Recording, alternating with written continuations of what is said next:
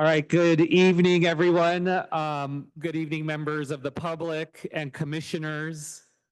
I want to let you know that the acoustics, as you're already hearing, are not ideal in this room. So if there are any side conversations, I just ask that you please take it outside to the hallway, please. I am going to conduct a roll call. Commissioner Andrades, Present. Commissioner Field. Remind commissioners, for the mics in the room, you have to turn them on and off. The green light will indicate that they are on. Commissioner Fuentes. Present.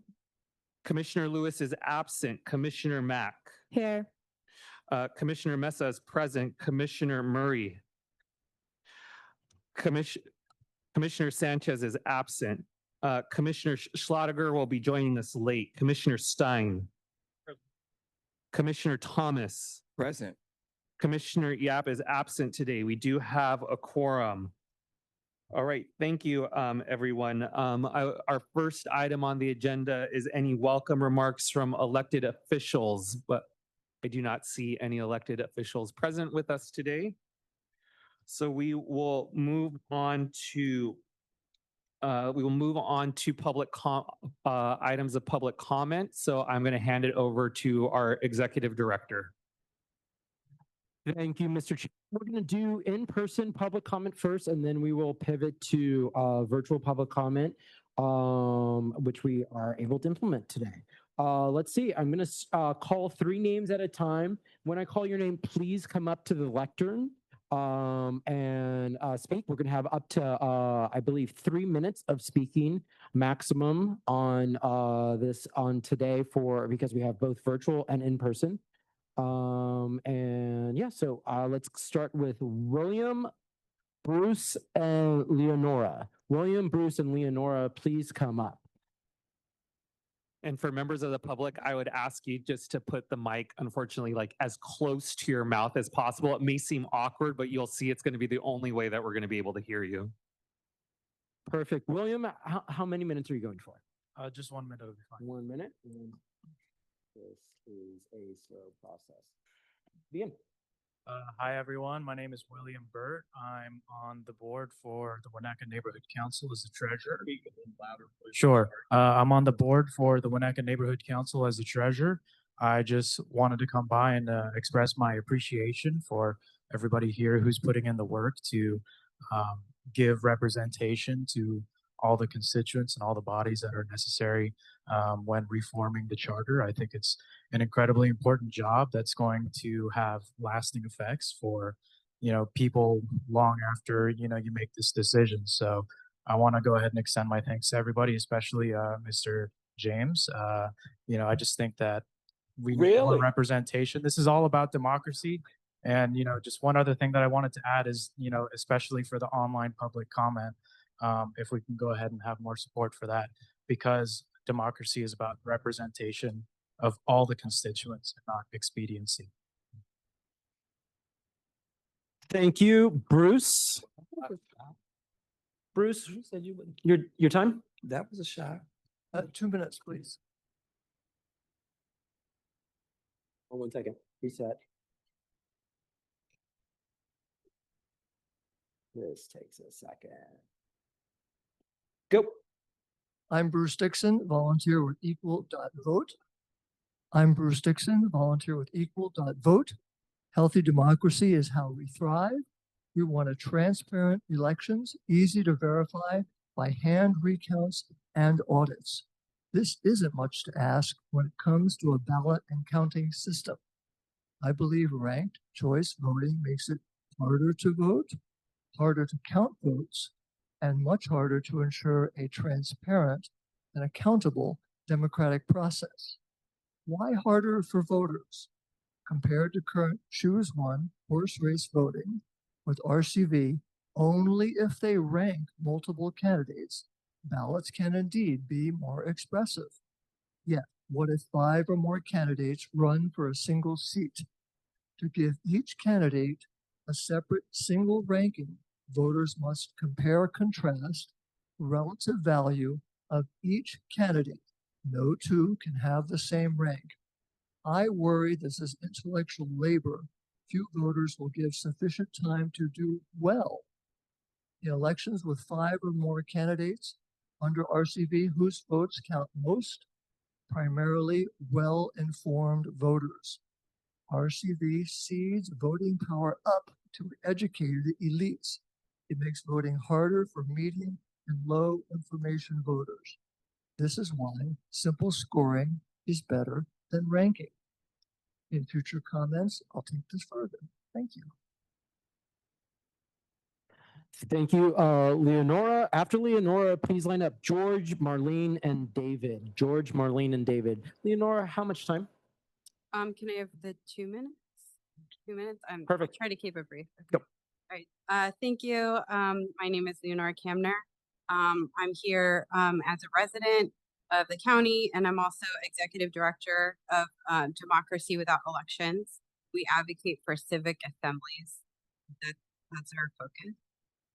Civic assemblies are a proven way to bring people together to learn, deliberate, and make recommendations that represent the full community. They are extremely representative of populations when they're done, and they're fair. They're fundamentally fair. And, I believe that they bring people together. They bring communities together over very difficult, divisive issues instead of, what we see again and again, these issues tearing people apart. So I'd like to encourage the commission to endorse and support civic assemblies as part of this process, with help identifying topics, providing space, and connecting to the public. By supporting civic assemblies, the commission can strengthen public trust and show that Los Angeles puts people at the center of its democracy. I truly believe that this could be a really important model, during this time in our country. And it would have a deep and greater meaning beyond, just the important work that is being done here. So thank you for considering my comment. Thank you for your time. Thank you, George. Oh, mine is a lot like the previous speakers. What I think is that this kind of a way of proposing reform ideas, like 1-minute presentation in front of people, is inefficient. But if you could have a civic assembly where you would pick citywide through a rotating membership, random people from the city, they could filter proposals. And if they get a supermajority, that could maybe go in front of city council or maybe go on the ballot. And that would permit an ongoing process for adaptive reforms. In a city, it would not be dominated by deep pockets lobbying, and it would represent statistically what the real population of the city looks like. Thank you. Check. Can you hear me? Thank you. How long? Okay. Good evening. Sorry, how long? 2.5. Yep. I probably won't use it all. Good evening or good afternoon, commissioners. My name is Marlene Fonseca. I'm the executive director of EAA Union, proudly representing 6,000 employees in the city of Los Angeles.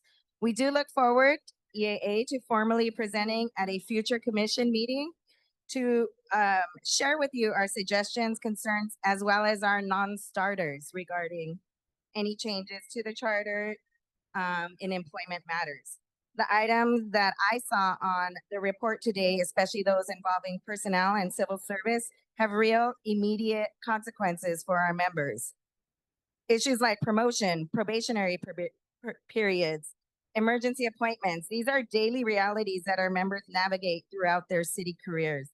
As of today, there have been no real discussions taken place between labor and the city, and therefore removing the employment article from the charter, again, as of today, for us, EAA is a non-starter.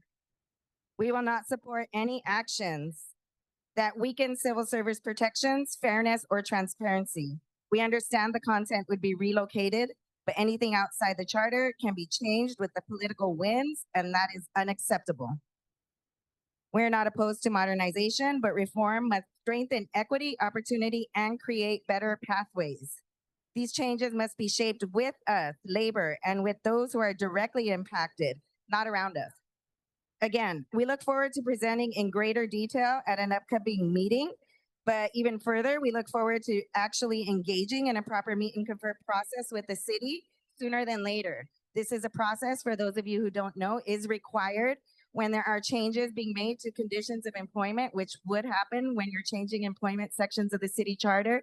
It's in everybody's best interest to do this sooner than later, not only so you can meet your target, but so that we can have real thoughtful, meaningful conversations about these very important matters that impact our members. Thank you very much.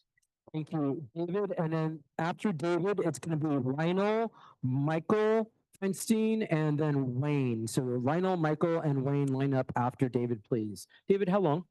3 minutes, please. 1 second.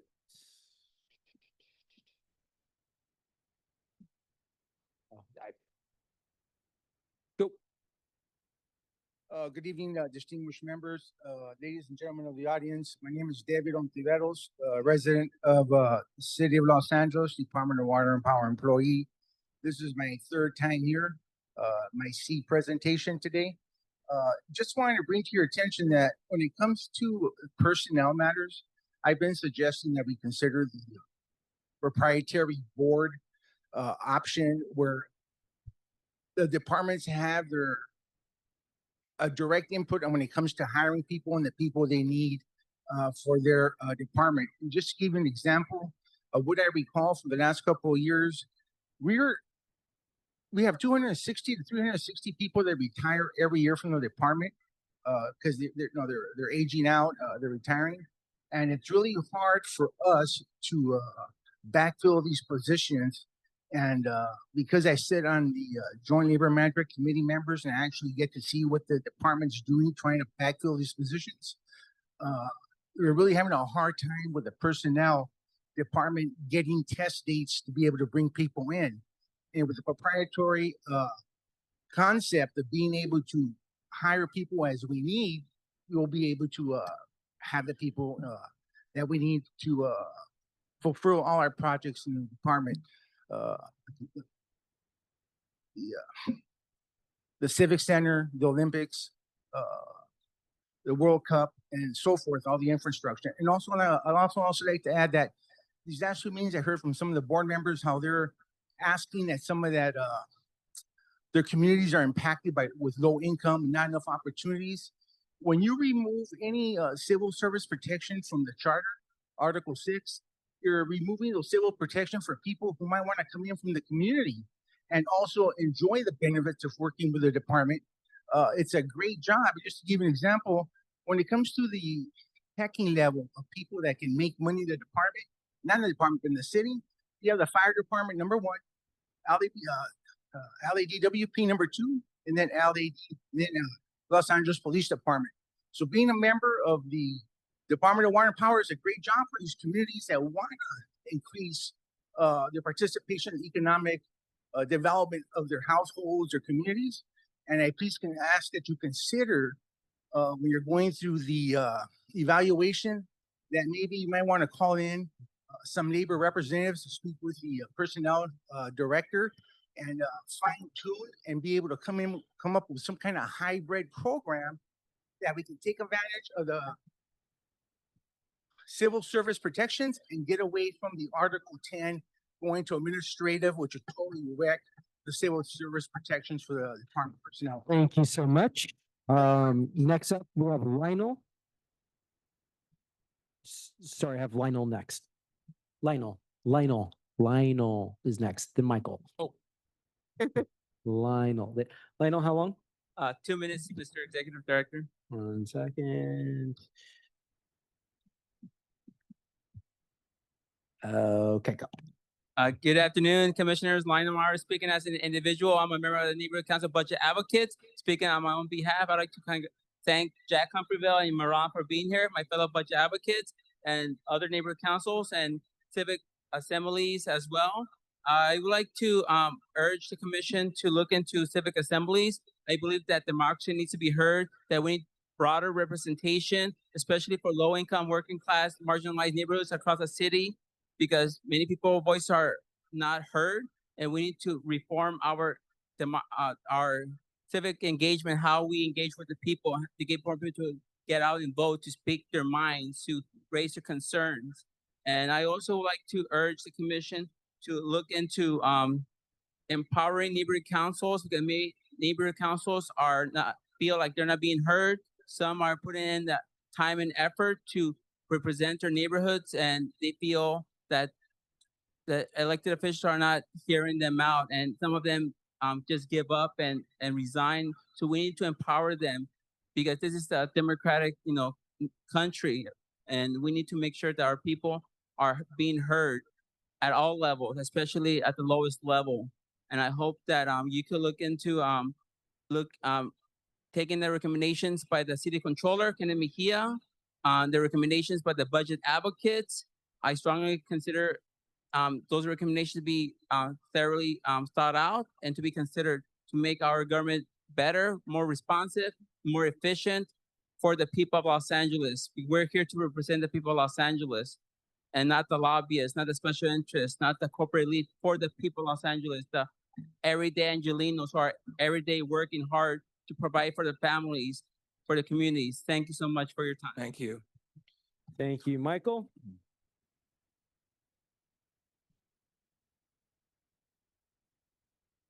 This takes a second. Go.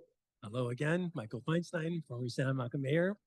So first, you have bylaws on number 4, and I think you should give direction to your staff to come back to institutionalize virtual participation. You have it today, but if it's in your rules, not just for this body, but for the committee meetings, that would help with the outreach plan that you all presented to the council committee a few weeks ago and bring more input.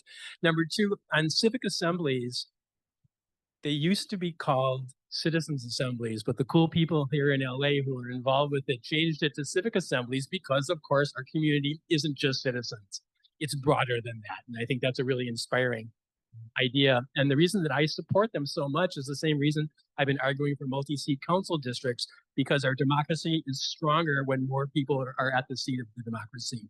And civic assemblies bring the wisdom inherent in our diversity to problem solving. And you've heard a lot that council members want to not meet as frequently during the week and get out there more. Well, if council members can farm out some of the most difficult issues in their districts to civic assemblies to talk about these issues first, it will free up the council a bit on their timing. And then I want to preview next week the mapping that we've been doing about multi-seat districts is going to be presented. And the early indications right now is that multi-seat districts are better at incorporating the diversity in LA than the same number of single-seat districts. And that's going to be a really big deal when you talk to the council. And if you choose to recommend multi-seat districts with proportional ranked choice voting, the numbers likely are going to say that that kind of system reflects who we are in LA in a richer, broader, and deeper manner than single-seat districts can, simply because of where people live and the limitations of winner-take-all dynamics. The other thing is, many of us are familiar with multiracial coalitions getting people elected in LA. The great thing about multi-seat districts with proportional ranked choice voting is that you can have multiracial coalitions cooperating together over multiple candidates. And hey, we rank your primary candidate number 1 and ours number 2 and vice versa. And there are a lot of models of that in other cities. So it actually can promote more cooperation, coalition building than in our current system. And I hope those of you who aren't on that really cool committee can watch in on those numbers, because the mapping data is really going to speak very strong. Thank you.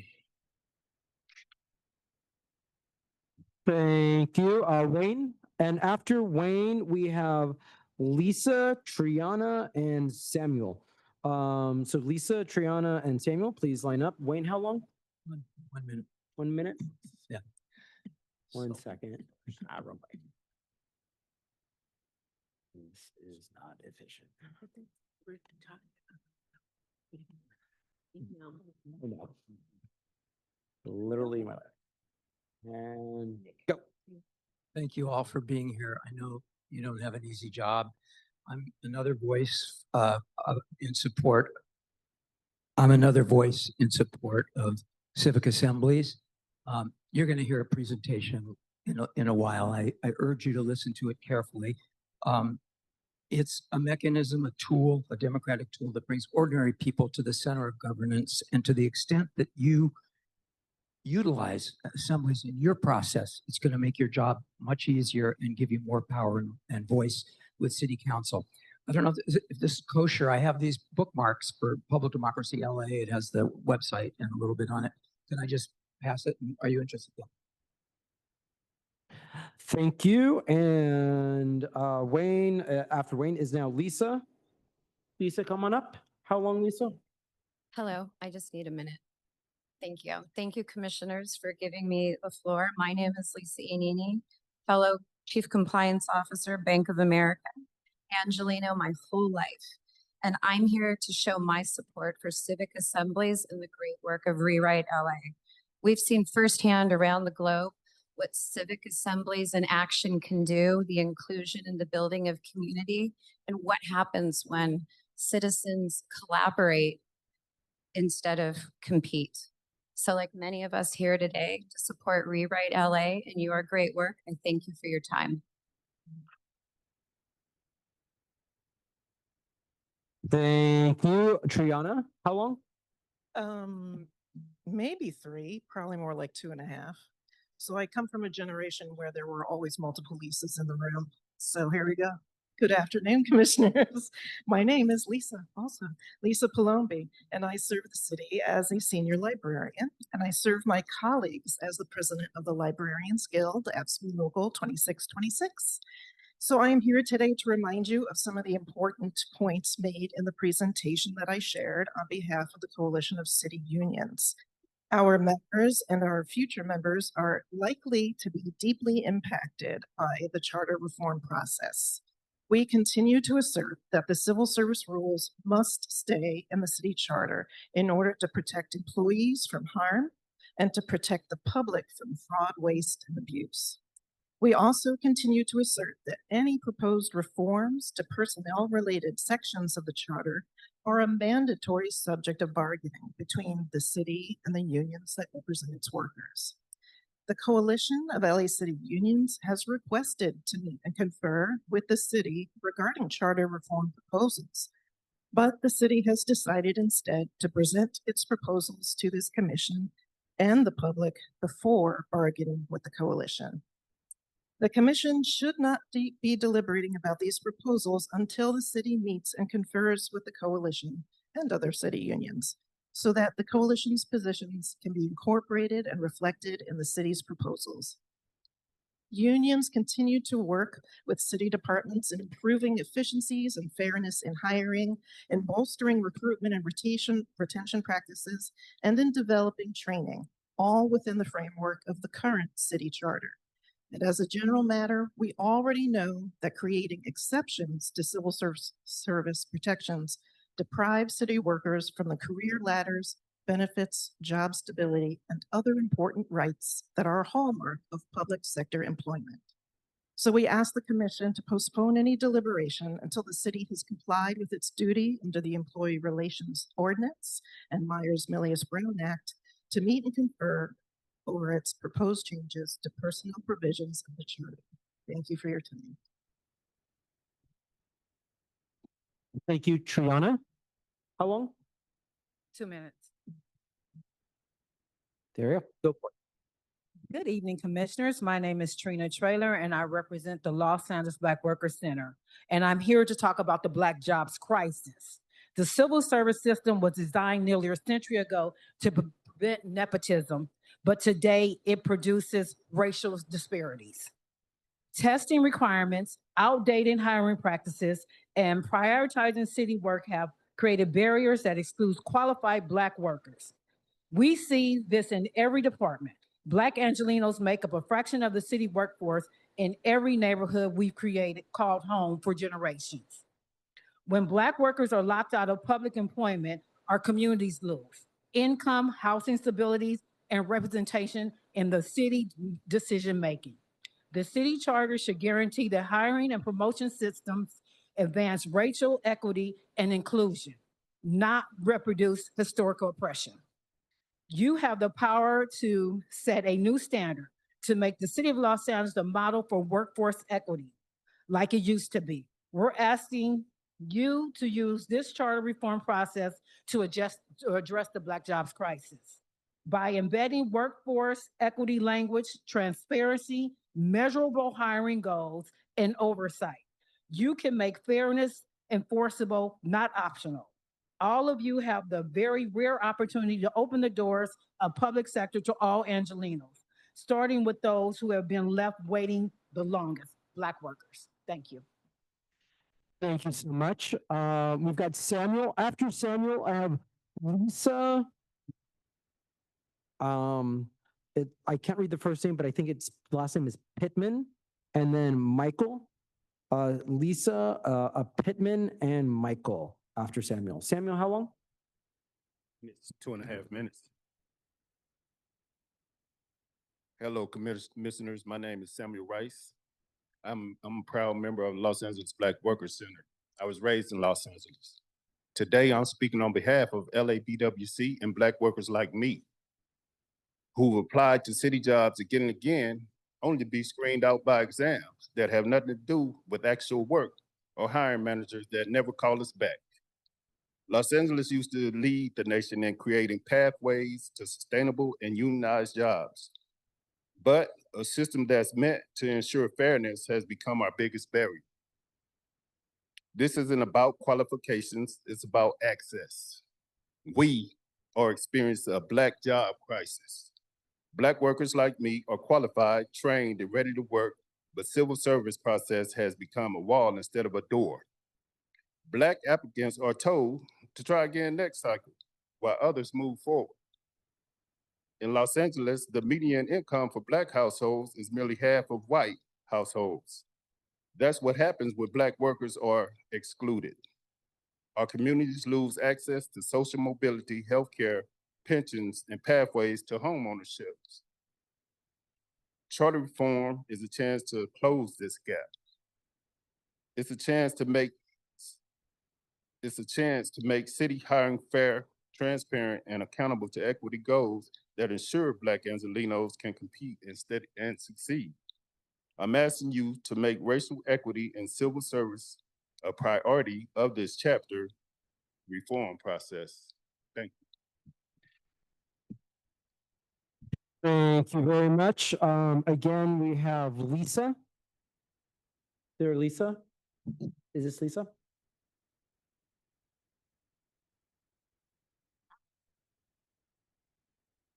You're after Lisa? Is Lisa here? One last chance for Lisa?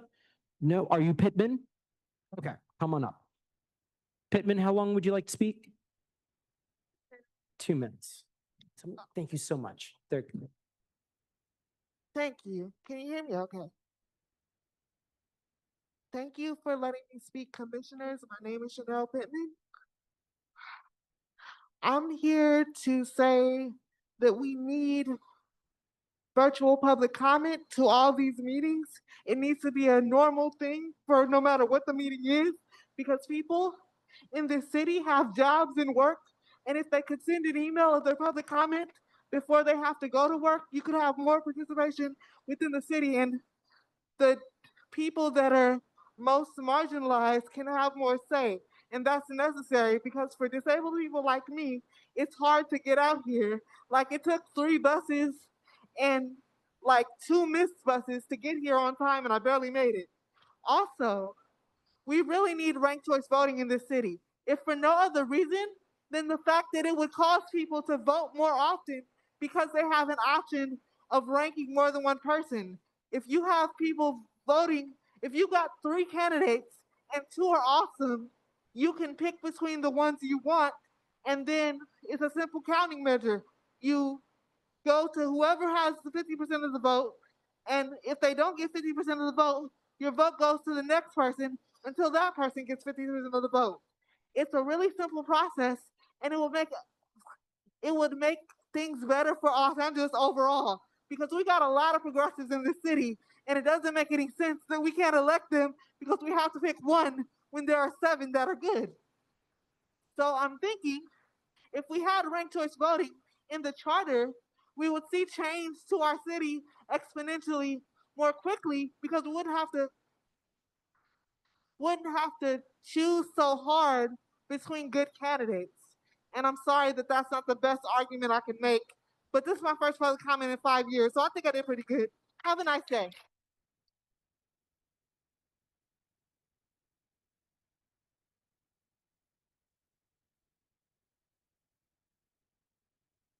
Thank you, Michael. And after Michael, I have one last in person for right now. Push Mataha. I can't read the first name, but Push Mataha is going to be after me. Oh, thank you so much. All right, you're after him. All right, 2 minutes. Thank you. Hi, Commissioners. My name is Michael Drashkovich. Before I begin, I just want to second Ms. Pittman's first recommendation for there to be remote public comment. Can you speak? Yes, I just want to second her recommendation for remote public comment. But I'm here today in my volunteer capacity as a supporter of the Rewrite LA Coalition. About a year ago, Alex Levy and I facilitated a model civic assembly in this building where we had at the 2024 Congress of Neighborhoods, we had about 25 neighborhood counselors in the room, and we empowered them to choose an issue that was important to their community, to deliberate solutions to that issue, and vote on what solutions they wanted to propose to the community. And we had no idea what this process was what the outcome was gonna be. But when we asked them, how was it talking to neighbors from across the city? They said it was one of the most transformative experiences they've had in their time in city government. These are people who've been serving in their neighborhood councils for decades in some cases. Why was that? It's because we gave them the opportunity to listen to one another, to meet people they had never met before, and to really engage with them on an issue that affected them both. And it's that same civic spirit we want to bring to this charter reform process. And that's what Rewrite LA is going to be talking about today. Civic assemblies are just a terrific tool at bringing people together from all backgrounds to play a role in government. And you all have a tremendous opportunity to endorse them so that we can take a few things off your plate, have some members of Los Angeles deliberate those issues, and then provide you with their perspectives. So thank you for your time, and I appreciate any consideration you're able to give to civic assemblies. Thank you.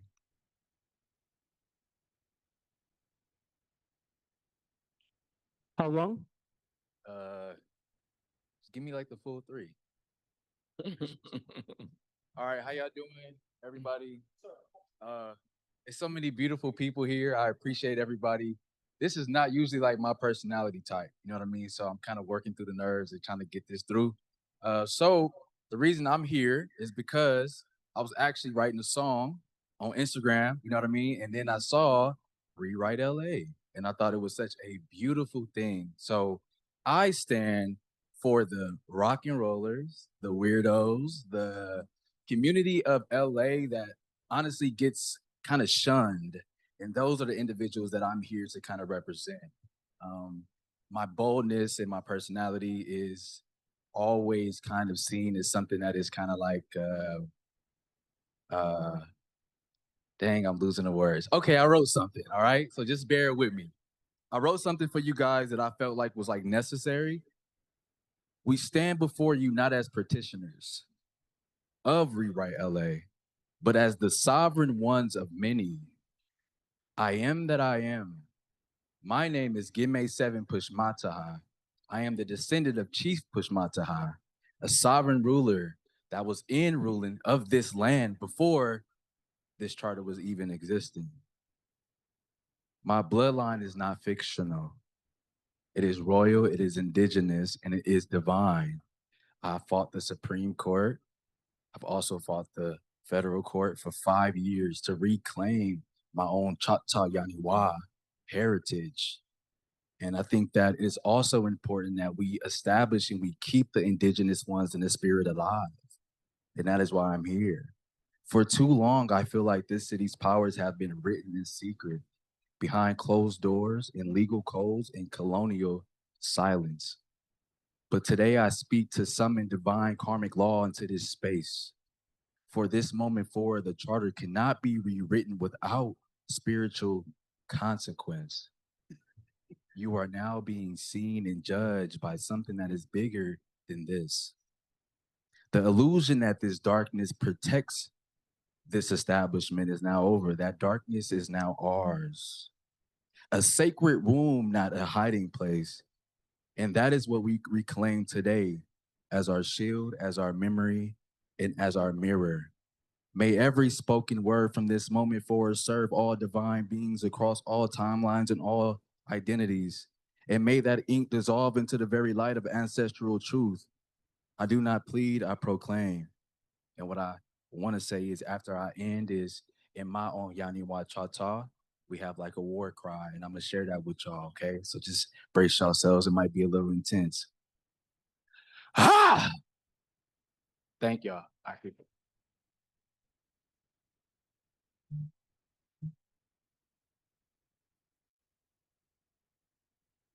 Switch to virtual public comment before we wrap up.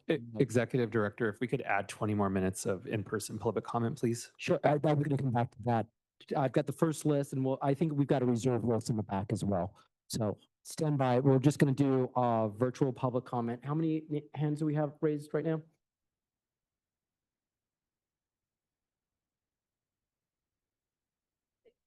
We have 6 hands raised, and we're going to, who's our first person off mute? Henry?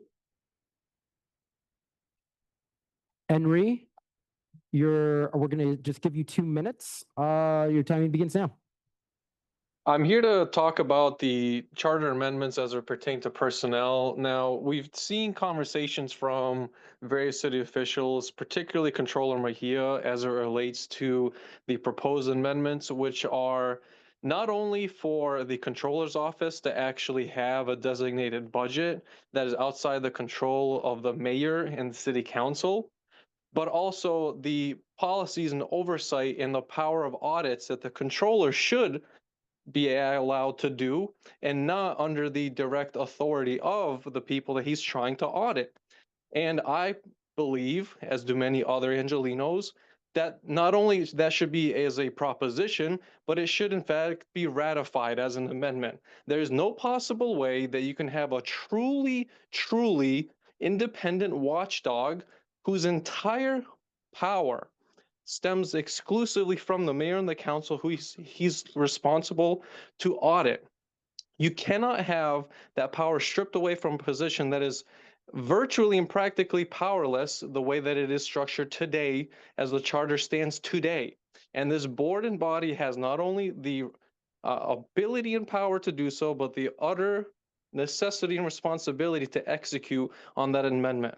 The controller's office should be able to designate a certain percentage of the budget exclusively tied just so under their purview, as well as their staffing under their purview, and to have the authority to audit each and every agency without that money for his personnel and the ability to carry out those audits being controlled by the agencies and departments that he's responsible to audit. That is not corruption. That is not overstepping. That is literally what the controller's office is supposed to do. And for far too long, the city and the mayor have colluded to keep the controller in such a weak state because they know how utterly important it is. Who's our next speaker? Michael, come off mute, and you have 2 minutes. Hello, this is Michael Eagle Hall, volunteer with Cal RCV, advocating for ranked choice voting. But first, I just want to thank commissioners for your time and for continuing to make these meetings accessible to the public, especially by allowing remote participation. I'm very happy to be speaking to you from the comfort of my own home today. I would like to respectfully ask that you extend remote public comment to your subcommittee meetings as well, if you're considering that. And I'm told that there's a 30-minute cap on total public comment during some of these meetings. I saw that chairman was kind enough to extend that time today, but I would hope that that we don't have that cap in the future. And, the reason that we're asking for expanded public comment is simple. We just want to be able to demonstrate to you guys that we do, in fact, have broad public support for the issues that we're advocating for. It's not just a bunch of single issue nerds, passionate as we are. And that includes all the electoral forms that make Los Angeles more representative and accountable. I also wanted to briefly respond to the earlier comment opposing ranked choice voting from the gentleman earlier who had concerns about people not being able to understand RCV. Look, in every jurisdiction that's adopted RCV, voters overwhelmingly say they understand it, they like it, and they want to keep it. So I just wanted to remind everybody of that. And in regards to other alternative voting methods, I also wanted to remind the commission that RCV is the only alternative voting method currently approved by the California Secretary of State. So I just wanted to get those facts out there. Thank you guys again so much for your continued work and for your commitment to transparency, public participation, all that good stuff. I hope you guys have a great meeting tonight. Lovely to speak to you all. Be well. Take care. Thank you. Next. Sean is next for 2 minutes. Yep.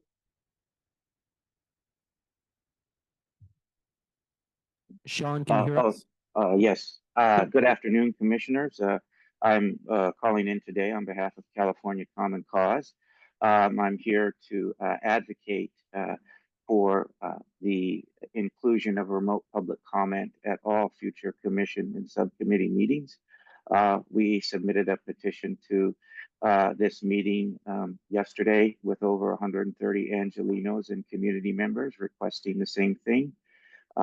I wouldn't be able to participate today if you weren't allowing remote comment.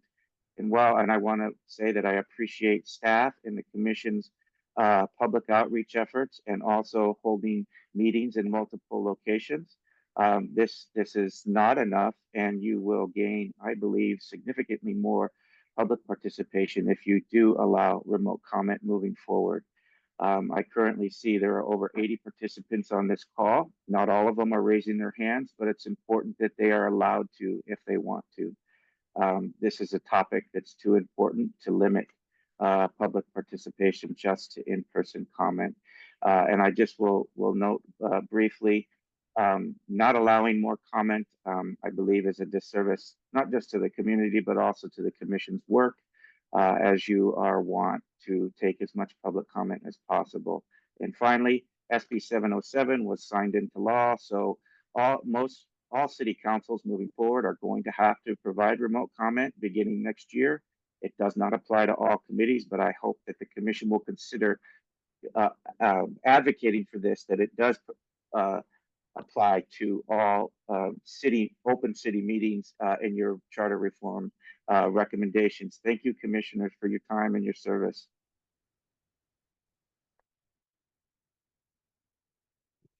Thank you. And Carolina, I believe you're our last hand raise. 2 minutes.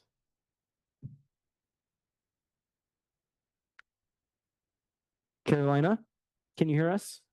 Goodman? New commissioners, Carolina Goodman, member of the Fair Rep LA Coalition. Thank you for the opportunity to make remote public comment today. Democracy depends on our public participation. Please do all that you can to make remote public comment available at future meetings of the commission and committees. There's an overwhelming amount of work to be done by the commission. Meetings must be efficient and focused. Commissioners are able to make their points in a clear, succinct manner. City Council has similar guidelines for how much time someone can speak. It is not meant to silence anyone. At any time, commission members may vote to extend the time when necessary for debate or future discussion. Please support the motion presented by Commissioners Field and Fuentes. Finally, I attended the September 15th commission meeting at Harvard College, where the LAPD discipline system was discussed. City Council did not have time to put this issue to voters last November, and they expected the charter Reform Commission would take it up. Please let us know how the commission will address this issue. Thank you for all the work that you do. Thank you. Stop. Okay. Now we're back to, I've got the second list of in-person public comment. I've got, I'm gonna name 3 people at a time. Please comment up. Clifford, Rob, and I think it's Jahome. Hope I got that right. Clifford and Rob. I can't read Jahome, and the last name starts with an E. Clifford, how long? Hey. Hi, I'm Cliff. For how long? 2 minutes. 2 minutes, go. Thank you.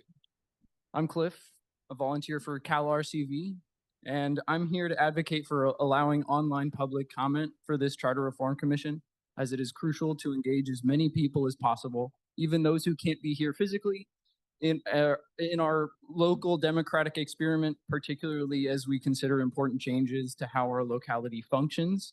Here are some key reasons to support this initiative: accountability and transparency.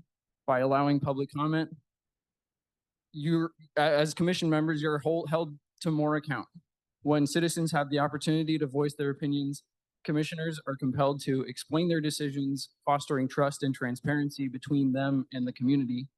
Diverse perspectives. As Los Angeles is a vibrant mix of cultures and backgrounds, by inviting public comment, we ensure that a wide range of voices, especially from historically marginalized communities, are heard.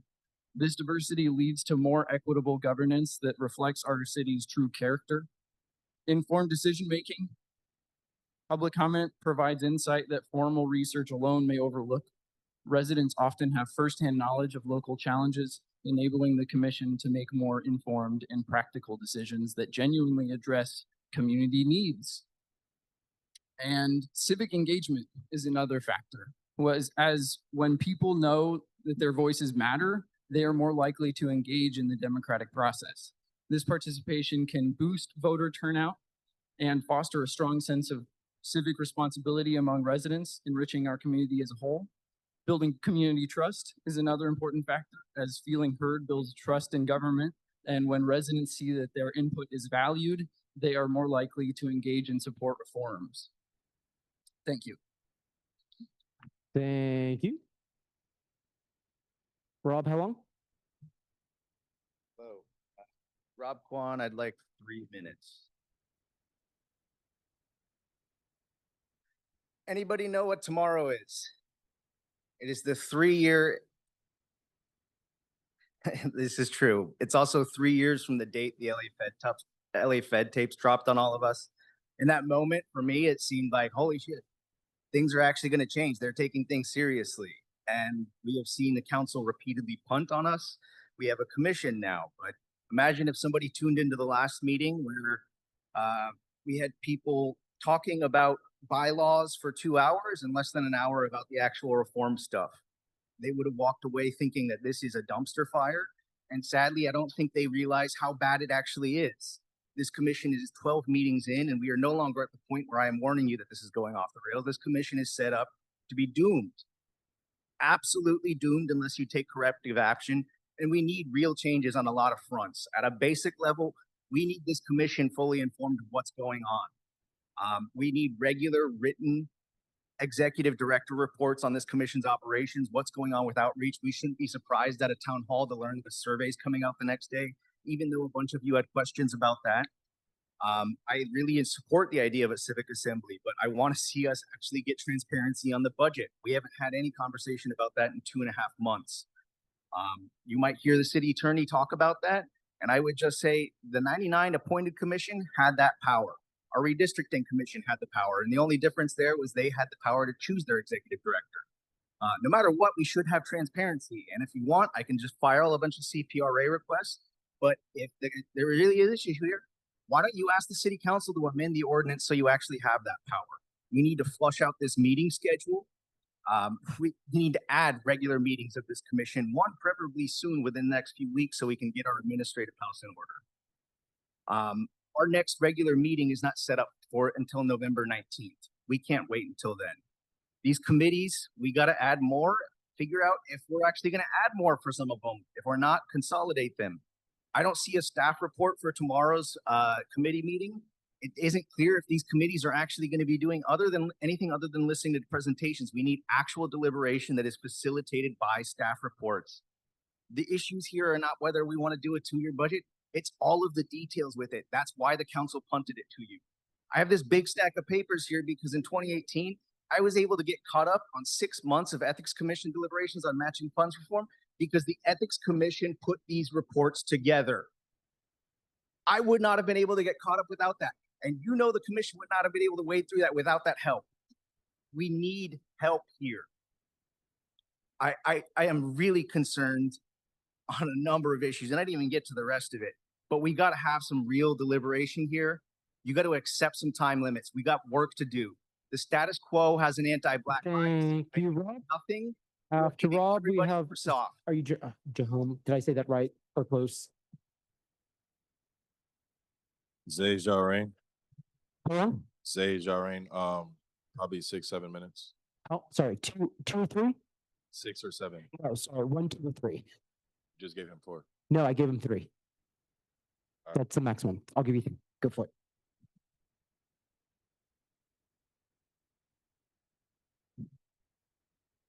All right.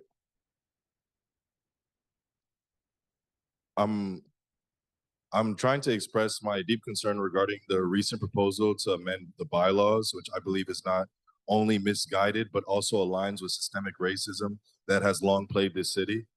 The leak of the city council tapes has laid bare the attempts to undermine Black political power, and I fear that this proposal is a continuation of that trend.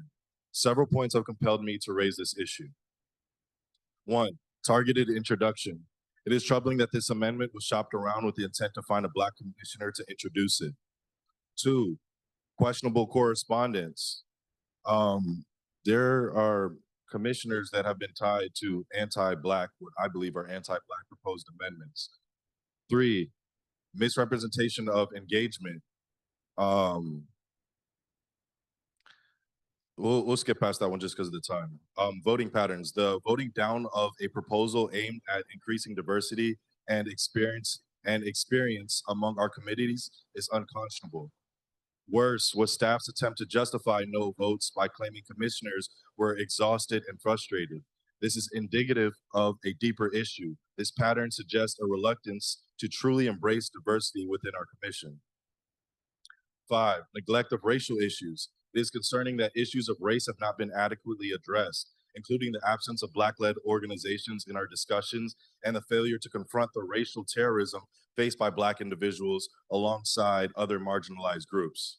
6, unequal standards. There appears to be a different set of requirements and processes imposed on Black-led organizations invited to present, which creates a barrier to equitable participation. 7, underrepresentation on committees. The lack of representation of Black individuals on some committees is alarming and speaks to a broader issue of inclusion within our governance structure. 8, attendance disparities. The lack of Black attendance to meetings is a reflection of our disconnect between our commission and the communities we serve. There needs to be greater visibility around the timing and the organization of these meetings, especially within Black communities. 9, ignoring community concerns. There has been a lot of troubling failure to respond to concerns about racism within neighborhood councils, along with a lack of engagement regarding how various reform recommendations will impact the Black community. And lastly, 10, debate duration. If we abide by the proposed amendment, it's likely that our debates will exceed an hour, impeding meaningful discussion. Furthermore, the amendment does not clarify the proposer. Can you give me an extra 10 seconds? I'll literally be done. Furthermore, the amendment does not clarify the procedure for instances when a commissioner decides not to speak or what protocol should be followed if a commissioner exceeds the allotted speaking time. The ambiguity could lead to confusion and further inhibit efficient and effective dialogue. Okay, thank you. And what was your name again? Just so I had it on the list. Zay Jarain. Okay, thank you so much. Are you Jahome then? Okay, perfect. Okay, you're good. What was the question? Sorry, I was just making sure because I had Jahome also as well. I just want to note it for the minutes that Commissioner Schladiger has joined us. Thank you. Hello. 1, 2, 3. Hello, Commissioners. So my name is Johan Espinoza. I'm actually had the privilege and, fortunate enough to be able to drive from the West Valley. Everyone knows where that is. It's a long drive, right? Especially right now with all the traffic. Thank you. So I just wanted to advocate because for all of us that are policy wonks and know a lot, subcommittees are where a lot of the heavy lifting work should be done, right? So I think it's really important to give the public access to these subcommittee meetings and give their input, because I shared with this at the last committee meeting. I've had to also knock on thousands of doors over the last decade working on these political campaigns, and one common theme I've seen through across this political spectrum is often people think their vote doesn't matter. Why vote if the vote doesn't matter? Why vote if the politicians don't reflect their communities, their values, so on and so forth, right? So I think it's really important to, one, give access to Angelinos to the subcommittee meetings through virtual public comment, and expand the council and support proportional ranked choice voting. I think that solves all the issues that I've talked about. Thank you so much. Have a great day. Thank you so much. I've also got on the list Scott and Nicholas. Scott and Nicholas.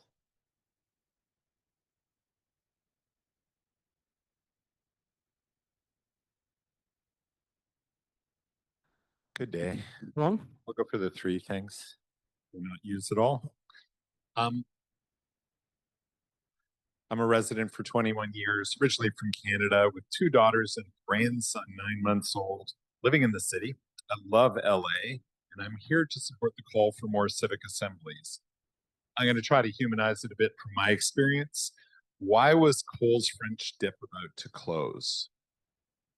Rough ballpark, because no family or even most single women could safely walk downtown. Our downtown is an embarrassment. Even more so, given the lack of traction on the problem that has had billions of dollars addressed towards it.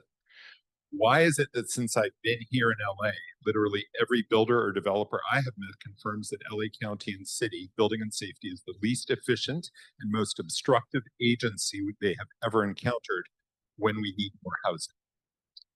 After billions spent in one of the wealthiest cities in the world, with a budget and resources surpassing most cities around the world, and in the US, we have a Skid Row problem that's over 50 years old and hardly any gains in recent years on education quality and outcomes, affordable housing, safety and security, traffic and transport. It took me 1.5 hours to get here from the West Valley as well. One leader and candidate after another promises change, and things only seem to get worse. Why? All levels of our government are captured by the wealthy, special interests, and corporate interests. They aren't malicious, but they overwhelm the system, and the people's voice is, at best, a scattershot of 1-minute public comments and the inevitable frustration for people, counselors, and commissioners in that system.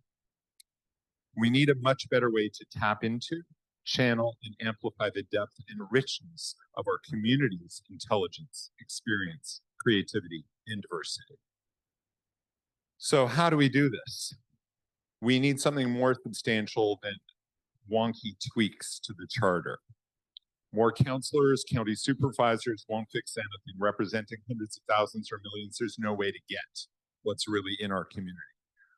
What we need is diverse citizens selected by lottery to eliminate the potential for corruption or dominating special interests and paid to serve at length, to deliberate, to tease out the best of their communities, to research thoroughly, and to generate the solutions that our system can't do without a thorough, deeper voice of public participation.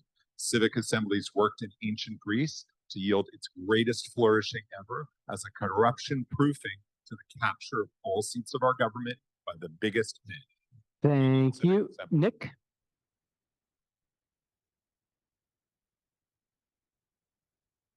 How long? Like 3 minutes, please. Thank you very much. Good evening, commissioners, and thank you for the opportunity to speak and see you all again. I want to begin with the foundation of everything the city does. It's people. Whether it's housing, public safety, planning, or sanitation, nothing functions without a strong, motivated, and well-supported workforce. Los Angeles civil service system was designed to protect fairness and merit, and those values must remain. But the system has grown so rigid that it now slows hiring, discourages talent, and blocks innovation. We regularly lose qualified candidates because our process takes months, sometimes more than a year, just to fill a vacancy, not even to add new people onto it. We need a modern personnel system that keeps merit-based protections but adds flexibility, faster lateral hiring, moving between departments, apprenticeship and mentorship programs, and clear workforce development paths that prepare employees for leadership. City service should mean opportunity, not bureaucracy and pay. That reform depends on budget stability. You can't train or retain talent on a one-year budget cycle. A multi-year budgeting framework would allow departments to plan ahead, to invest in training, technology, and continuity instead of surviving year-to-year chaos. And what do we do here?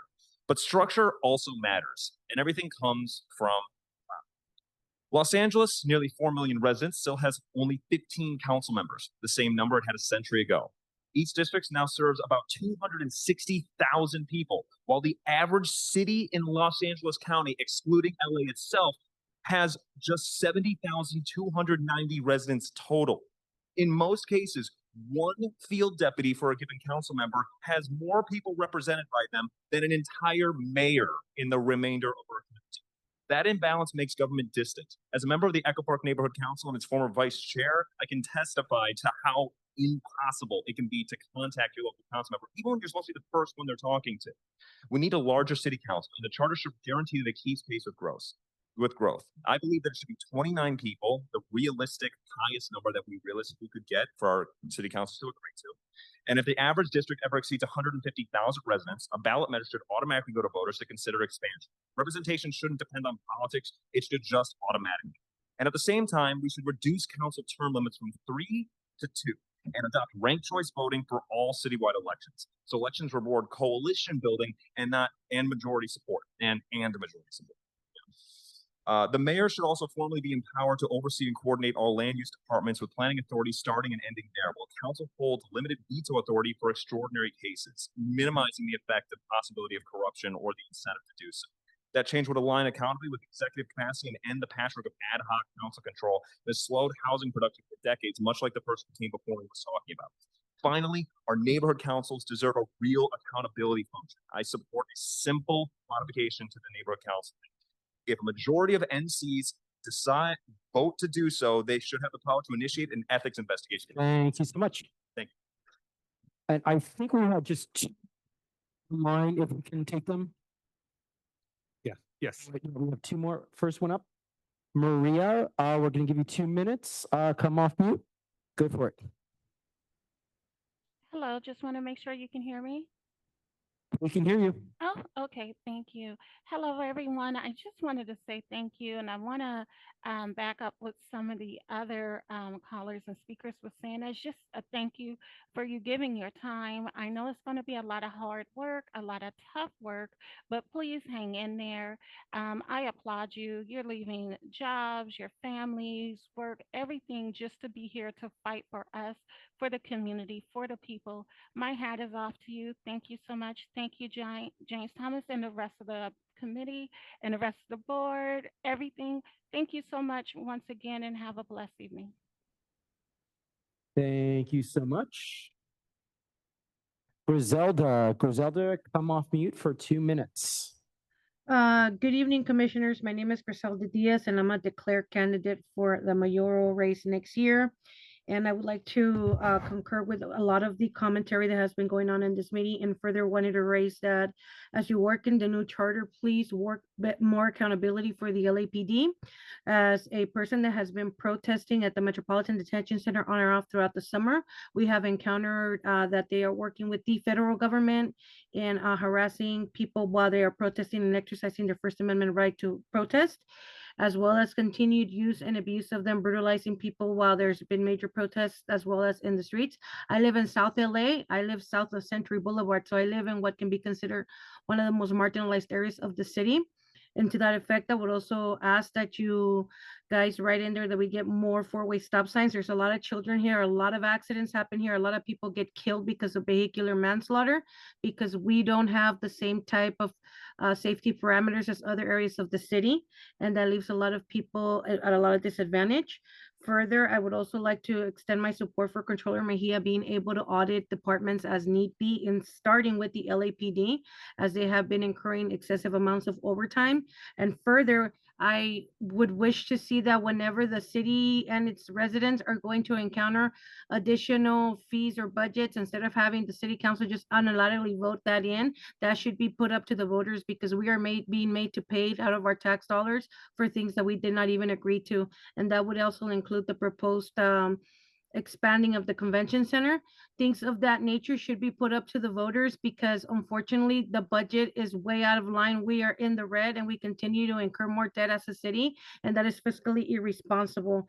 And I also would like to promote the ranked choice voting. I think that is a great idea. And also would like to include voting for the unincorporated areas, that they vote for mayor and other things that they're not allowed to vote for merely because they're considered Thank you unincorporated. so much. That's time. I think that concludes public comment. Mr. Rupert. Oh, one more.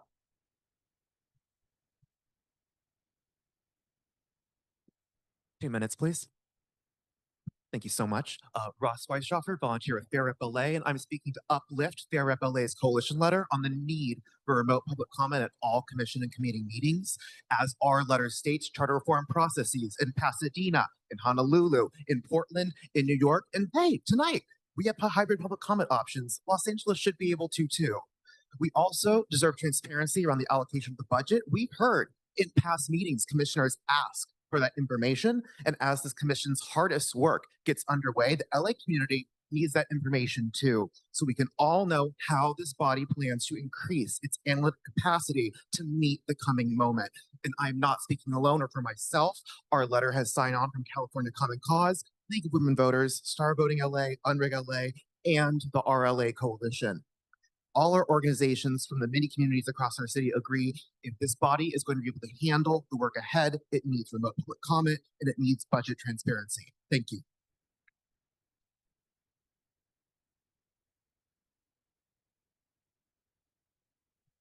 Thank you, members of the public, for providing comment, and those who provided comment virtually, and those in attendance today observing who did not provide comment.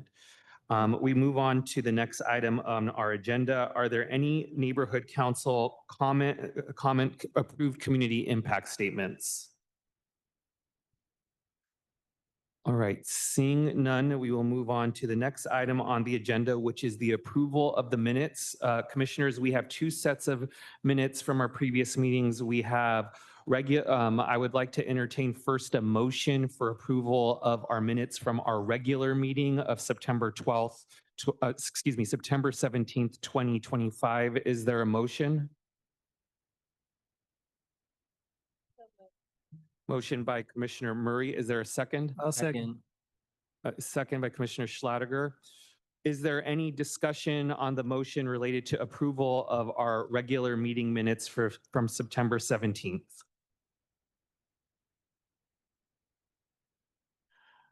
All right, seeing no discussion, is there any objection to approving the minutes? All right, seeing no objection, the approval of the minutes for the regular meeting on September 17th are approved. I would now entertain a motion for approval of our minutes from our special meeting on Wednesday, September 17th, 2025. Is there a motion? So moved. Motion by Commissioner Fuentes. Is there a second? I'll second. Second by Commissioner Schlatter. Is there any discussion on the motion to approve the minutes from the special meeting on September 17th? And I'm looking through this and I don't necessarily see it, but if there's going to be a motion that is centered around the quote unquote 20 minutes that I made commentary, I think it should be in the minutes. I don't know if it's in there. Typically, the minutes don't reflect if that kind of detail. They just reflect, who's commissioners present and votes. And well, I think since such a big deal has been made about that, I think it would be appropriate to have it in here because a big deal has been made about it. And so I'm looking, I'm seeing, I think it should be mentioned. Because after all, we are going to be amending the bylaws, and the discussion was that we didn't have time to amend the bylaws. We took too much, we shouldn't have been doing that. And so I think it needs to be mentioned. We've had. If you can show me where it should not be. Sure. I just in the past we've been instructed by both city clerk and city attorney's office that really the recordings are the full record of commission meetings, and minutes are basically streamlined to just reflect again those members present, items voted on. What I won't belabor the point. Wasn't an action. But it was an action after the fact, but I won't belabor the point, but I think that since it was so important. Yeah. And we're in the talking form of a about, motion, maybe that you can make at the, city attorney just left to get the lights back on, Mr. Chair. no, he's right there. He's back. Fantastic. I don't need to make a motion. I'm making a comment. You asked about the minutes. I And make that comment is part And of so if you're saying that it's not appropriate to go in there, then that's all you need to say. I disagree. Thank you. No problem. Commissioner Thomas, I would, We don't need to have a discussion. Let's just move on. Let's just vote on the minutes. We don't need to have a discussion. right, is We there, need to be efficient and effective. So let's be efficient and effective and let's move on. is there any further discussion on the motion to approve the minutes from the special meeting of September 17th? Seeing none, is there any objection to approving the minutes from the special meeting of September 17th? I gave mine already. But if there is objection, then I believe a roll call vote's needed. Commissioner Andrades, Yes. Commissioner Field, Yes. Commissioner Fuentes, Yes. Commissioner Lewis is absent. Commissioner Mack, Yes. Chair Mesa, yes. Second Vice Chair Murray. Yes. Vice Chair Sanchez is absent. Commissioner Schlatter, Yes. Commissioner Stein, Yes. Commissioner Thomas. No. Commissioner Yap is absent. Motion passes. We now move on to the next item of our agenda, which is the Executive Director's Report on Outreach and Other Matters. Thank you, Mr. Chair. And commissioners, I have passed out and we've put some copies in the back, and we will be posting later today just a version 1.0 of a written executive director report. Version 2.0 at subsequent meetings will look different on my report, but just some top lines. I'll first start off with, we have approximately 60 people in person and approximately 80 on Zoom. So those are both good growth numbers, actually. I think 60 is a high point for us, and 80 is also a high point for us on participation for these commission meetings. Continuing, I will next bring up our newest staff member. I'm super excited to introduce Brianna Scott, our newest policy deputy. Yeah.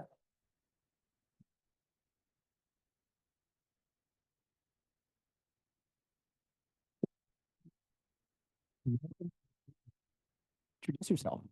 Hi, I'm Brianna Scott. Just graduated from UC San Diego with my master's in public policy. Did my undergrad at UC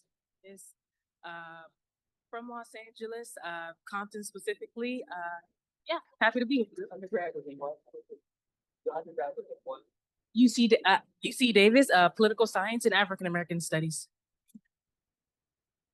Mike. Do you know Isaiah Thomas? Oh, I'm terrible. He played football for UC Davis. No, I didn't. Okay, thanks. Perfect. Thank you so much, and welcome to the team. We're so happy to have her. She started on Monday. We, of course, miss Stephanie, and we wish Stephanie luck up at Sacramento.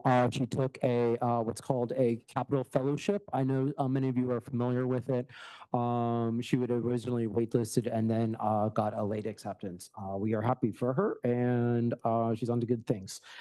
Continuing, just, top lines on improvements to meetings, which we will continue to do. We, here we have a different conferencing camera and we have ordered an additional conferencing camera as well, which we're waiting to be delivered to help improve the audio visual aspects of these meetings.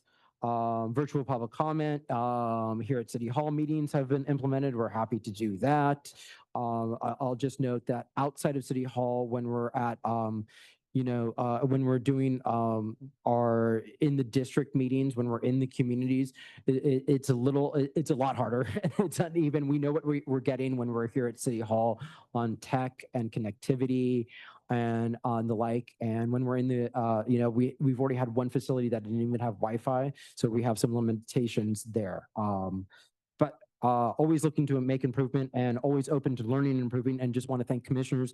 Commissioners have definitely given me input and asked for additions, and and the community members have of course, made those suggestions as well. And we continue to keep on improving. There's no ceiling to, I think, making these meetings better in our process as we go. So just really wanted to appreciate everyone for that. I just want to talk about some major milestones since our last meeting. On our events, since we last spoke, we had our first virtual press conference. Part of the direction from this commission was to engage the press. And we had a brief press conference on the 26th where we engaged the press.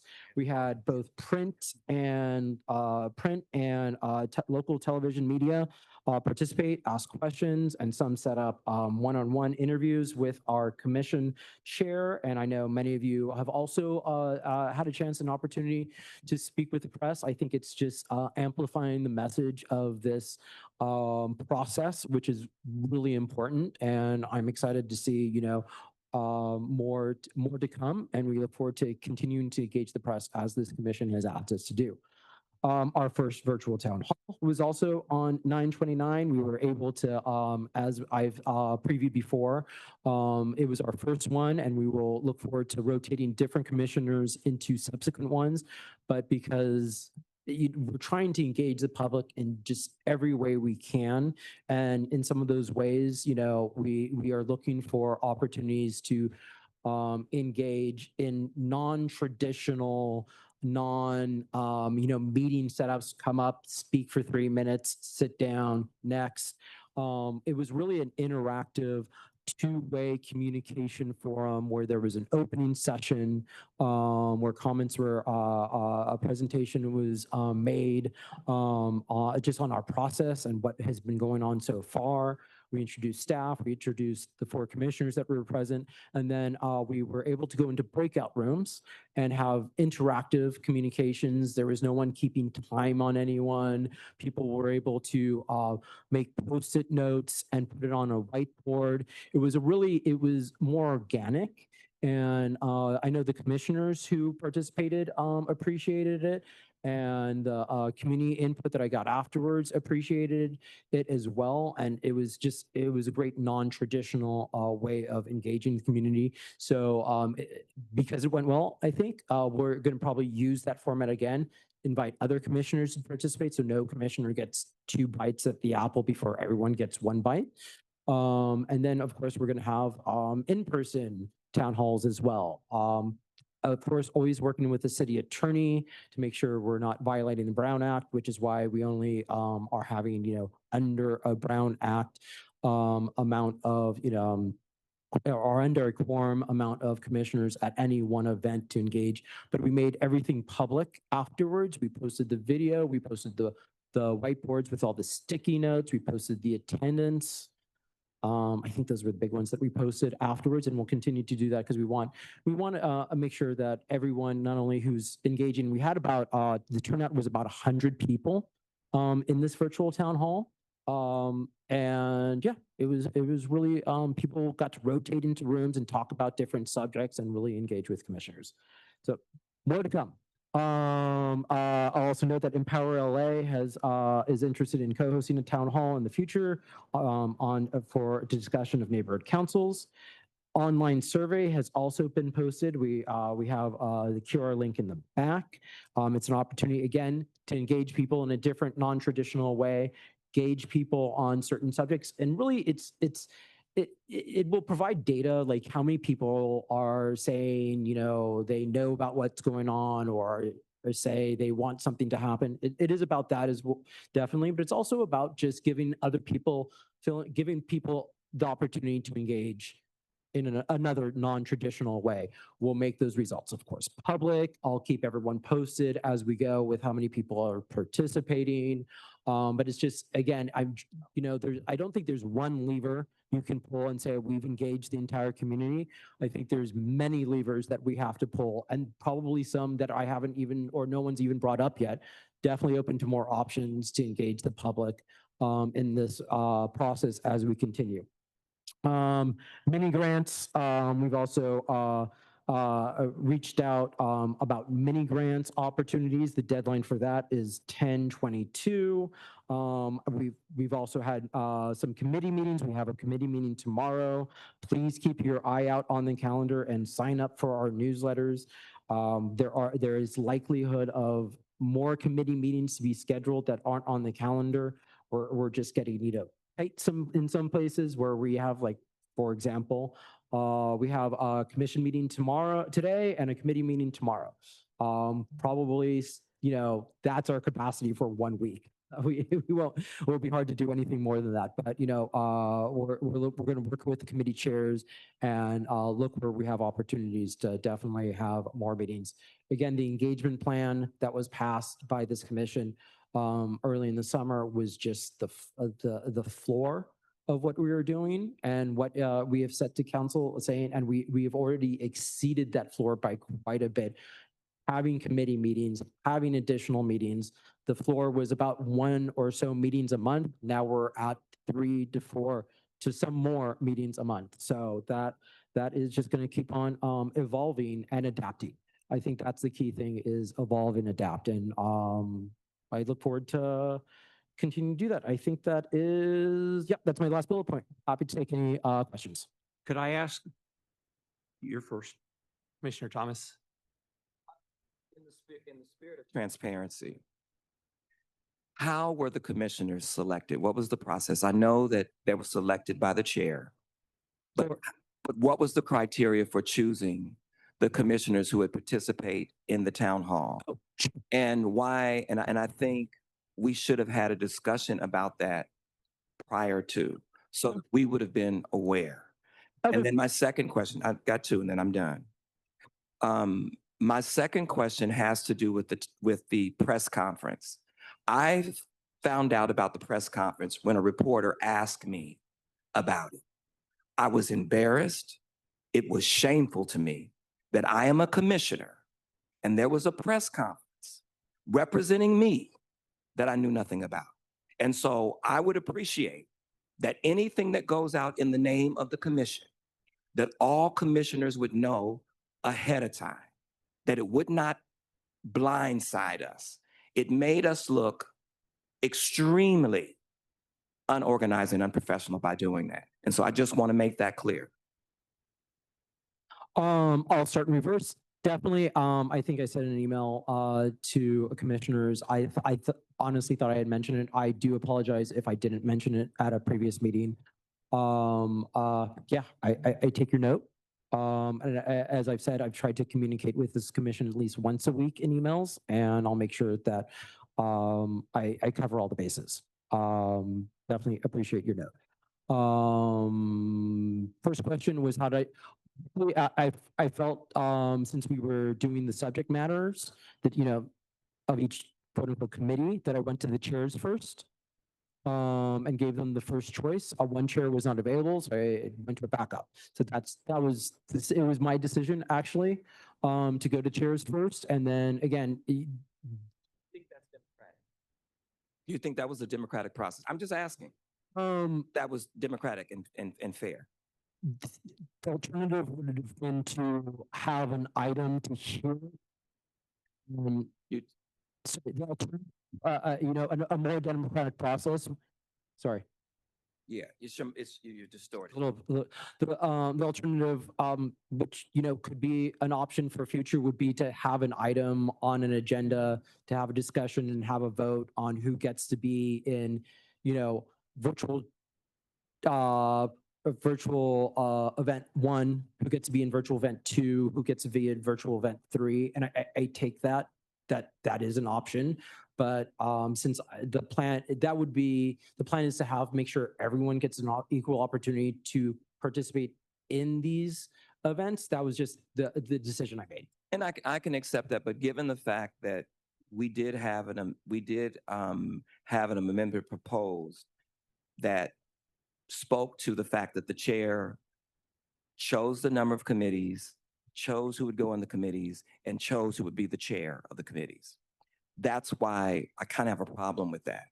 I hear you. It didn't seem fair to me, and so I'm telling you. Okay. Thank you. Again, everyone's going to get an opportunity to participate in these, and full transparency, everything's made available afterwards. And you know, I don't want after though. I want to before. I'm just saying you have to explain. Okay. Duly heard. And just to clarify, I know there were some questions about, you know, the differences between this virtual town hall and our committee meetings, whereas the committee meetings are Brown Act meetings and you can have silent observation of commissioners. And I definitely appreciate the commissioners who logged on to the first committee meeting as silent observers and that was their form of participation, but by not participating, but listened and kept abreast. We weren't able to do the same process for our virtual town hall just because it's not a Brown Act meeting and it would trigger Brown Act you know, quorum levels if we had more commissioners. And even though they quote unquote would just be listening, the Brown Act is complicated. And if we feel frustrated by the Brown Act, somebody very intelligent said, then if we feel frustrated by the Brown Act, then we're probably doing right by the Brown Act, to be fully transparent and to make sure that our residents know that we're being fully transparent in this process and not having a Brown Act meeting when we didn't notice it. I have a couple questions if I could. You said that the attendance was approximately 100. Is there any way to break that down out of that 100? Am I too loud? No. Okay. To break that down is how many were our staff included within the 100? How many were commissioners included within the 100? How many were City Fabrics staff included within the 100? And I still have one group. And how many were from a department within the city or such that were participating? What I'm trying to do is see I definitely get that. Yeah. real participants rather than the page. Yeah, the 100, I believe, is participants and exclusive of everyone else, City Fabric and commission staff, and I believe commissioners as well. I can't speak to city staff that participate. Certainly, city staff is allowed to participate. You know, in these events, they definitely come here and speak often as residents. So and because people didn't identify themselves as city staff, I couldn't tell you. I have a question on the Brown Act. One of my Ralph Brown and One of our favorite topics. are just the best in the world. My question is, we're not going to relitigate of whether a commissioner should have been allowed to watch that hearing. Thank you. But didn't you violate, not you personally, this is not a personal attack. I can't. I don't, well. No. I almost said I didn't you can't. violate the Brown Act. In fact, that we had 2 members of one of the subcommittees as participants in that. Huh. They went to separate breakout rooms. Yeah. I'm so told that they did.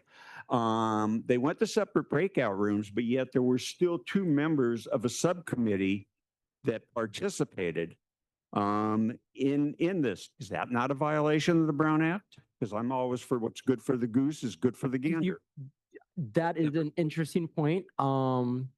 We have one commissioner who's sitting next to me, who I realize now who is on 2 committees. So there was no way of having you participate. Okay, I'll have to speak with city attorney about that and circle back. Okay, just Thank you for that flag. Idle curiosity. Thank you for that flag. Are there any other commissioners who have, Commissioner Mack? Quick question about the online survey. Was wondering if there's a deadline for that or it's ongoing. Yeah, it's ongoing. Okay, and then second is what is staff planning to do with the survey, the input they received? That is, so we're gonna it's going to provide data. We're going to use that data to first just again, it's an engagement tool. It's a way to engage the community, and just alone, that's a big plus. And then it's going to be a lot of data points. We'll be able to break down, interactions by council districts, interactions by a lot of different demographics, and bring that to the commission. And let's say, I don't have it right in front of me. So let's say there's a question. I always make the farcical example of, should LA purchase the Golden Gate Bridge? If like 100% of survey respondents said LA should purchase the Golden Gate Bridge, I promise that's not on the survey, then we would bring that not only to this commission, we would bring it to we would also bring that as an important data point to the city council, if that's a recommendation to the city council. So it's just another data point that we can And then use. follow up in terms of reporting out, is that going to show up in our full commission meetings or the committee based on the topic of the data points? Yes and yes, both. Yeah. Thank you. Commissioner Andrades. Thanks for that, Justin. I was just wondering if there was an update. I believe last week we were wondering if it was possible to get some kind of electronic drive or storage system that synthesizes all of our committee material or commission materials. Yeah, what we're going to be doing is just making improvements really to the website that's going to make it function like what we would want for a drive. Because the website is public facing, and a Google Drive, while it's great for staffs and employees and the like, it's not, it becomes problematic for Brown Act reasons. But we definitely know that we can make changes, not only changes mainly to the website that will function a lot like, the accessibility to Google Drive that will, I think the commissioners will appreciate, but I really hope the public will appreciate also. Just, and happy to take suggestions if people say, for example, it'd be great to have, this is just one idea, have all the agendas on one link, or have all the public comments for all the meetings on one link. So if you have those ideas, please feel free to shoot me an email, and we'll be working on implementing these improvements in the next couple of weeks. Yeah, and as a note, as this commission continues, there's going to be a lot more, documents and a lot more agendas and everything. So yeah, there's a need to really make these improvements as well, now that we've really gotten, to meeting 12. Any other commissioners have any questions for the executive director? All right, seeing none, thank you, executive director. Mr. and thank Chair, you- Mr. Oh, I'm Chair, sorry, Commissioner Schlottiger. I just want to say thank you for putting this in writing, and I appreciate the intention of making this a regular thing. I think it's a great improvement. Thank you. Sorry, Commissioner Schlottiger. Thank you, commissioners, for the questions. We now move on to item number 1 on the agenda, a presentation on civic assemblies and possible action related to receiving a future report from a public assembly and committing to giving that report with recommendations a public hearing by the commission. I'll hand it over to the executive director to facilitate. Thank you. Small break. Um, Been 2 hours. 10 minutes? Yeah. Actually, we're going to take, commissioners, if I could, without objection, have a recess for 10 minutes, please. Is there any objection, commissioners? Yes. Okay. All right, everyone. We will reconvene at 5:55, please. Thank you.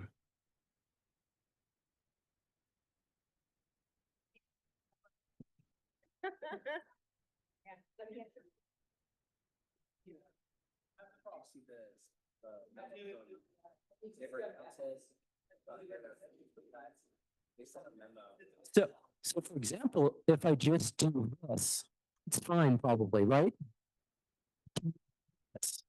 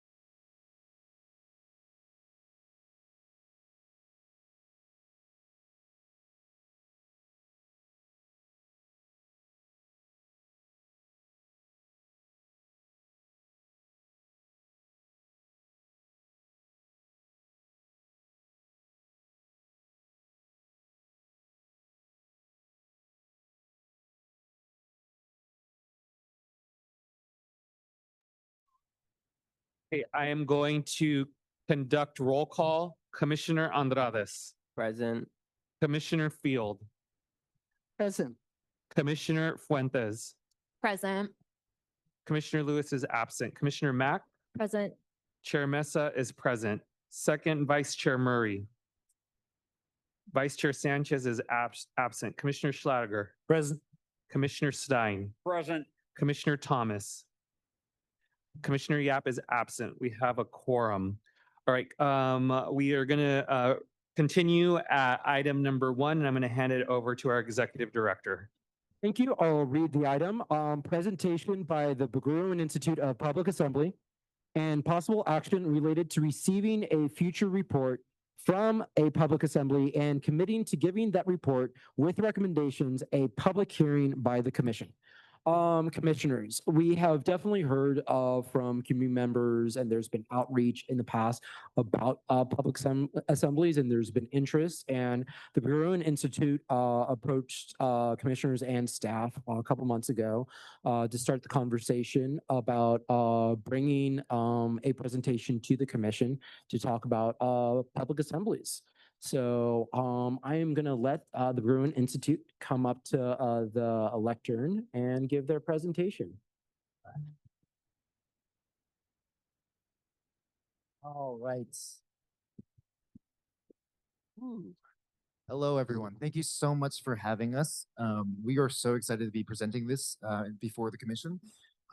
Thank you, first of all, for all the hard work you guys do. What you do is so important, which is why I'm here. I see the opportunity that we all kind of hold together, and I want to be a part of this. My name is Daniel Kwan. I am a filmmaker. I'm a father. I'm a husband. You might know me from my culturally significant work with Lil Jon's music video for Turn Down for What. If you have not seen it, don't look it up right now. It will change your opinion of me. I'm also one of the filmmakers who made Everything Everywhere All at Once, which we proudly shot here in Los Angeles. I've been in Angelino for about 16 years, and I love this city. This is my home, and I see so much potential in this city, and that's why I'm here. I'm here because I'm a storyteller, and as a storyteller, I believe one of my jobs is to look at the world, listen to the world, and reflect stories back to the world. And the past few years, I've been listening, I've been reading, I've been talking to experts, I've been doing a lot of people watching. And the story that I keep seeing over and over again is a story that I think most of us can relate to. And it is that the world is changing. The world is changing faster than our systems and our institutions can keep up. And this is no one's fault, but this is the reality we're in. Our systems and institutions can no longer handle the world that we live in. And because of this, I believe we have a great opportunity to fix this here in LA with this commission. The problem is right now, I just found out about this a month ago. I feel pretty active. I'm really engaged with local politics. I only found out about the commission a month or two ago. And this is, again, no fault of anyone in this room, but I believe that right now, many people don't feel like they have access to the process. Many people aren't aware of the process. And on top of that, there are many topics and subjects that I personally know that I am very, very invested in, and I know a lot of my fellow neighbors are invested in, that aren't even on the agenda. And so for me, this is very personal. I look at my city right now, and I look at our beautiful city, and I see a city that is hurting. We are hurting from fires. We are hurting from ICE federal troops coming into our backyards against the will of the people. We are hurting because my industry, the biggest industry, Hollywood, biggest industry in LA, is not doing so well right now. We are hurting because we are afraid of what's going to happen in the future too. Thinking about climate change, thinking about AI, thinking about the Olympics. None of these things right now are on the agenda for discussion for understandable reasons. These are really hard things to talk about. And that's why I believe right now, because the world is watching LA. We have an incredible opportunity to make some bold moves and to take some really innovative new methods into our city and show the rest of the world what is possible. That is why Rewrite LA is here today. Rewrite LA is here to propose a process, a parallel process that will be complementary to your guys' process, something that allows your expertise to merge with the lived experience of everyday Angelinos. We are here not just as Berggruen Institute, but also with Engage LA, with Public Democracy LA, with Healthy Democracy. These are all institutes and people who have dedicated their lives to this incredibly difficult question of how do we reform and update our democracy to actually be able to handle the world we live in. The nice thing is they've gotten a head start. There's a lot of amazing work and a lot of amazing developments that have been happening all around the world, and they are going to bring all that research here to LA. And so our proposal is 4 parts, essentially a complementary proposal. First, civic assemblies, in-person civic assemblies where everyday Angelenos get a seat at the table and actually get to directly engage with policy. We've already heard from many people here today. They are passionate about civic assemblies. People are hungry to be a part of this process, and this is a proven method to get people connected to it. We will be then using our skills as storytellers and media makers. We will be documenting the whole process, showcasing it online so that people everywhere, no matter where you are, have access to the process. And hopefully the process will be educational, informational, and entertaining as well. It's not enough to just be transparent. We must be charismatically transparent and meet people where they're at. And right now they're online on social media. Finally, we are going to be using innovative online deliberation platforms. These are platforms specifically designed to help cities find alignment, find consensus. We all know what it means, what it feels like to be on an online platform that is polarizing us and designed to polarize. These were designed to do the opposite, and they found great success so far in places like Japan, in Taiwan, and even in California. This is an incredible opportunity for us to show people new ways of democracy. Finally, what's really great about this is at the end of this process, we will be able to produce a document to you, a charter by the people, for the people, that will be on your desk, and again, allow us to collaborate. Again, with your expertise and the Angelenos' lived experience, we might actually be able to build a robust, comprehensive, and resilient charter that will then also build a robust, resilient city that might be capable of actually handling everything that is coming our way in the future. And along the way, the thing that I find most compelling about all this is not only will we have a charter that we build together, but we'll also be giving each other this beautiful reimagining of what it means to be a citizen, what it means to engage with our local government, and also hopefully, and this is something I hope for myself all the time, a reigniting of our faith in democracy itself. And so today, I'm going to be bringing up Don from the Berggruen Institute to give you further information and personal experience of the civic assembly process. But thank you so much for your time, and enjoy the rest of the presentation.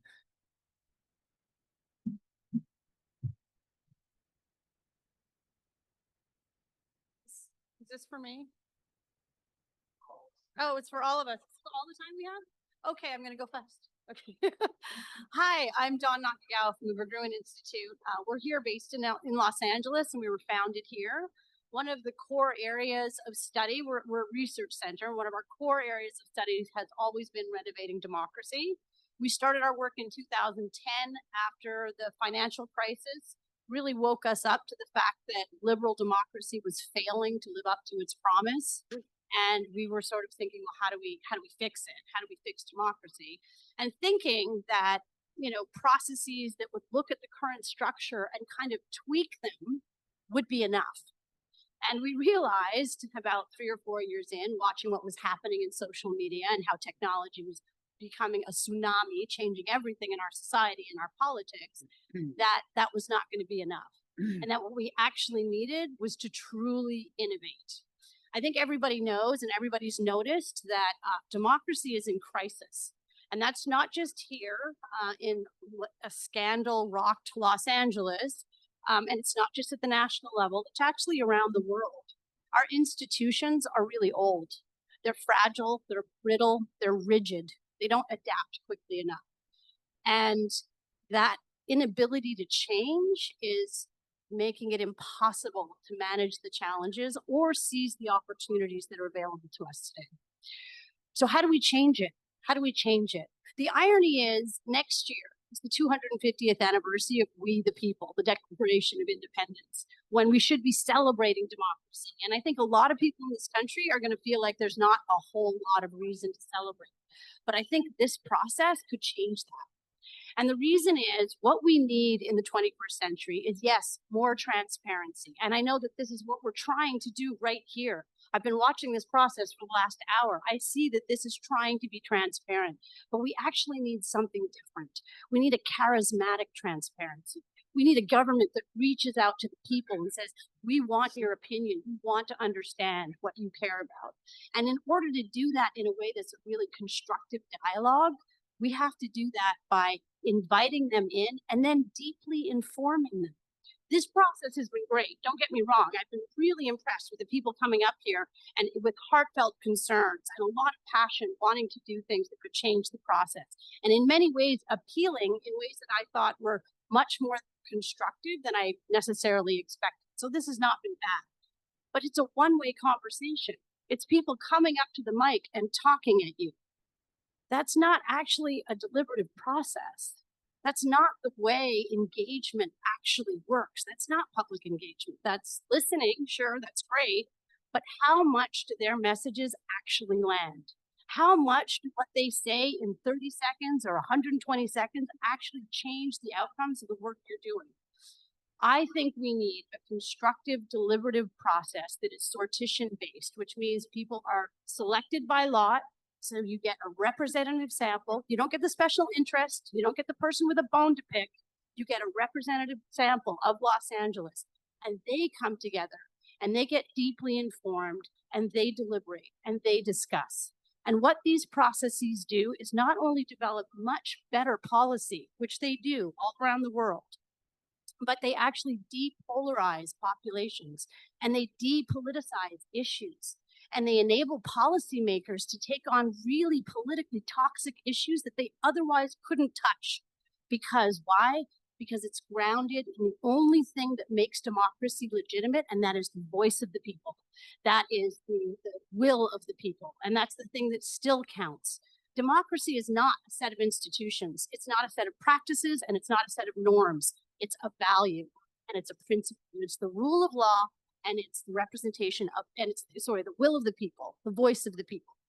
Electoral representative democracy is only one way to do that, and it's probably not the best way anymore. What we're talking about, deliberative democracy, is not new. It's actually the oldest form of democracy. Athens, way back when, that's what it was. It was a sortition-based deliberative process where people had to show up, represent their communities, and help work out problems, harness that collective intelligence and figure out how working together they can resolve the issues that they all face. That's what it was about. So this isn't new. It's kind of the oldest form. And what we can do now with the tools available to us through technology at scale is monumental. This is the opportunity to reinvent democracy and bring the voice of the people back. Bring forth a system that's not captured, which is totally the problem we have right now in our democracy. It is completely captured. So that's what we need. And if we do it right here in a city like Los Angeles, in a city with this much imagination, this much creativity, this diverse, then maybe, just maybe next year, we'll have a democracy worth celebrating.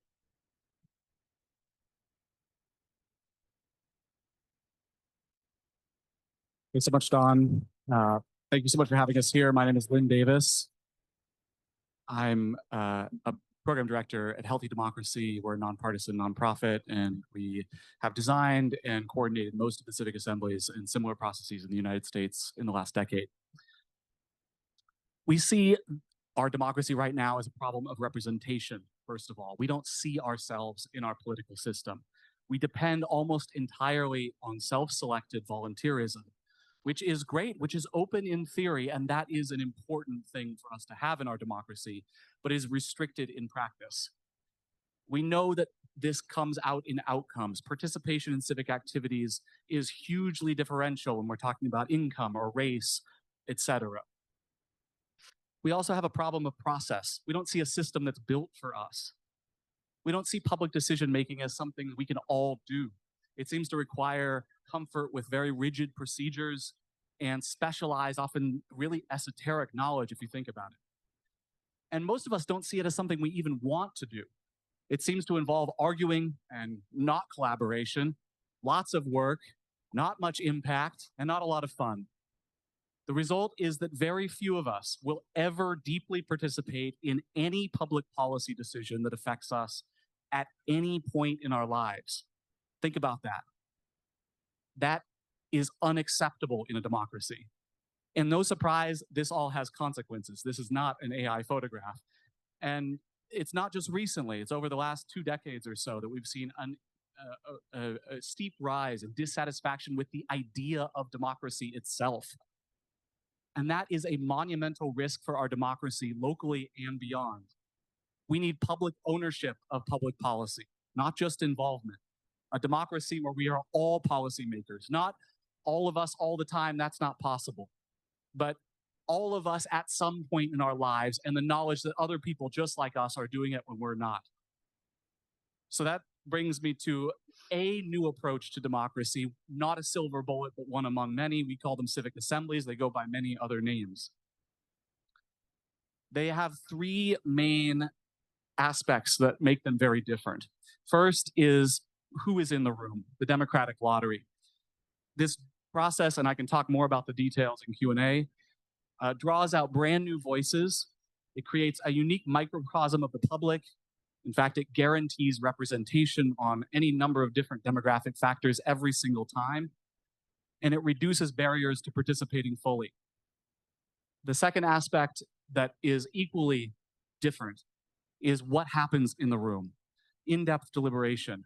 It changes the nature of policymaking itself by prioritizing substantial time, broad information, personal support, and delegate power within the process itself, and a new political architecture that's created from the ground up to foster collaboration. And finally, how decisions are made, always by supermajority. This helps find common ground while respecting difference and never forcing consensus. This is a city in one room. And I'll briefly tell an anecdote. I worked on my first civic assembly 9 years ago. This was the height of the 2016 election. It was on one of the most complex and divisive issues at the state level in Oregon at the time, corporate taxation. I came in skeptical, I'll be honest. Random people, you kidding me? And in this political climate, it's going to be a bloodbath. No, this is a different kind of politics that we're not used to. Delegates were thoughtful, respectful, insightful. They made conflict generative. They were eminently capable. People from all walks of life doing government, using government as a tool, not government as something that does things to us, at us, for us, but all of us using it as a tool. Well, thank you very much.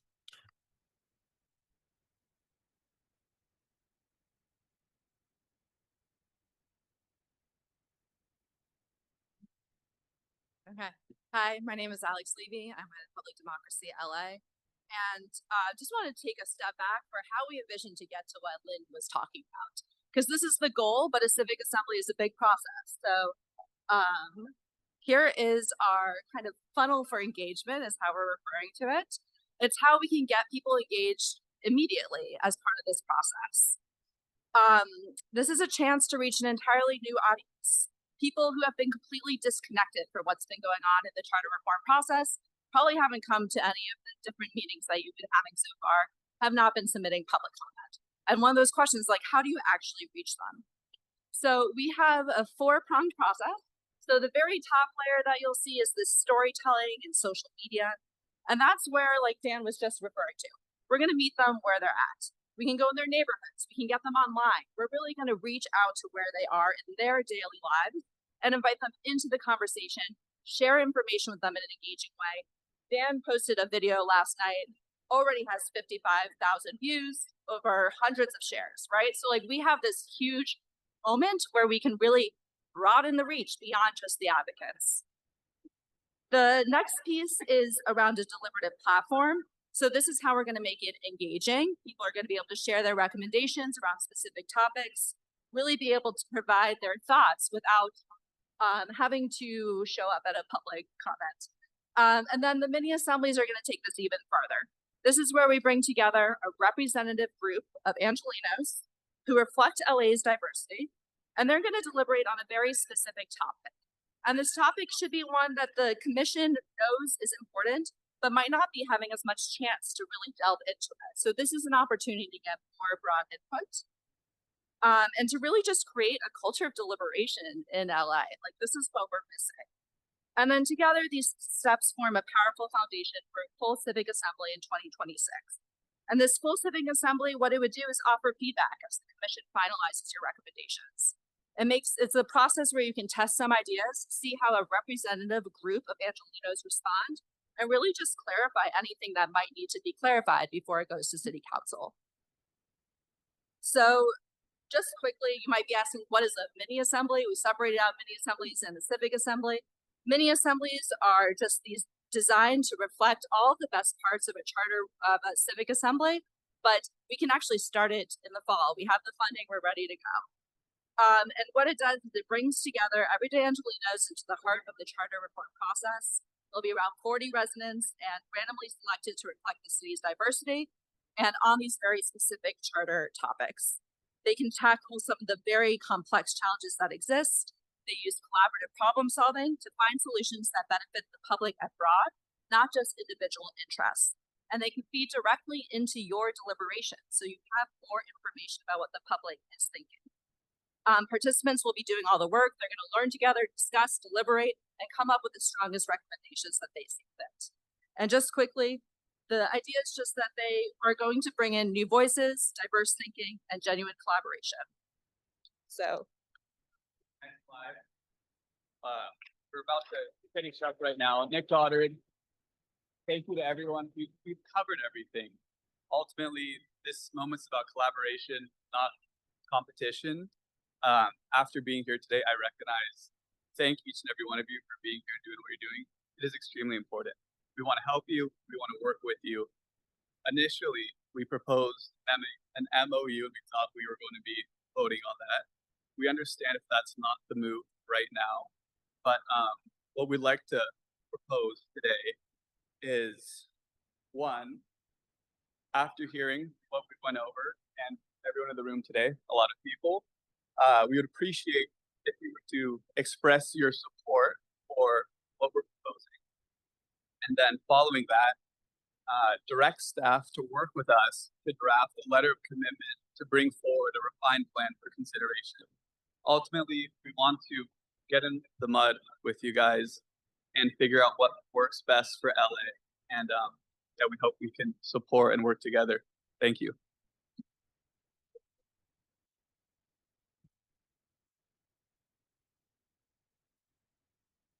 Executive Director, what I would like to do is go around the dais, get any comments, questions, or reactions from commissioners if they want to weigh in on support before we go to a formal motion. Can I just close really quick? Please. Just say, again, really appreciate the presentations from everyone here. And thank you for also bringing people for public comment and everything. Again, a lot of this discussion, at least on the staff level, I think has been really productive so far, and talking about what could be, I think to the point made a couple times, something complementary to this process of what this commission is doing, and to speak to the item, something that this commission could, when it comes to fruition, have a public hearing down the line and hear what the fruits of those public assemblies have been. So I think it's a really interesting proposal. I had never really heard of public or civic assemblies before these interactions, but now I know that they've been around for a while and there was already community interest. So looking forward to the commission's discussion and questions. We'll start with Commissioner Schlatter and then go around the dais. Commissioner Schlatter, and then commissioners, it's voluntary. If you don't have anything to say, you can just pass. No comment, thank you. Okay. Commissioner Thomas. Well, clear. I think it's great.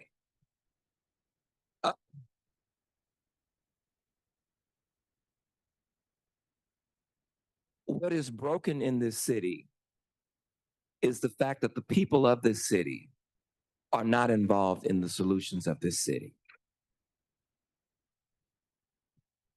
If I could just ask the members of the audience just to maybe applaud maybe at the completion of it, each commissioner, as it just builds in some time. The Commissioner Thomas. Gibbs.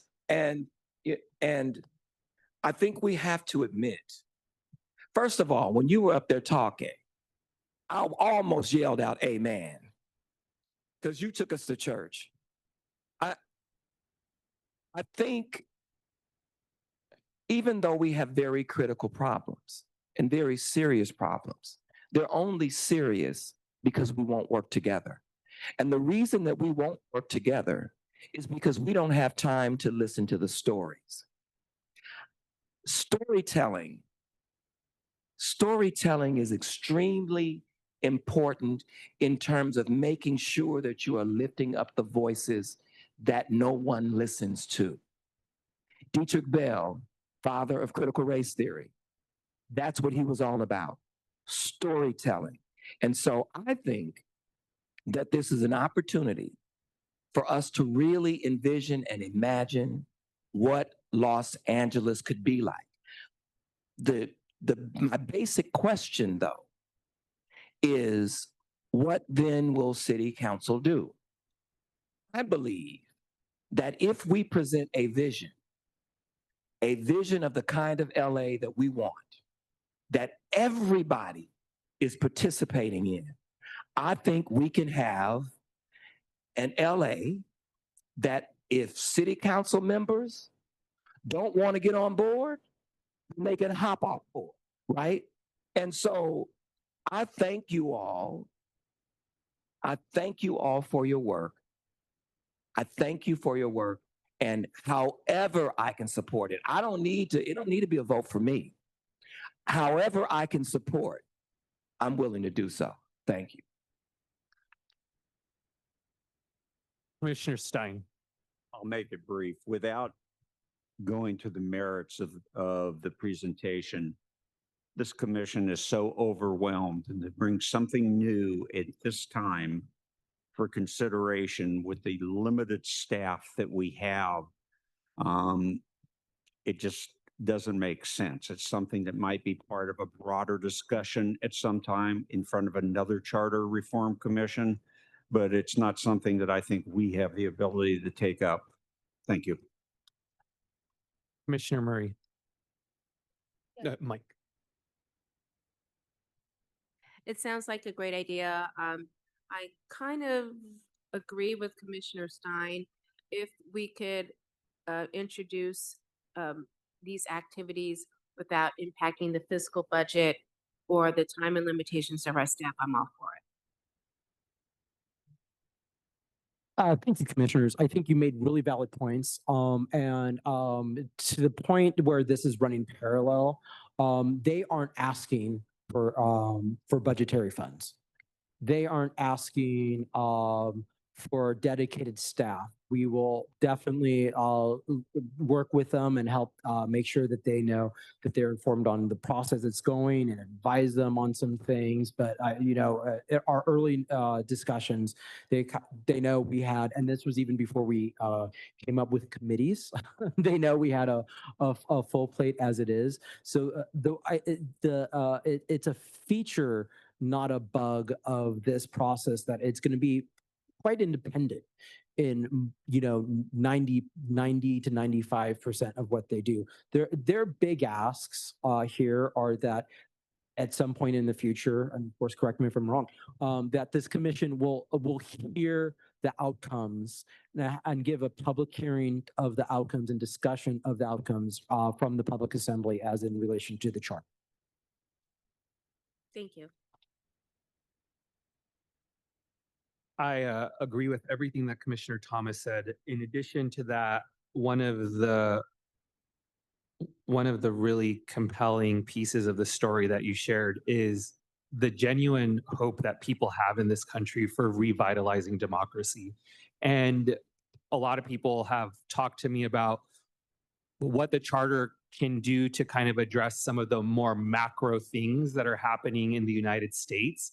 And to an extent, there are many things that we can't address, but having an avenue to really explore how we can create participatory democracy I mean, like you said, this has been done for centuries. Sweden has a form of participatory democracy of people going to the ballot box on many major issues. That's not what this is, but what it is an experiment to help make sure that we are able to maintain the democratic values that haven't been under attack like they have since World War II. So I want to just say, I am in favor of, with the understanding of what the executive director just said, of providing an avenue for your recommendations to come back to hear at this commission. And so just want to also say, I know, because I've talked to some of you on the side, how much work you have already put in, that it is very much appreciated. And thank you. Commissioner Field. I'm going to start with a rhetorical question. I don't expect an answer. I want to know, where were you folks 5 months ago when we were told there was an engagement team hired? And I wish we had heard from you then. It is very impressive what you're proposing. I have to be very honest. Unless it's zero staff time, I don't see how, given what remains of our time, that this can be implemented for this particular charter commission. I would have to be very sure that our very hardworking and very, very limited staff is not going to be pulled away from the work needed to be done for what we have already set up with committees and town halls and all that. Again, it's a rhetorical question, but I really, really wish that we had had an option of this group or this organization, because it sounds like your engagement plan is extremely robust and very well presented. Thank you. If I may, I think we get to benefit from having both. I think it's exciting, and because it's going to be parallel and separate, it's going to be very organic, which is something that, you know, no one would have been able to offer but this unique process, which is very exciting. So again, it's what I've mentioned before, in just trying to find every different lever of engagement, and this is a really cool different lever to pull. And I definitely appreciate what you said about staff time. I'm definitely cognizant of that, and I will. I think it's going to work. And I definitely know where the brake pedal is if I need to stop it. But I don't foresee that, at least at this time. I think part of what makes it special is they won't need staff a whole lot, because it's a very different process. Commissioner Andrades. I have a few questions, if one of you don't mind stepping up to the microphone. First, my question is, are you planning on working with counsel or lawyers or attorneys that you have on staff when you're developing these propositions? Because my fear is, you know, getting the public really interested, and then we get a document that has a list of propositions that are non-viable, non-starters because they violate either existing city law, they can't be in a charter, they violate state or federal law. So can you speak to that process a little bit?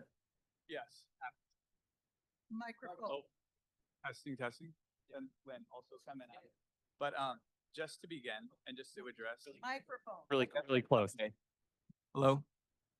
Is this a little better? To address the ban, we are not looking to stretch youth thin at all. You know, in 1999, there was 2 charters, and in 1925, we don't want adversarial. We want to support and be here to the extent that you could advise and collaborate and show everyone in LA that we're working together to bring the people a charter they can be proud of. That's first and foremost what we care about. Just to speak more specifically on your next question, I'm going to have our Healthy Democracy. Thank you. Yeah, thanks for that. The sort of feasibility analysis or the kind of policy analysis that would go into a full-scale assembly certainly would be part of a bigger process in 2026. In the mini assemblies, there probably isn't as much time for that, so those will be a lighter touch on some issues that you're not able to, that you're interested in, but not able to work on very much. But yes, that's a standard part of the sort of deliberative process. Okay, I had one more question. I heard earlier that there was a post made yesterday and there were views on that post. How many views were there? As of 3 hours ago, it was 55,000, several hundred shares, reposts, thousands of likes. Thankfully, 58,000. Jamie Lee Curtis and her several million followers were able to see it. Dan, thanks for casting her in your film. So yeah, a lot of reach and a lot of people. Could you describe the post a little for the commissioners who haven't seen it? I wonder. I wish we could have put it up, but essentially it was just Dan walking down an alley saying, "There's this thing going on, the LA Charter. I haven't heard about it, but it's the first time in nearly 30 years." And the essence of it was, this is a really exciting opportunity to bring in these democratic innovations and inventions that support the current Charter Commission. Here's what we're proposing. We understand that the current commission is limited time, resources. So how could we come together as LA, working with the city, working with the commission to create something bigger? And the name is still happens to be Rewrite LA. Thank you. Thank you. I don't know about the rest of you, but I would assume that our Instagram itself does not get 55,000 views. Can you confirm or deny? Sir, yeah, no. Yeah, so I think we've talked a lot about getting public support and getting people to view what we're doing. And if this is no money and no staff time, this seems like a really no money and not that much staff time. It seems like a really good way to get, viewership that I don't think we would ever get, even if we had a crazy consultant that we paid even more money than we're paying. So yeah, those are my 2 cents. Thanks so much for answering those questions. I'm going to go around with Commissioner Fuentes. Just to keep it short, I fully support the work that you're doing, and I really appreciate you all taking the time to come here today. I also echo the remarks from our executive director about running parallel to this commission and also realizing the pain points that this commission does have and where you all can fill in those gaps. So thank you. Commissioner Mack.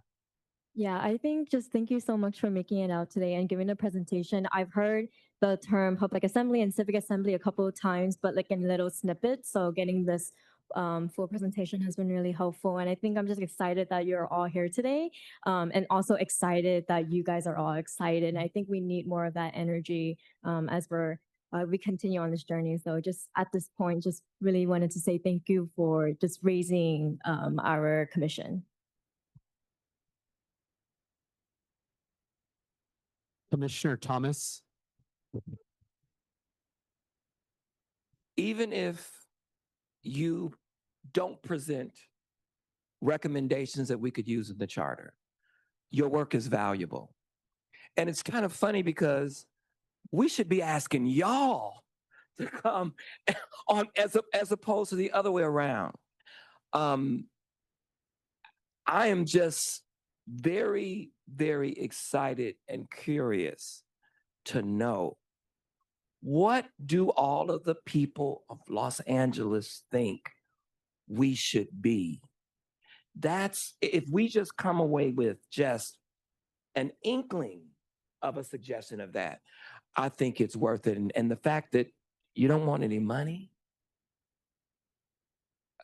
wonderful, and wonderful. Thank you.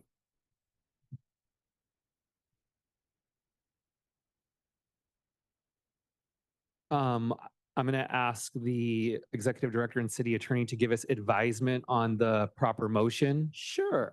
We have the item before us. I think it'd be great if there is a motion and a second to approve the item.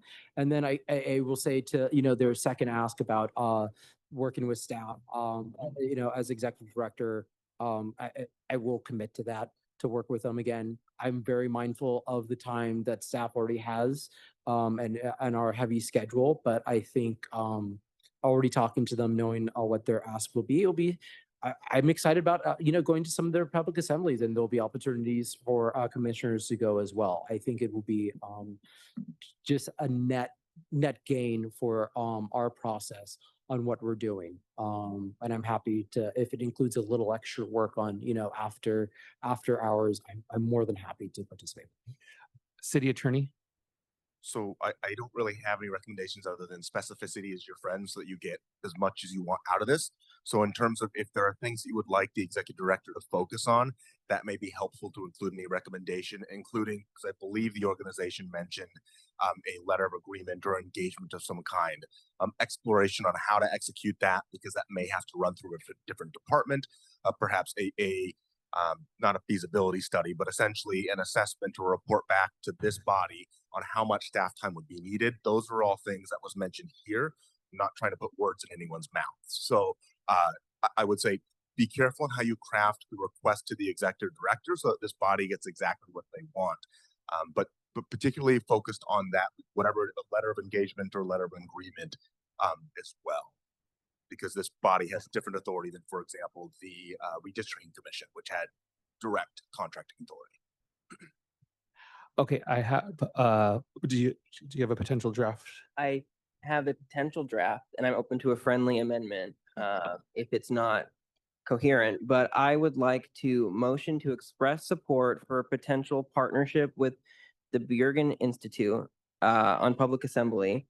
And I would like to direct staff to develop a draft letter of agreement that brings forward a refined directive for partnership that we will vote on at a later time once finalized. This should also include details explaining staff time, budget, and then overall feasibility. And in the event that the staff determines it is not feasible, they do not need to bring this letter and can instead update that in a report. Can I just suggest an amendment? Sorry. Sure. Instead of saying Bruin Institute, Mhm. could you say Rewrite LA? And the reason is it's a coalition. That's fine. Yeah, let's change it to Rewrite LA. Thank you. Anything from city attorney or other commissioners? If not, that's my motion as it stands. That actually sounds very thorough, and I believe it covers all the bases, but obviously it's up to you if you want to add things to it. Thank you. May I offer a friendly amendment, or do we need? Yeah, to I will, get for a the motion purposes of first? discussion, the motion, I'll second it. But Commissioner Schladiger and then Commissioner Field. I just wanted to specify that the resulting intent was to bring for the director to identify and work with the group to create a public forum for us to hear their recommendations. Thanks. I accept that amendment. Right, Commissioner Field. Yeah, a couple questions. Actually, Commissioner Thomas mentioned this issue earlier about the Brown Act. And some of us were a little worried or unhappy that we couldn't attend the town hall. What about this process that is, quote, parallel? What if commissioners want to attend these civic assembly meetings? It would be, and I'll let city attorney obviously answer if I'm incorrect. It'd be like any other public event where, council members, for example, attend open public events and have a certain level of participation that they're allowed. Go for it. You're the expert. So the only thing that I'll say at this time is, well, I'll say what I've said before, which is all of the analysis on the Brown Act is going to be incredibly fact specific. So without knowing exactly what these mini assemblies or the final public assembly would look like, I can't say for certain whether or not this entire body could participate. The Brown Act would potentially apply if we're working in partnership with this organization, but we will continue to work with the executive director and this commission to try and make sure that as many people can participate, or similar to how the town halls have worked, if necessary, some type of rotating basis. But I can't commit to saying that this whole body can participate without more information.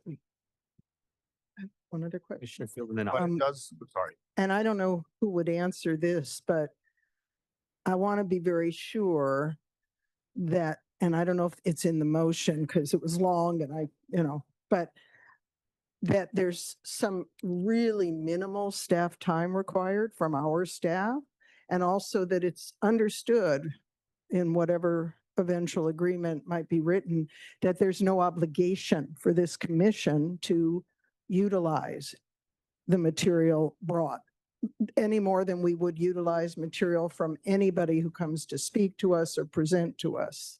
I think the point is at least is at minimum a public hearing and discussion. Like anyone else brings to the when they do presentations, they get a public hearing and discussion.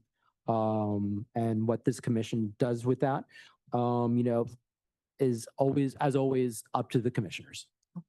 Thank you. I have a few comments and then an amendment.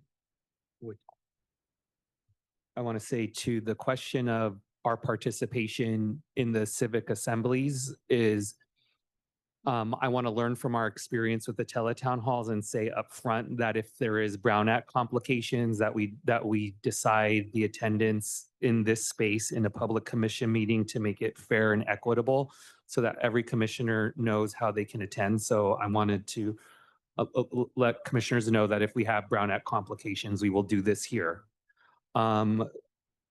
Hearing from multiple commissioners that there is concerns about staff time, I would ask if Commissioner Andrades would just accept an amendment that it is the intent of this commission that this be done with limited staff time.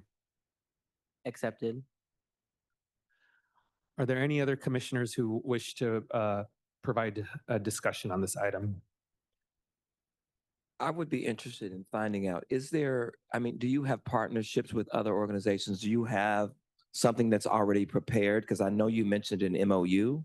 And so I think that that would probably be helpful because, you know, I hear, you know, the concern in terms of staff's time, but it's cry me a river because all of us work very hard and we're very busy and he's getting paid and we're not. And so I can appreciate the fact that we don't want to overburden him. But the bottom line is that it sounds like you all are doing exactly what we envisioned this would be about in terms of reaching people. And so if there is something like that, would you be open to taking a look at it? And then maybe it would only take you 5 minutes to do this engagement letter as opposed to. Like I said, at this time, I'm not worried about the level of staff time that it looks like that they will need. I'm excited about the work as well. I think I share a lot of enthusiasm that several commissioners have expressed here today about this process. So yeah, to what you said, I think we're in a good place. I think we'll be in a good place, and we'll be able to get a good letter. And I'll look at the full language of this friendly amendment and the final, and make sure that it's followed. Commissioner Thomas, just to answer the question. So we had to put this together quick. We've had to put this together quick. They mentioned the Berggruen Institute, but Healthy Democracy, LAPD, we have a number, not LAPD, LA Public Democracy. We have a number. Thank you. No, I'm just kidding. I'm just kidding. We've brought in some experts and passionate people to volunteer their time to just propose a vision for what could be. But what it's going to take is coalitions and organizations, individuals from around LA to help spark it and gravitate. This is going to be all hands on deck.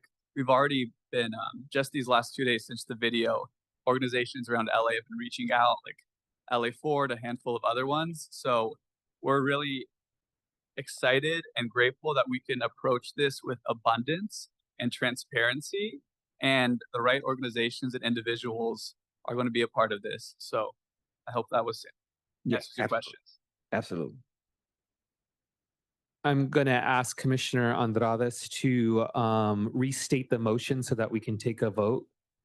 Yeah, so the motion was to express support for a partnership and to direct staff to develop a letter of agreement to bring forward that brings forward the refined partnership agreement that we will vote on at a later date once finalized. This letter should explain staff time, budgetary needs, and whether or not there's feasibility. If staff determines it is not feasible, then they would need to explain that in their update, but a letter would not be necessary. And it was amended to say that we intend to limit staff time, that we understand that it is only a public hearing that we're not, we don't have to follow, and then amended to have the correct coalition name stated. That is a synopsis. That is not the word for word of the original amendment, so I ask staff to review the recording later. My only question is, because I'd really, if the commission feels comfortable, I'd also, just because of timing, I think if we can, if the commission at minimum could, I'm just trying to, think, here in the moment and speak in the moment of like being able to commit to something today. The way it's phrased is we're punting this to a later meeting. I'm afraid. Jonathan, what are your thoughts? So other than offering support at this time, I don't know if the agenda allows for any sort of other commitment. I believe also the organization is asking for some type of letter of engagement as well. And I recommend that this body have access to that, which will also be reviewed by the city attorney's office, so that everybody here knows, and so that the organization and the public knows what that partnership will look like. So that's the only. Let me offer an amendment, which would be, and I'm just going to go by this little slide. Great. To at the top of the motion, it would start off by reading that we express initial support for the proposed civic assembly process and the rest of your amendment, so that it's clear we express initial support and we're directing the staff to do what's in your amendment. That's fine. Yes. Yeah, that's fine. Commissioner Field. Yeah, just clarification on this situation we're talking about. I read the request from the organization that we would initial interest, but that we would get a look at that letter of agreement before it's sent. But I think if I understood you correctly, Executive Director, you were saying, well, that means we won't do it till whenever the next full commission meets. Yeah, absolutely. But that's why I think our chair added expressing initial, what's the word? Agreement or support. I think helps us get, that first step at least. And then we'll bring back, I think if we have that as part of the motion and then can bring back the agreement later. I guess my concern is that when we get that letter of agreement, or whatever you're calling it, that if at that point we have concerns that it isn't viable, do we get a chance to vote again or not? I think so. I think the way this is written, we would, and I would not have introduced this if we did not have the ability to see say the no, final say agreement no. and Yeah, make a final vote. And I think that the amendment gives them some flexibility, but I believe that the commission should have. But I final think vote. we have to honor. And city attorney, I'm sorry. is that correct? And that's the way, having listened to this entire conversation, I would agree. That's the way that I would Okay, great. interpret it as well. Sorry. Is there a question for Commissioner Thomas? I just think because they're already working, I think they need something today to honor the work that they've already done so that they know that they're able to move forward. And then we can work out the details later. Yes. That's why expressing an initial support, I think at the front of that, meets what you're saying. And that's why I wanted that in there as well, Commissioner. So thank you for that. Can we call for the vote? Can we If call? this also we vote? helps the Can we vote? commission make a decision, the other reason why it needs to wait just a little bit is so that we can figure out the best mechanism or how to enter into an agreement. Yep. Thank you, commissioners, for the discussion. We are ready for a vote on the motion as amended. I will do a roll call vote. Commissioner Andrades. Yes. Commissioner Field. Yes, as amended. Thank you. Commissioner Fuentes. Yes. Commissioner Lewis is absent. Commissioner Mack. Yes. Chair Mesa, yes. Second Vice Chair Murray. Yes. Vice Chair Sanchez is absent. Commissioner Schladiger. Yes. Commissioner Stein. For the reasons I stated previously, no. Commissioner Thomas. Yes. Commissioner Yap is absent. Motion passes. Thank you, commissioners. We now move on to item number 2 on the agenda, presentation by city departments. And I want to thank the city departments in advance for staying with us this evening. First up, we have Personnel Department. I'll hand it over to the Executive Director. Thank you, Mr. Chair, and thank you, folks. We'll give everyone a second to exit as our Malika heads to the lectern.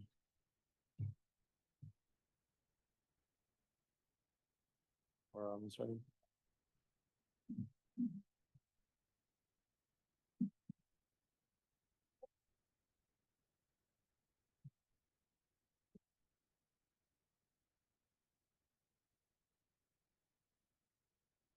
And get that everything ready. TV, but it's. But it doesn't show us. Yeah. Very confident. All righty, thank you so much. And folks, if you're on your way up, please take your conversations outside of the room. I'd like to reintroduce our general manager hold on, I gotta get the full title here. General Manager of the Personnel Department, Malika Billups, to give an additional presentation and answer some questions. All right. Can you hear me okay? Okay. I'll Yes, thank you. speak as closely to the mic as I possibly can. My name is Malika Billups. I'm the General Manager of the city's Personnel Department. I'm glad to be before this body again. Thank you for hearing me for a second time, and hopefully I'll get the opportunity to come back. I'm pleased to talk to you about the personnel reforms and proposals, but I will start with the fact that I do not have recommendations for you today. I will talk to you a little bit later about why. I'm going to cover a couple of topics, and I'm going to do a quick recap. But there are some things that I do want to talk to you all about. So just as a quick recap from last time, I talked about Article 10. The primary areas where the civil service provisions are in the charter are in Article 10, and some are in other areas of the charter. In order to essentially make the hiring process more efficient, that is where we have found problems. There are issues, I think, based on the feedback that I've gotten from those across the city, various stakeholders, with the processes of hiring, and essentially some of the aspects of the civil service system. So slow hiring, limited access to talent pools, inflexibility, and some outdated terms. And so what we're looking for is a charter that has a focus on values. I don't know if it's able to move forward. Okay, yeah. So go to the next one. Yeah, focus on values. We've talked about some of the values about being reliable, merit-based, competitive, fair, flexible, efficient, user-friendly, and effective in hiring some of the people that we need to perform the duties for our constituents. I'll move forward to get through it quickly because I know it's late and there's plenty of other people who need to present. In response, Commissioner Thomas, you asked me some questions at the last hearing about the population of Black employees in the city of Los Angeles. I wanted to talk about it, and I received another question about how many employees are actually in exempt positions, and we don't have a way of calculating. I'm sorry, Ms. Billups. If the staff could close the door, there just seems to be a lot of noise, and I'm not sure if it's coming from outside or in the hallway. I just want to make sure all the commissioners are able. You deserve the respect of your presentation waiting till 7 p.m. So, no problem. Okay, much better. Thank you. Speaking so close didn't even help. Okay. Just to give a little bit of a demographic breakdown, there's no real way for us to identify exactly how many exempt employees of the various demographics exist. We don't track that data because what it would require is for us to identify everyone individually and track them. And we just don't have, like you, I have a small but mighty team that has limited resources, so we aren't able to do that. But what I am able to present is sort of a citywide demographic breakdown. And what we've identified is elected offices, all of whom have exempt employees, which is the mayor's office, city council, and the city attorney's office. I heard them come back. Okay. Which has a breakdown of 16% white, 16% Black, 35.5% Hispanic, 8% Asian, 0.5% American Indian, 2.8% Filipino, and 20% other. That's for the elected. So that's a breakdown of sort of a subsect of exempt employees. And remember, those are employees who do not go through the civil service hiring process. So they are more like directly hired, similar to those in the private sector. Non-elected, it's a little bit different. It's in the information. For non-elected, so civil service positions or civil service departments primarily. The breakdown is 24% white, 14% black, 39% Hispanic, about 11% Asian, 0.4% American Indian, 4.2% Filipino, and about 6% others. That's just a big picture. I also have a little bit of demographic information that you'll find in the report about the different types of job classes in which Black people are employed. And the ultimate summary on that is that the city of Los Angeles is 8% demographically Black, and the population within the city of Black employees is 14%. So there may be other questions related to that, but I wanted to ensure that I responded to the inquiry because I said that I would. So related to other municipalities, it's one of the things that I wanted to talk about is as we go through this process and as we consider this process, one of the things that we're doing is looking at what other jurisdictions are doing. The personnel rules are different than some of the other rules that you're considering. We have different processes that we have to go through. And you heard from some of our labor partners earlier today about some of those processes, and ultimately that's why I'm not bringing recommendations to you just yet. So going back through the municipalities, we've sat down with 5 different jurisdictions and we've researched additional jurisdictions on top of that. And I want to give you some of the highlights of those, some of that feedback. So the County of Los Angeles, LAUSD, San Diego, City of San Diego, City and County of San Francisco, and the City of Long Beach are groups that we've sat down with to gather information about how they've structured their civil service with respect to their charter, and even in conjunction with their civil service commission. So each of those entities is a civil service organization like ours is, and each of them has a civil service commission like our city does. They have varying complexity. They're all smaller than the city of Los Angeles, but their structure to a certain degree is somewhat similar, and they all use NeoGov online platforms, sort of like we do. They have a civil service rules that they've implemented that are merit-based. Specifically, LA County has their charter lists what should be in the civil service rules without much detail, unlike ours that has quite a bit of detail within our charter. The City and County of San Francisco itemizes items that should be included in the civil service rules, which is a separate document. Within these various jurisdictions, this LA County, Long Beach, San Diego, San Francisco, and Seattle all have their rules set by their civil service rules set by commission. The city of New York does a commissioner, so I think that's a commission, and LAUSD uses the state education code. Interestingly, these jurisdictions have things in their charters that we don't have, like recruitment rules and rules related to retention and development. That's something that is different. So I wanted to give you sort of a little bit of a framework. In Seattle, they talk about merit principles on the basis of relative ability, consideration of qualified applicants for initial appointments, opportunities for underrepresented groups. That's something that Seattle does. It's not something that we have in our charter. LA County talks about fair treatment. They also have a veterans preference. We do have a military credit that we offer within ours. Long Beach includes provisions for local residency, internal candidates, but they're focused on the basis of skills. San Francisco talks about merit and fitness, and San Diego talks about veterans and a preference for promotion. That's with respect to recruitment and bringing folks on. There's also principles related to retention and development. San Francisco asks that the director of HR train, develop, and promote career development to maintain an effective and responsive workforce. That type of language we do not have.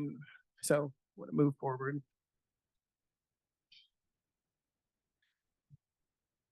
I want to talk about the process that we're going through because when I came here last time, I told you that I would be bringing to you recommendations.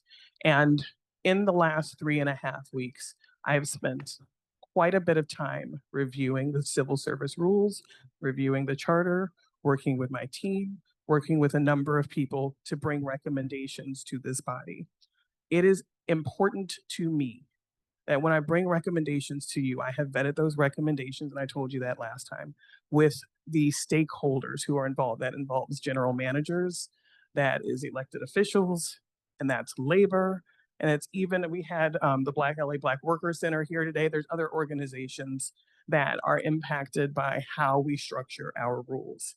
So as we walk through the process, I've talked to you about doing the research. That was some of the research I talked to you about earlier. By the time I got to you last time, I had done stakeholder outreach, sort of an initial round, because I was asking about what problems are you facing? What are the issues? What are the types of things you'd like to see changed?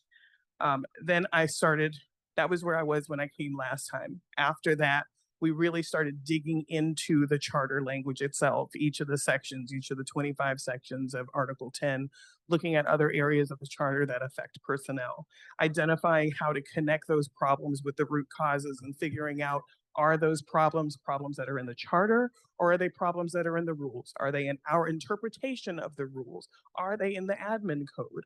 Are they just lore that we've committed ourselves to and we don't necessarily know where some of those provisions that we're beholden to come from? I've figured out some of those pieces and I've identified some check sections for change. We've started to brainstorm solutions, but if you see where we are in this chart, we're brainstorming solutions, but we're vetting those solutions. And that, my friends, is a bit of an iterative process. It is not a process where we say, here are the solutions, I've vetted them, everything I brought to you is exactly as it should be, I'm gonna bring it in front of this commission. So right now, what we're in the process of doing, like I said, with general managers, with labor, as you heard earlier, we also have obligations to talk to labor. This structure here is different for personnel provisions because we have potential legal obligations to engage with labor in a certain way that the way that this is structured, it doesn't necessarily lend itself to an even straightforward path. And I don't want to be, I don't want to ignore that. I don't want to ignore the concerns of my partners in labor. I also want to look at sort of how each of the changes that we're proposing iteratively affect so many different groups. We have 60 different MOUs in this city. Every word that gets changed affects the people within those 60 different MOUs. Every word that gets changed affects the 29 unions that we bargain with. We have over 40 departments in the city with general managers that have their own issues and concerns, and we have over 1,000 classifications of different groups that are impacted by this. So I say all that to say, I have not ignored you.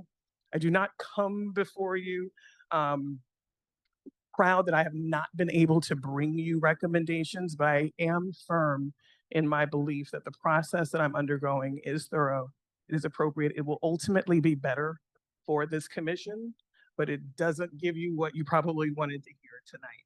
So I do promise to bring you proposed changes, and I do, in connection with that, promise to bring you information about the expected impacts of those changes, because I do not take this lightly. And I thank you for your patience with this process, up and down, whether it's personnel or the other things. So with that, I will conclude and I will take your questions. I have Commissioner Field Thomas Stein. Oh, thank you so much for coming back. We see you again, and it's always very informative. I want to jump to, I think, what's going to be the most difficult part of the issue around personnel. We heard someone from the Coalition of Unions earlier this evening, and, you know, the mandatory subjects of bargaining issue.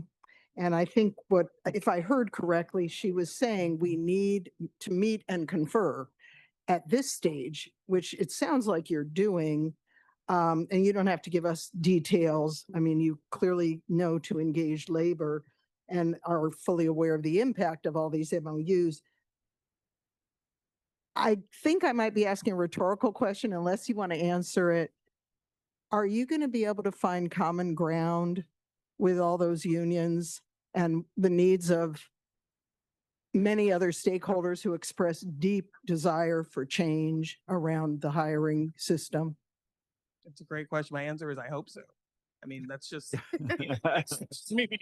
Fair enough. That's me being optimistic. I mean, here's the thing. What we have to do, all of these areas are sticky. I'm sure that the labor groups are consulting with their attorneys. We have to consult with our attorneys about how the obligations balance against each other. What has the council mandated in creating this? How do we navigate through this being, a commission that's, appointed, not elected? There's myriad legal issues, I think, intertwined with bringing these kinds of proposals. What you've seen in your staff report is an amalgamation of proposals that were brought to the city council in January of 2024. So those are not the proposals that, that's not to say that I will or won't make proposals similar to them, but you have proposals that have been made. And so to a certain degree, the process has already started, but I don't want to move it forward until we have a really clear sense of what the requirements are.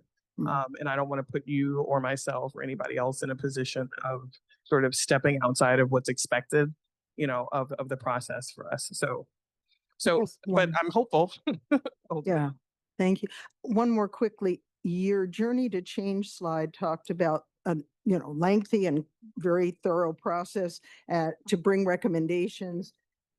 Have you set a date? Because our committee on personnel, our chair has informed me that she hopes to meet sooner than what is currently scheduled, which is December 3rd.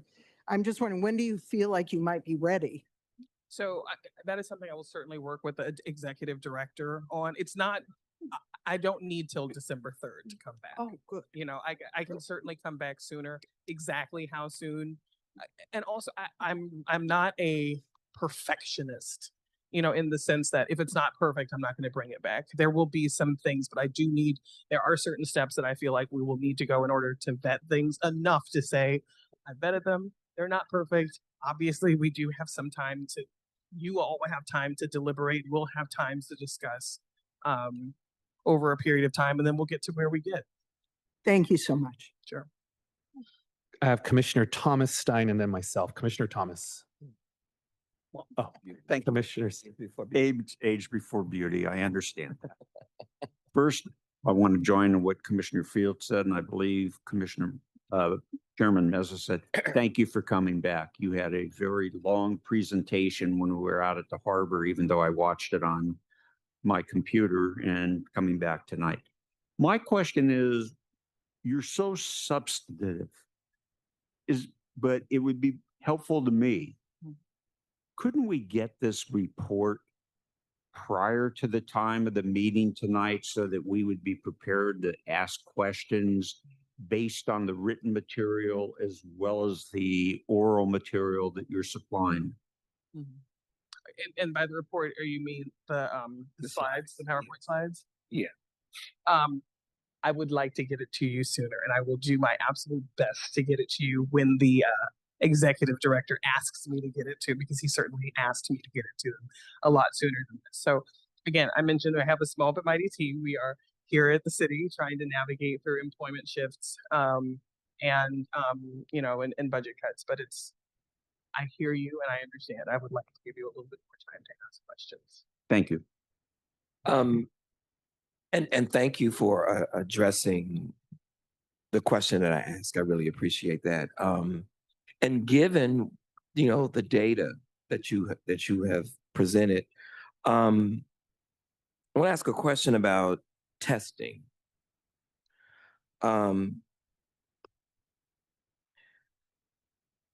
There's always a disconnect between testing,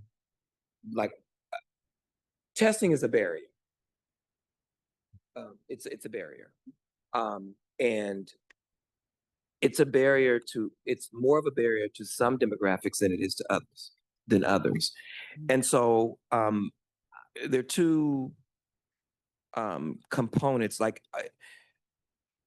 is the testing culturally relevant? That's the first thing. And if so, how do we know? Is the testing relevant to the specific position? But then also, does the testing reveal whether someone knows how to deliver trauma-informed services? And the reason that I say that is that trauma is rampant in the city of Los Angeles. It is just rampant. And race-specific trauma and ethnic-specific trauma is increasing exponentially. And so does the city, in terms of who would get these jobs, how is that factored in? Because I know that, a lot of job announcements will say bilingual. Well, when Black people see that, that means I'm not gonna get that job. That's not for me. And many don't even apply. And so I'm just wondering, when it comes to the testing, because I think that's a major hurdle for a lot of people, are we sure, or how can we be sure that the questions are culturally competent, that they determine whether or not the people applying understand the concept of being trauma-informed or trauma-informed services, whether it is anti-bias, and that may be a part of the training process. But I think there is a way that even in the testing, some of that can be picked up. And so I'm just wondering, does that currently exist? So there's a couple of things, and not to put anybody on the spot, but the chief of our examinations is here. And I'll just preface, because I know he'd love to give this answer because he's a very thorough person who would be very helpful. But broadly, I don't know, and maybe he can speak to it. I don't know that trauma informed is a specific skill set, but we do a lot to determine whether or not the examinations or develop examinations that are very specific and relevant to the job, and the class that is being tested for. There's a lot of work that goes into it, and I'd love to introduce Steve Rivera, who can talk to you a little bit about what that process is. Thank you, Malika. Hello, Commissioner. Steve Rivera with the Personnel Department. Based on your question about testing, I'll try not to bore you with the process, but it is a very vigorous process. We do job analyses on all of our classifications. So before you even see a bulletin that opens up, we've met with job experts, whether it's job observations, looking at the competencies and the tasks that are most critical to perform the job. Once we've identified that, then we develop the selection process to assess those competencies. When we meet with the job experts, what we're looking at is representation of the class as well, not just the various departments, but also looking at gender and ethnicity to ensure that we have a diverse group of job experts to identify those competencies and those tasks. I mentioned once that's done, we develop the selection process, which could be a multiple choice test, could be an interview, could be a performance test. Those questions are developed with the job experts' input. And like I said, we search for a diverse group of job experts to develop those multiple choice tests, the interviews, and so forth. Also, when it comes to performance of those or on those tests, we've moved to 100% online. What we feel that's done, and we've gotten feedback on it, is we put the individuals at ease, right? You can take the test now from the comfort of your home and remove some of those concerns that people would have, daycare, childcare issues, parking, and so forth. And so when those tests are administered, and I'll speak specifically about multiple choice tests, we do get stats on those, and we can break it down by gender and ethnicity. And when we look at cut scores and setting those, we do take gender and ethnicity into account. So if we do see adverse impact for females or males or Hispanics or Blacks or whatever that may be, we'll determine what the cut score is to ensure that it's fair and proper while still delivering a very competitive and qualified candidate group to the departments. Our responsibility is to develop an eligible list or create an eligible list of qualified candidates. Then from there, the departments will then do the selection and actually hire those individuals off that list. Thank you. Has there ever been just a follow-up question, has there ever been, and the reason that, these high stake testing, that's what I'm really getting at, high stakes testing in a job market excludes. And I know that, for example, SAT, ACT, a lot of universities, especially during the COVID era, they waived those tests or they made them optional.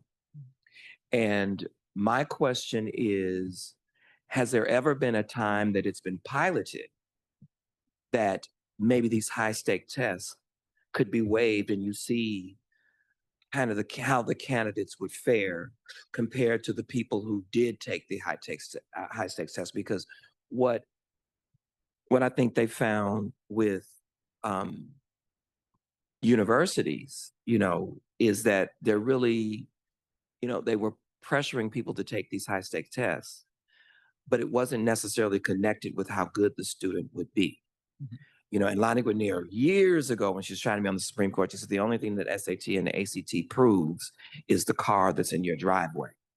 And so I think a city as diverse as Los Angeles, I think there needs to be, just take a look at whether or not that's the best approach or the most effective approach. Just, not saying you throw it out, but I think there needs to be something that is compared to that, because there's not a lot of spaces where you have to take a test in order to be. Now, engineering, those like technical fields, maybe. So that's why I was, kind of asking the question whether or not you all have even thought about the possibility of maybe waiving.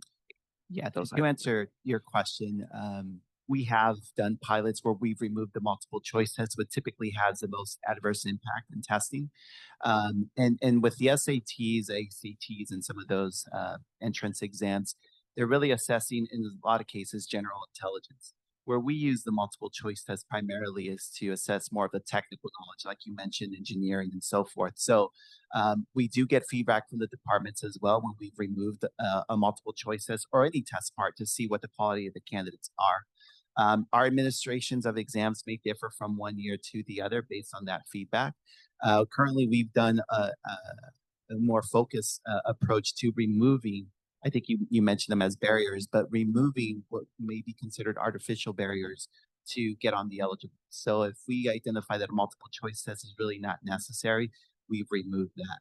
And I would say that we've removed quite a few over the last couple of years as we move forward, both to remove some of these barriers, but also increase the efficiency of testing. Because one of our ultimate goals too is not just test and get those qualified candidates on the list, but get it done quickly. And preparation for those tests, are there training modules? Are there training sessions? Is there a place that you can go and get a tutorial? I mean, is that available to people who want to take the test? Or is there a recommended training module? I mean, I'm studying module. Sure. When it comes to the multiple choice tests or interviews or whatever it may be, the bulletin will have not just here are the competencies you're going to be assessed, but a full grasp of the levels. Let's just say math is a requirement. It'll tell you the level of math that you can expect on that test: arithmetic, geometry, calculus, whatever it may be. We don't provide the exact training or study guide or manual, but we will tell you what's going to be on the exam, what to expect.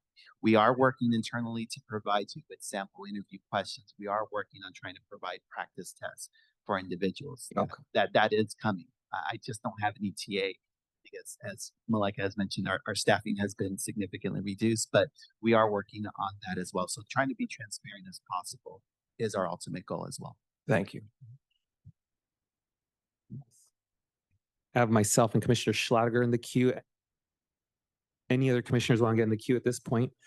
All right. I would like to say again, Malika, and to your entire team, thank you so much for the thoughtfulness and quality of the presentations.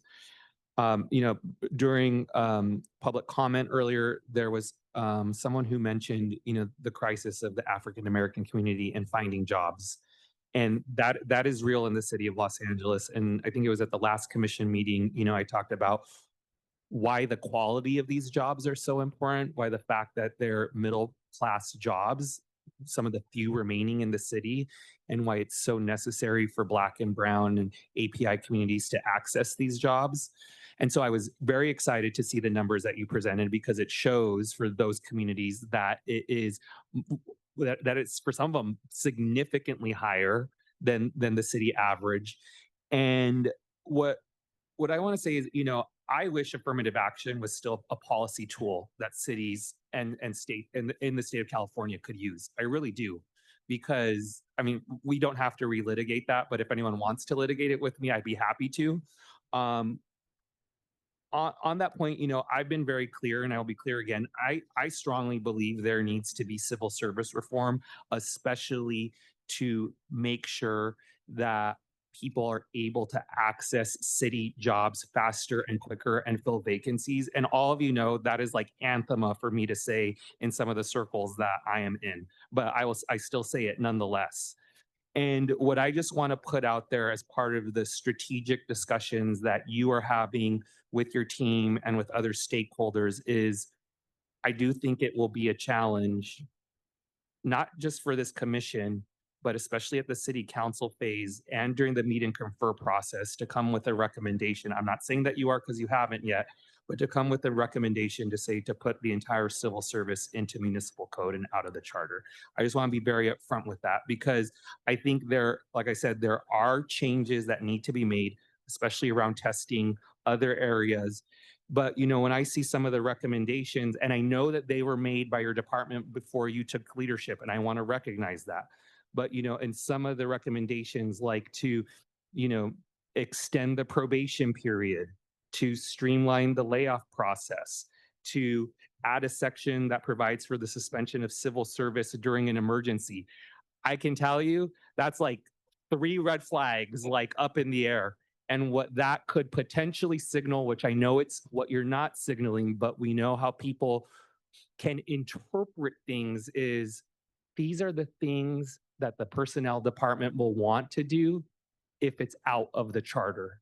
So we will need to fight it tooth and nail, because I know how these people think, maybe just a little. And so but I understand the balancing act that you and your team are trying to navigate. But what I want to say is, I think we have a real opportunity to really solve some of the most pressing issues. And I don't want it to be like a black and white argument. What I've been talking about with so many people about things in life is that I hate the phrase, it's a side of a coin. No, everything is like a diamond, and there's so many different facets to it, especially this, and frankly, all of the charter issues. So you don't have to react. I just kind of wanted to throw that out there. Commissioner Schladiger. Well, thank you, Mr. Chair, for the frank and forthright and I think insightful comments there. I merely just wanted to tag on to Commissioner Thomas's comments here to flag that whether it's in your recommendations or through the work of the committee, that this very important issue of the modernization, the relevance and accessibility of this testing process and how those lists come to be and are used is super important for the efficiency and expediency of hiring. And so I just wanted to tie those comments back to the need to identify whether there are obstacles in the charter to those goals. You don't have to answer that here, but I hope if there are, that they'll be in your recommendations. And if they're not, that the committee gets a clear understanding of whether there are charter reforms to be to advance those goals. Thank you. Let's give a round of applause to our presenter, please.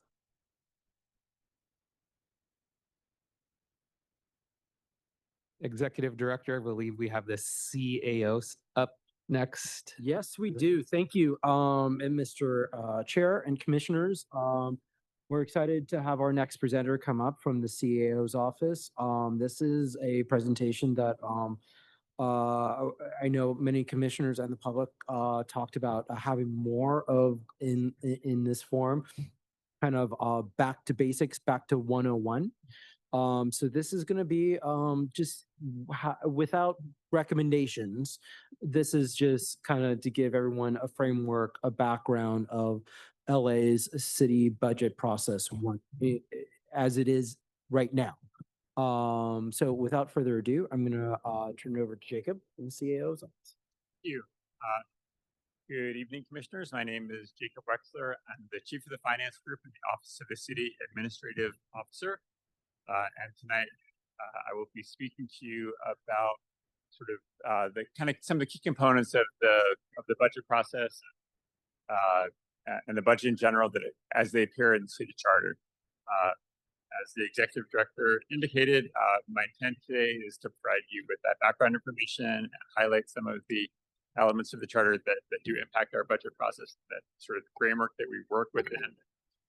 You will be hearing in future meetings from the City Administrative Officer, Matt Szabo. We are working in our office on putting together our thoughts and recommendations that we will be reporting back to you with those at a future meeting. And I did see that you have a subsequent action on sort of the 2-year budget process. That is not something I will be discussing this evening. So the topics that I was going to discuss tonight were budget development process in general, including the schedule, the roles of the different actors in the city, as well as sort of the general funding constraints that we work under. Our budget control process, how we continue to work with the budget as the year goes on, and a couple of comments about our financial policies and our compliance with financial policies. So starting with budget development, the slide on the screen is our general calendar for budget development each year. I'll begin by talking about sort of the annual process, and then I'll come back and talk about the roles of each one of the actors in there. Yeah. And I really apologize, but I can't see the screen. I can't see your screen. Do you all not have the slides they were provided? Can you all see it? I mean, I can't. If it's easier, if you pull it up on your phone, it's on our website in the materials. Okay. Yeah. I'm sorry, I could have brought those provided. So beginning our fiscal year is from July to June. So fiscal year begins in July. During the month of August, the mayor releases, generally August or September, releases her budget policy letter. This is where she identifies her goals and priorities for city departments for what they're going to submit as part of the budget. In the subsequent months, departments begin to develop their budget proposals to the mayor, and usually around November, departments submit their budgets to the mayor and to the city administrative officer, copies to the council with the requests that they think they need for funding in the subsequent fiscal year. Then it shifts to sort of the analysis of those requests. The Office of the City Administrative Officer, my office, the CAO, we assist the mayor in the review of those budget proposals from departments. If there's a process and discussion over the subsequent months between the mayor, our office, city departments, whoever else she wants to bring in to that process, usually with formal meetings or hearings that are held during that time period. And based on those discussions and other inputs, the mayor will finalize the decisions, usually towards the end of March, early April. And then the CEO basically puts together the budget documents, and the mayor releases those documents to the city council on April 20th. Beginning then, the process shifts to the city council.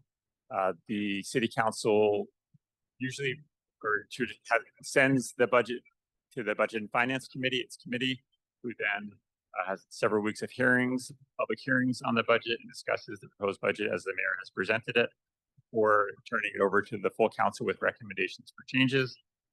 Full council must act by June 1st pursuant to the charter. The mayor then has 5 days after the adoption of the budget to veto the budget, and then the city council can vote to override that veto within 5 days of that action. And so that happens in June. And that's the end of our budget process. So that's sort of the general budget development process over the course of the year. That's a schedule. So it's going to shift now to dig a little bit more deeply into the individual roles that the different participants in this process have, starting with the mayor on the next slide. Thank you. And on the slides, which you probably can't see, the mayor's role related to the budget are primarily in Charter Sections 311, 312, and 314. The mayor sets the priorities and parameters for the budget through her policy letter. As I said, the mayors have typically released this in August, September. The charter requires it be released by February 1st. So it'll be quite late if that happens. Then with support of, and also these are also the rules, with support from city departments and the CEO, the mayor reviews the budgets and the requests. She takes, with this input, she develops a proposed budget, taking her priorities into account, input from the public, city council, departments, whatever input she wants to consider. Her role is to release the budget on April 20th. And of course, as I discussed, her role is to have the opportunity to veto the budget. There are limitations as to what she can veto. It has to be in between what the city council, it can only be on items that the city council has changed. And so she can change them back to her original proposals. And the amounts that she changes them to have to be in between the amount the council approved and the mayor had in her proposed budget. Moving on to the city council's role, as I said, the Budget and Finance Committee takes the lead on reviewing the budget subsequent to release on April 20th. They review it, they discuss it, they receive it, they hold public hearings on it. They consider proposals for change as brought to them often by city departments, typically for items that were not included or were included at a lower amount than departments or the public might require or might request. And usually the requests are for increased funding. And then the Budget and Finance Committee will make recommendations to the full council for changes to the mayor's proposed budget. The city council then has a public hearing. This is specifically outlined in Charter Section 313 and 315. The city council will hold a public hearing. They will approve and amend. They will approve an amended budget, amend and adopt their budget by June 1st. And then, as I said, they have the opportunity to override a mayoral veto, also limited to changes in between, the items that the mayor changed and within and going back to the council's original change. So with limitations. City departments also play a role in budget development. Their role is identified in Charter Section 311. As I said, they submit the budget to the mayor and to the city council. They do so in a form that the CEO prescribes based on CEO's work with the mayor. And pursuant to the charter, the date for that submission is January 1st. As I said, typically the actual submission requirement is before that time. They provide any additional information as requested by the mayor, and subsequently they testify before the city council, for the city council's Budget and Finance Committee especially, and answer questions that the council may have. So they participate in that manner. Public, there is, public participation is not, in most cases, not specifically, it doesn't particularly change from the budget versus other public participation requirements or rules for the city. So the public has the full ability to impact this process as they would any other city process. There is, as I stated, the requirement that there is that the council takes public comment outlined in Charter Section 313. Some specific sort of public groups, neighborhood councils participate in the budget process or are often called to provide information and input for the Budget and Finance Committee. And labor also typically will sort of present formally to the Budget and Finance Committee with so it's still public participation, but specific to those two groups. The next, yeah, thank you. The next role that I was going to talk about was my office, the Office of the City Administrative Officer. Our roles outlined in Charter Section 291 pursuant to the budget. We are responsible for designing the budget process in such a way that to reflect the mayor's stated priorities, her approach. So we did sort of design the process based on what she asked us to do.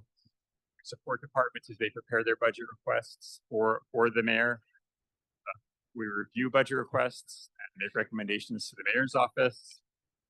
We track and analyze broad financial budget analytics, such as budget balancing needs, compliance with the city's financial policies, and other sort of broad analytic elements.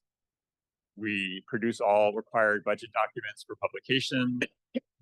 We prepare an independent analysis for the Budget and Finance Committee regarding the mayor's proposed budget. So it's a little quirky, but after supporting the mayor through her budget process, we then, as we then turn to staff the council, we provide a separate, our own analysis of what the mayor's decisions were. Yeah, we were helping her to make recommendations, helping the mayor with her recommendations, but our role, our charter role, is to provide independent analysis, and we do that with the sort of separate document, separate support to the city council based on our independent analysis of the proposed budget. We staff the Budget and Finance Committee and provide responses to many questions that we get from the city council and the committee. We produce the budget resolution document, which is a document that the full council will ultimately adopt and will become the adopted budget. And then following the adoption of the budget, we produce a budget resolution in collaboration with the city chief legislative analyst and also the city attorney's office. And following the adoption of the budget, we produce the adopted budget books, including the adopted budget documents that the controller then compiles and publishes on that website, on his website, and also other adopted budget documents that are providing information about what is included in the adopted budget documents we call the white book and the budget summary pamphlet. Not finding the documents, just to point out that we produce those documents as well. So that's the kind of a pretty deep dive into the budget development process. I just want to briefly talk about constraints that the budget works under. Obviously, sort of the big picture for any budget, revenues have to equal expenditures. So where do the revenues come from? The controller is required to submit estimates of the next year's revenues on March 1st of each year. This is under Section 311C. And the mayor then, with the assistance of the CEO will finalize the projected revenues for the next fiscal year. Because the budget isn't due until April 20th, as we progress past that March 1 report from the city controller, we have additional data and will the mayor will typically, always include different revenues based on a separate set of analysis and additional data that the controller did not have when produced their report, which typically goes through January 31st. Said revenues and expenditures have to be equal. So the mayor, during the decision-making process, has to weigh all priorities against revenues. And council has the same constraints. So when they're looking to change the budget, they can't add everything that departments ask for unless there's revenues that are available to pay for those, or they make offsets or reductions in expenditures that are included in the proposed budget. And sort of I mean, it's maybe sort of too obvious to even say, but the number and the cost of high priority items always exceeds available revenues. I want to shift now to budget control. This is sort of what we do with the budget after it's adopted. How do we make sure that the budget, which is balanced on paper as a plan, the budget is a plan, and that's balanced, but we need to make sure that there's actually the revenues that are coming in are enough to cover the cost throughout the course of the fiscal year, because everything in the budget is a projection. We need to make changes as it goes. So we're continually evaluating and adjusting the adopted budget based on expenditure shortfalls, revenue shortfalls, need for interim funding for different things, sort of appropriation of contingent items that were left kind of unresolved in the budget. And try to resolve those during the course of the year. Charter Section 320 prohibits departments from spending in excess of appropriation amounts. There are limits on, that are requiring departments to live within the adopted budget amounts, despite the fact that we have all these need for changes. And Charter Sections 342 and 343 provide very sort of limited ability for departments to make small changes. But in order to make significant changes, like meaningful, to get really additional amounts, if they're actually overspending a significant amount, there needs to be approval from the city council and the mayor. So the vehicle for doing that is reports that the CEO produces called financial status reports. We do these typically about 4 a year, but 4 of these reports a year. But if it's in certain years, we might end up having to do an additional one here or there if there's extraordinary needs. This requirement comes out of multiple places. It's in that we reported on the budgets in Charter Section 291A, but it's also requested each year by the city council when they adopt the budget. That's also in the city's financial policies that will do this ongoing reporting. And this is the vehicle that departments can use to request changes to their appropriations. They can also report separately, but this is the most common vehicle that departments to expect to request changes to their appropriations, or in which we would report revenue projection changes. We will work with the department to analyze their submissions and make recommendations to the city council. The city council will take action with subject approval of the mayor to make major changes to department's appropriations. So it's an active process of monitoring and updating the budget as the year goes on. A word on our financial policies, which is not a charter document, but I wanted to provide you just kind of with the brief, sort of just to give you the sense that there are other policies that are out there that are impacting the way the city makes its financial decisions. These are policies most recently updated in 2020. They include sort of fiscal policies, capital policies, our debt policy, some policies related to pensions, our general fund reserves, encumbrances, a lot of sort of nitty-gritty elements of our city finances. We track 7 major financial policies each year, which gives us sort of the ability to track ourselves across multiple years. These are related to, that's the next slide. These are related to the city's reserve fund. The reserve fund is established in the charter. The 5% minimum is this financial policy. Also compliance with our budget stabilization policy. Budget stabilization fund is established in the charter, but the policy related to it and the ordinance is outside of the charter. We have policies about our general fund reserves, our capital, whether we're meeting our capital policies, the use of one-time revenues for one-time expenditures, which is related to our structural balance. We have a separate structural balance policy that we track, and also whether we're following our debt policy. So these are major policies that we use as indicators for how financially responsible the proposed and adopted budgets are, and we track those on an ongoing basis. There are multiple other financial policies. I'm not trying to talk about them, just to give you a sense of what's in them. We have policies that are discouraging interim appropriations, encouraging new and diverse revenue streams, and that we're protecting our restricted revenue as opposed to taking, we protect our unrestricted revenues, our general fund revenues, to give the maximum flexibility to city council and mayor to continue to make spending decisions based on current priorities.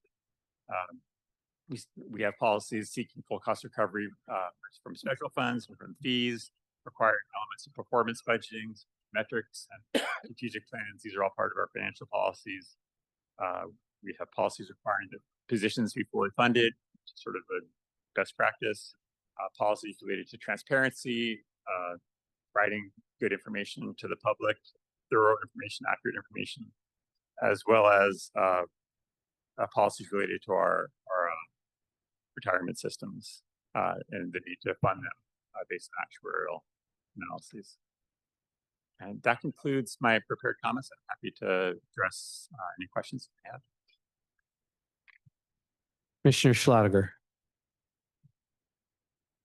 Jacob, thank you for being here and being with us here late. Appreciate that. This was super helpful, and I'm really pleased to see how you outlined the various charter sections that relate to your presentation. I do want to just acknowledge for my fellow commissioners that you cite the charter section, but you've really described how that's carried out in practice. And there is some difference between the language of the charter and how you carry it out in practice. And I think it's super valuable that you pointed out the latter and let us then review the former. So thank you. There's certainly overlap. I'm not saying that there isn't consistency. I'm just pointing out that you were citing practice rather than language, but I appreciate that. That's correct. Yeah, I was referencing the sections in order to so you would have the reference knowing where we drew sort of the inspiration from to have those practices. I think that's super valuable. Let me ask you two questions. One is your financial policies that you cited there, and the process that you cited. The process is really related to the city's budget. Broadly speaking, the city includes its proprietary departments, but this budget process is separate for the proprietary departments. Could you just share with the commission what the sort of relative scope of or amount of the city budget and our proprietary departments, given that they are that they're presented and developed and approved in different ways? And the second part of that question is if the financial policies that you cited also relate to the proprietary departments, or do they have their own separate set of policies? Thank you. I would prefer not to give numbers off the top of my head. Sure, roughly, maybe. Okay, that's fine. But proprietary departments that you're talking about, the ones we typically think of are the port, airport, and DWP. Harbor. Also outside of the city's typical budget process, systems, LACERS and LAFP fire and police pensions and city employee retirement system. So all of those pursuant to the charter do have a separate budget process. Their amounts are certainly larger than the city's $14 billion budget in combination.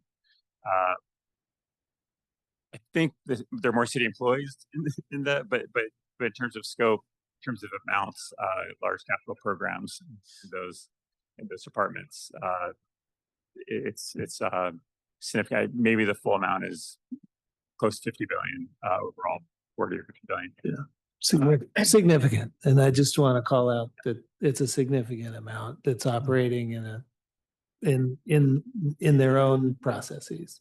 Yes, and the financial policies, you are accurate. They are intended to apply to sort of what we consider the council controlled universe, or the main focus, the sort of main focus of the city budget. That is correct. So it does not apply proprietary departments. There may be some elements. It'd be some overlap. Yeah, Sure.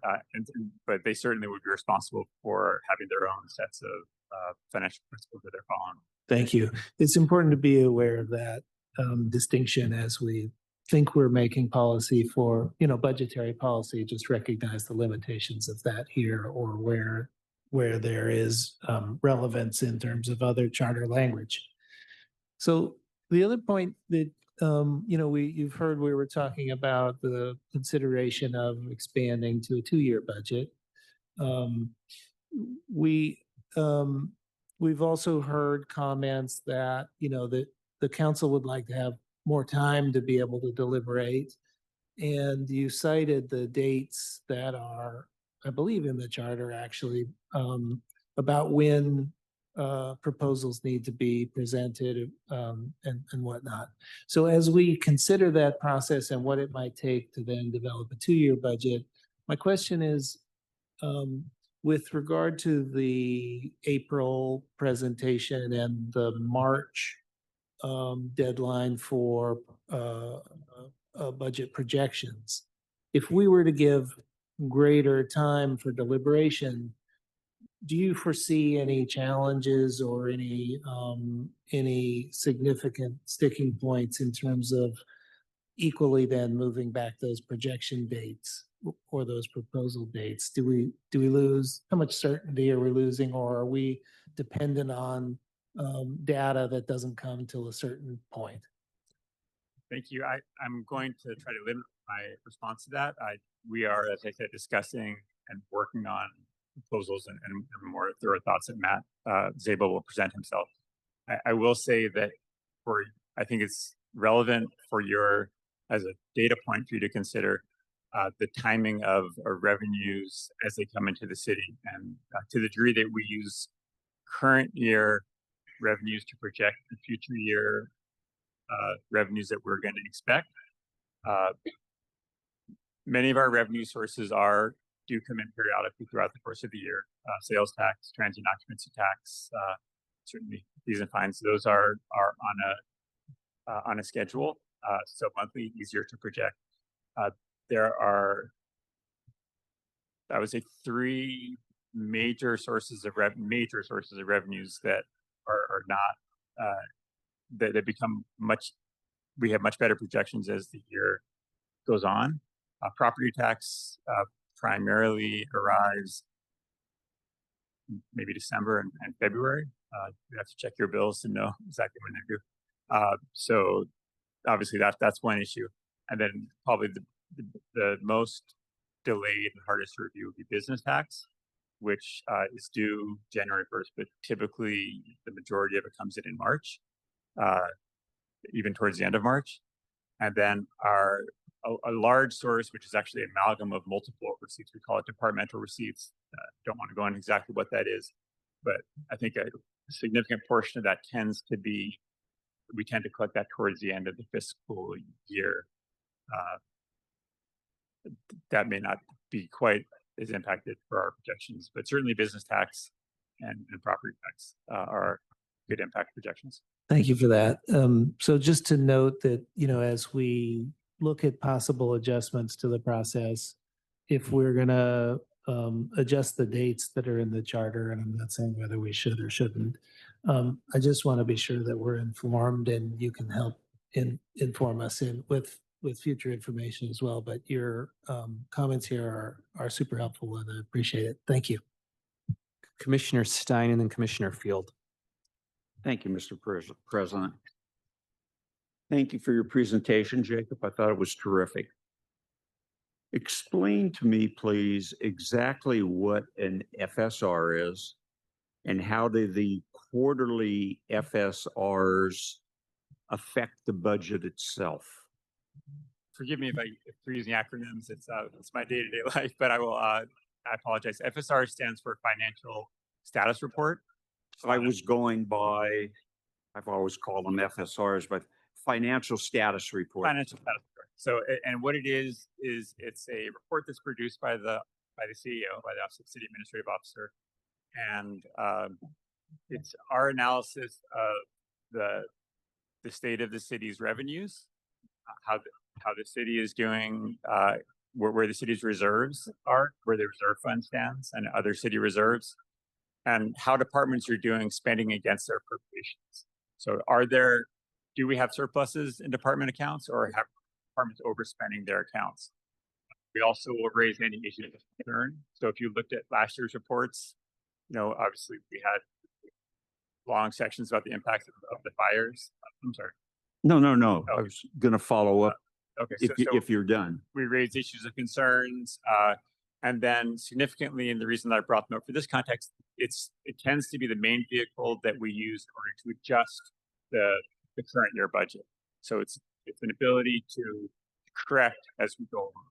If we have underestimated the costs of liability claims, we will try to find some way to find available funds, some other place to be able to increase that spending. But is the CAO in charge of the FSRs and contacts all the different departments? You're sort of like I don't know what the word I'm looking for is, but the the delivery house of their products for you to issue the FSRs? Or take the airport out because it's proprietary. Does planning by nature have to give you one quarterly? Does Park and Recs and going down the list of different departments? How does it functionally work? Okay, thank you for clarifying that. Yes, the CEO writes reports, which is, part of our charter duty to do reporting requirements, and also part of, as I said, the expectation that we do that in the financial policies of the council and specific instruction.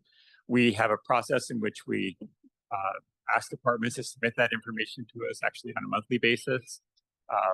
Usually 4 times a year, we do a deep dive and work with them to make sure we understand every single thing in their submissions.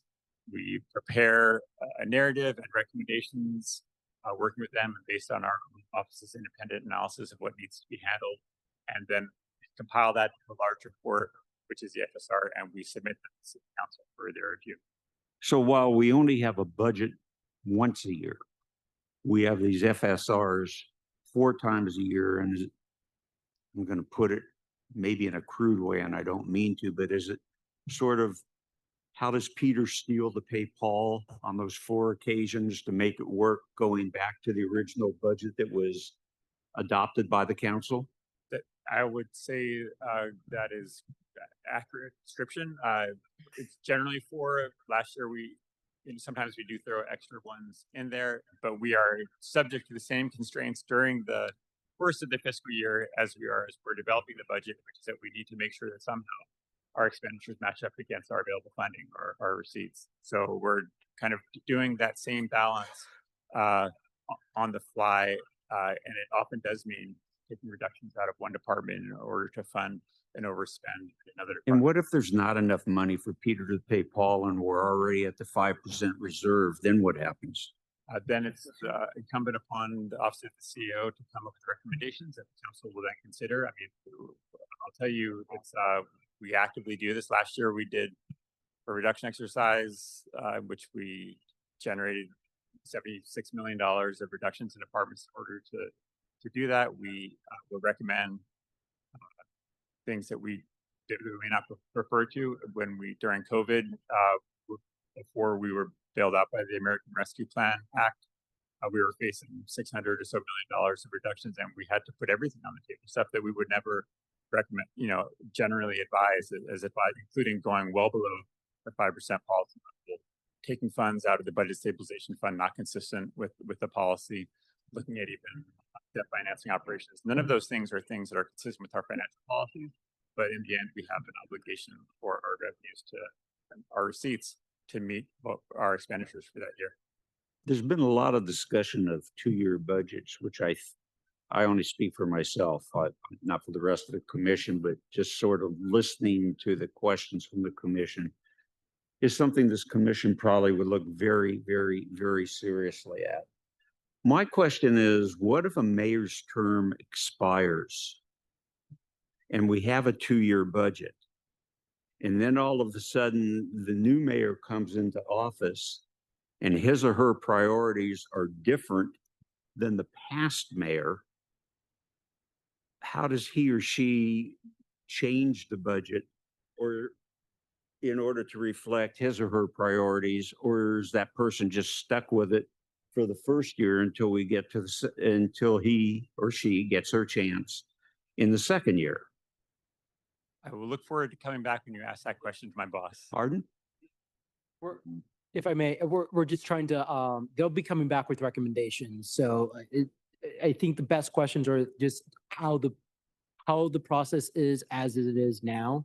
For this discussion with Jacob would be best, just because they are definitely coming back to us with recommendations, and we'll definitely be able to answer questions, especially when Matt comes, answer questions about hypothetical 2-year budgets, 10-year budget, whatever. I'm sorry, I think it's a totally appropriate question. And it indicates, no, you haven't said anything wrong. You've said you're gonna be able to provide thoughts about that when you come back. We've heard you're coming back, and so I think signaling some things that we want to hear when you come back is totally appropriate. And I will say, Commissioner, that part of what we are discussing internally is exactly if the not a recommendation yea or nay on a 2-year budget or 1-year budget. It's if this, then how? And so that's a great kind of question for us to think about. I have one last facetious question. What happens if a department, the mayor, or anyone else that reports doesn't meet their reporting date? Is there any penalty attached to that? In the charter? Right, the mayor has to issue her, in this case, her budget by X date. And for some reason, she's not able to do that. Is there any penalty if she's late? Or if a department is late? What happens then? Actually, I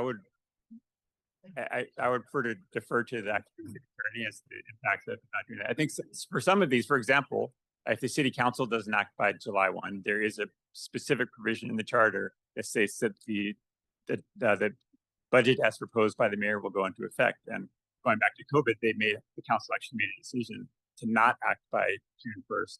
And that budget, the proposed budget did go into effect for the subsequent fiscal year, knowing that we were going to have to change it significantly. So, but specifically what Charter Joe looks like, unfortunately, I don't know, but maybe the city attorney can provide you with some guidance on that. Thank you for your time.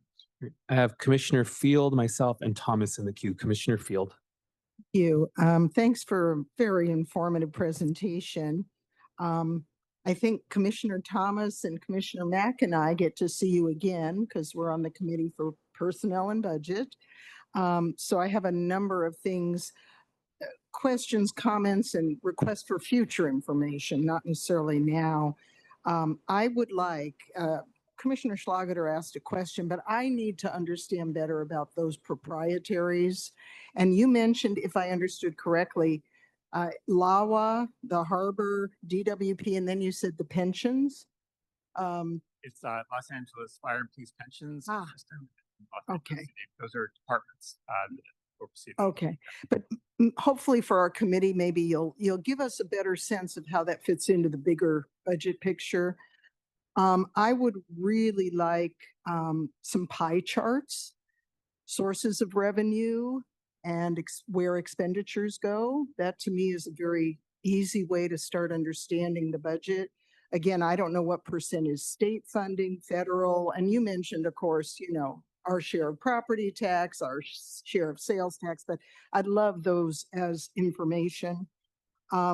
Again, I think the committee and then eventually the entire commission definitely needs to understand implications and impacts of a 2-year budget cycle, which lots of people are talking about.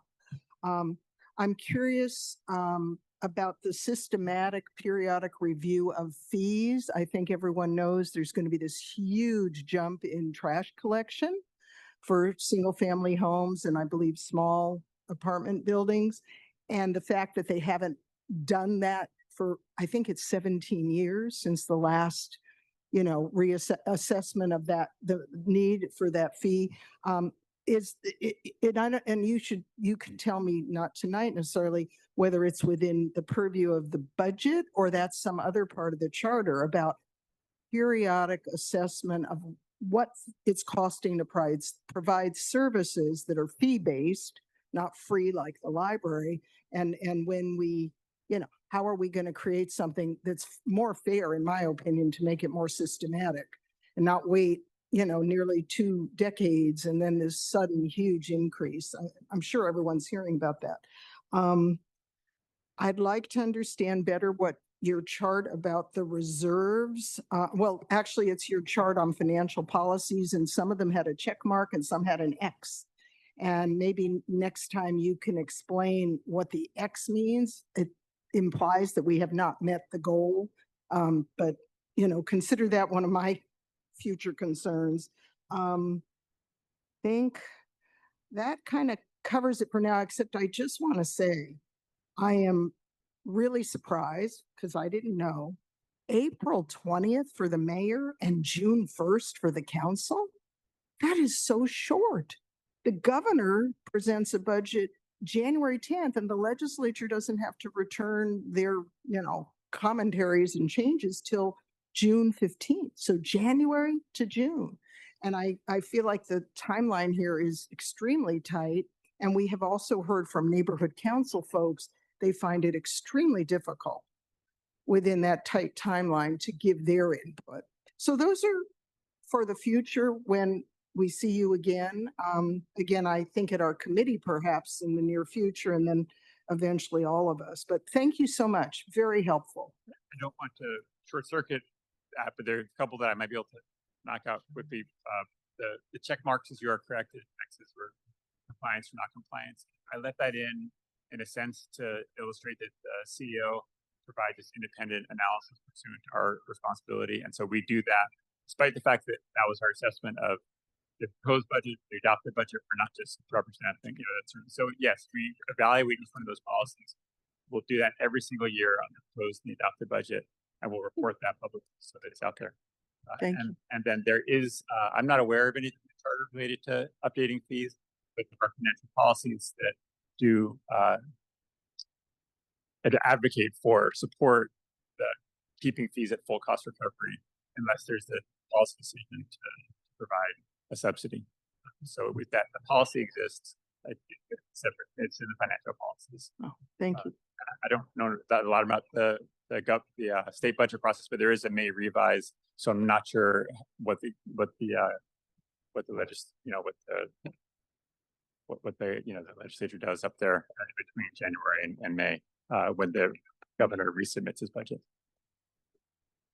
I have myself, Commissioner Thomas, and Commissioner Mack in the queue. I want to say again, thank you for staying with us this evening. I also found your presentation really helpful. I pulled up right now the recommendations that the CAO sent to the Ad Hoc Governance Reform Committee when they put a call out to departments for potential charter revisions.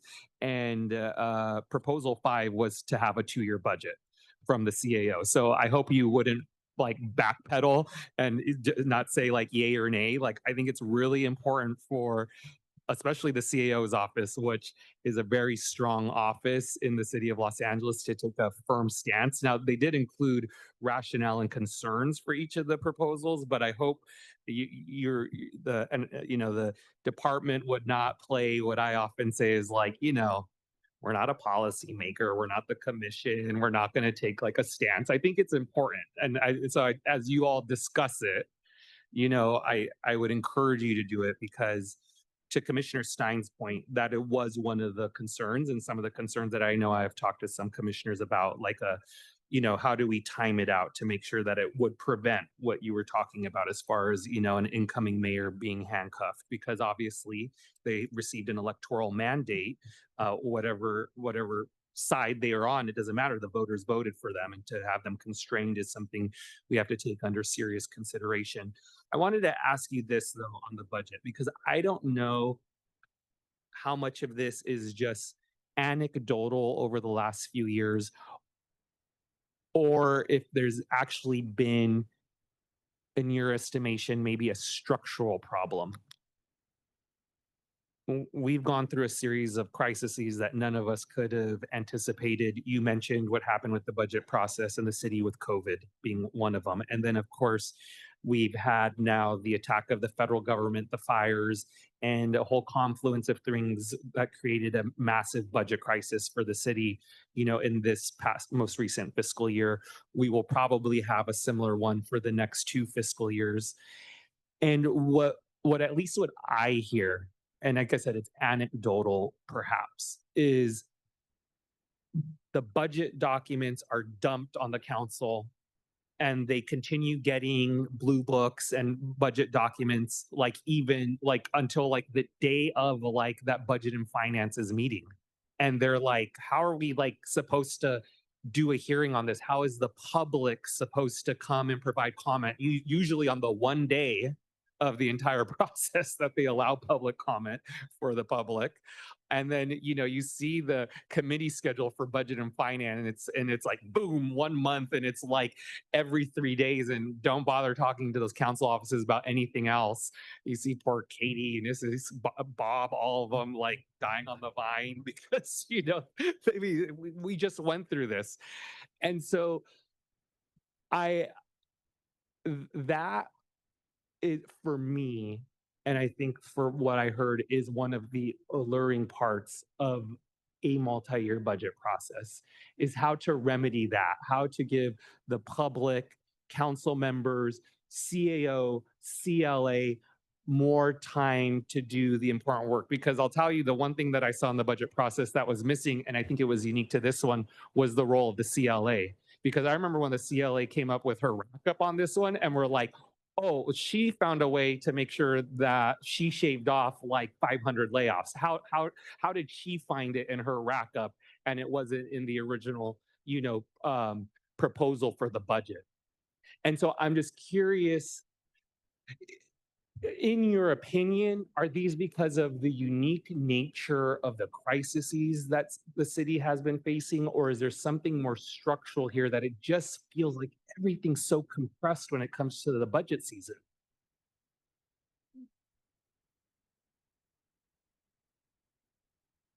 I don't have the experience of doing a tiered budget scale to answer the question as to whether it can be better. We could certainly give that some thought and Matt can report back in the next meeting. Appreciate that. Commissioner Thomas. I'm going to let Commissioner Mack.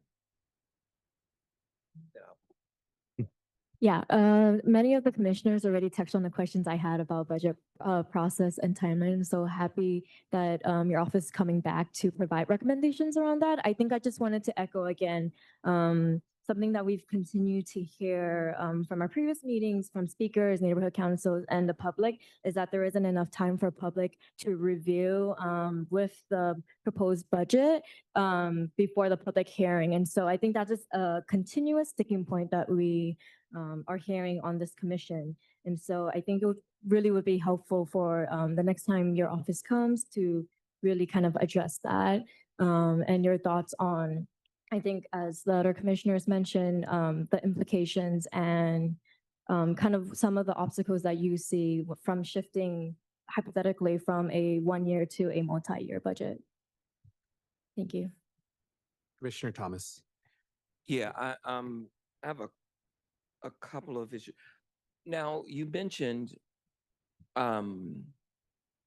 liability, and my concern with regards to liability, the first question is whether or not the city of Los Angeles is involved in police brutality bonds. Police brutality bonds. Is the city of LA currently involved with police brutality bonds? I'm not familiar with that bond mechanism. That sort of judgment. Yes, there's such a thing. It basically, it basically what it does is that it puts, when people are killed by the police and they get these huge lawsuits, people on Wall Street make money off of it. So they are literally making money off of Black and brown bodies being killed in the street by the police. And so I can send you something. I spoke with the mayor about this. She wasn't aware of it either. I find it hard to believe, but she wasn't. So my second point is, when we talk about liabilities, we know that if you track the liabilities associated with policing, it's huge. And there is what is called there's participatory budgeting. There's a group, People's Budget LA, that has surveyed, I don't know, over 70,000+ Angelenos. And they have said, the people have said what they think the priorities should be. And it is certainly not the same as the mayor's budget. They seem to be more interested in poverty reducing, in funding poverty reducing programs, which in fact do more to stop crime than police do. And so the police get a lion's share of the city's budget, way too much. And so what would be the possibility, or would it make sense for there to be a threshold in the charter regarding the amount of money that some of these policing specifically should be getting? Because I don't think they should be getting more than half of the city's budget. I don't think that they should be, and I would like to see the numbers. And so what I would like for you to do, if you would, is juxtapose the mayor's budget and the mayor's priorities with the people's budget. And I hope they will come here and present with the people's budget, because as I have been told, is that we are at a serious deficit right now that no one knows how we're going to close it. But what we do know is policing consistently gets an increase in their budget when they want it. And so and this happens in large part because people who run for office, oftentimes they want to show that they're tough on crime, right? And then oftentimes that means they're trying to secure funding from the police association. The police association plays a major role in this liability issue in terms of protecting police officers against the killing of unarmed Black and brown folks in this city. And so how can we take, lack of a better way of putting it, how could we take that decision from elected officials and give that decision to the charter that says, okay, instead of 51% of the budget goes to policing, we're going to say that never should the amount of money budgeted for policing be more than poverty reduction programs. We have a crisis that is going to be occurring in not too long with housing. For a lot of people that have been taken off the street, right? Those vouchers expire. Where are those people going to go? 18-month program. Where are they going to go? We're going to be back to where we started, and we've already spent all of this money. And a part of the reason that even houselessness has been such a tremendous problem is that the police believe, and I'm quoting, that because they said we're sleep, meaning people who work in services, who work for the city, we're sleep when they are out here dealing with the unhoused. And so that became the justification for the COVID money that they took a lion's share of, and the housing money that they took a lion's share of. And now we have this issue with LAHSA, and it's just a complete and utter mess. And the mayor ran on her capacity to do something about homelessness or houselessness. I'm sorry, houselessness. And so I'm wondering, how does her budget reflect actually reducing poverty? Actually reducing poverty, because to think that someone can come off of the street having been on the street living for a year or 5 years or whatever it is, that in 18 months they'll get a job, get some training, and be able to get permanent housing and able to pay rent, and rent is about $2,300 a month. It's just impossible. And so we have to look at this budgeting process as telling a story. And what I would like to know is, as you look at the budget, what is the story? What is the narrative? I don't just mean the numbers, because a lot of, we look at numbers, a lot of times our eyes gloss over, but there is a story that is associated with the budget. And what I'm interested in is that how does that story compare with the story that is being told People's Budget LA? How, how does it compare with what is happening with the unhoused, what is happening with people of color, what is happening with the most marginalized, what's happening with Black folks and communities? I want to see specifically, I want to know specifically, how is that being addressed in real time and in a narrative, if that's possible? Thank you.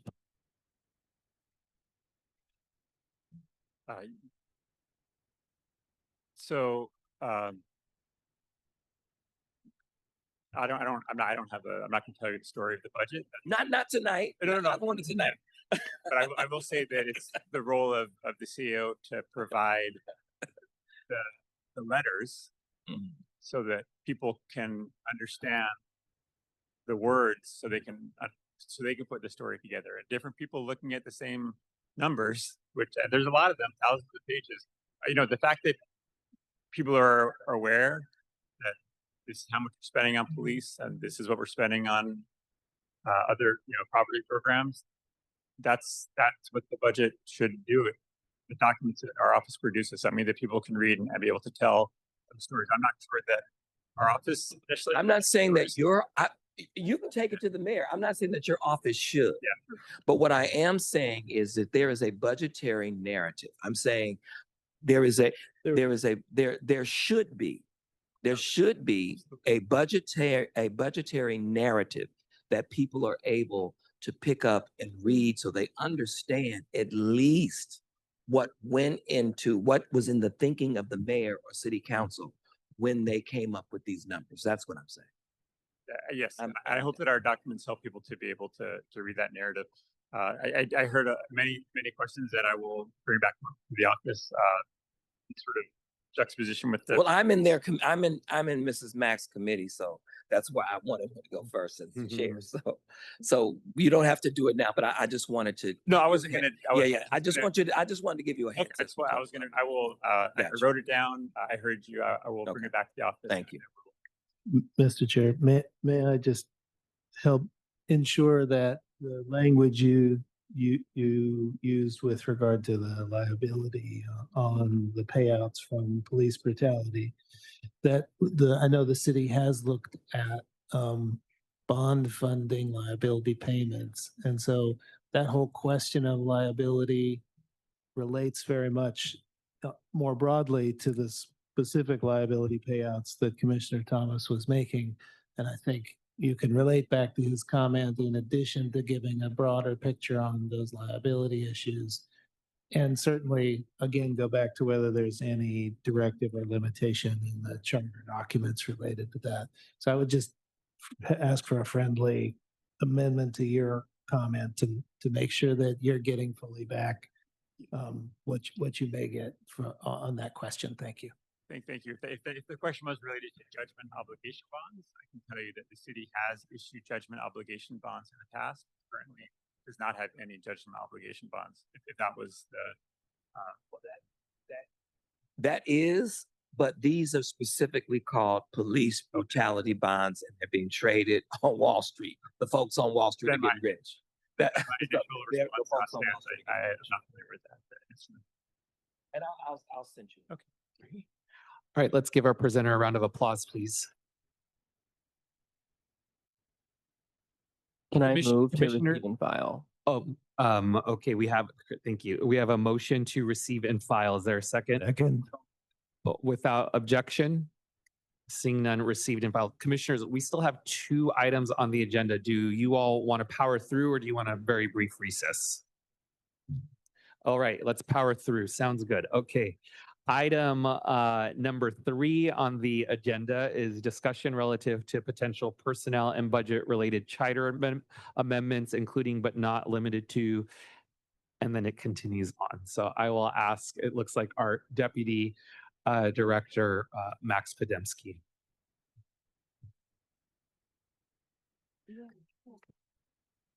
Thank you. All right. Good evening, everybody. I'm Max Podemski. I'm the Deputy Director of the Charter Reform Commission.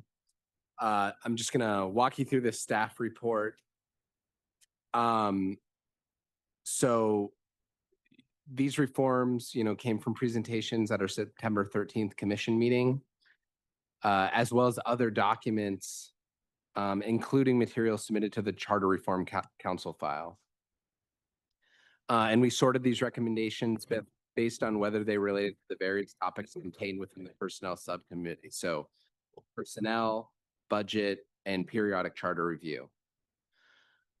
So in terms of personnel-related recommendations, we do have some from the Personnel Department, but as has been mentioned, we're still waiting for that full list.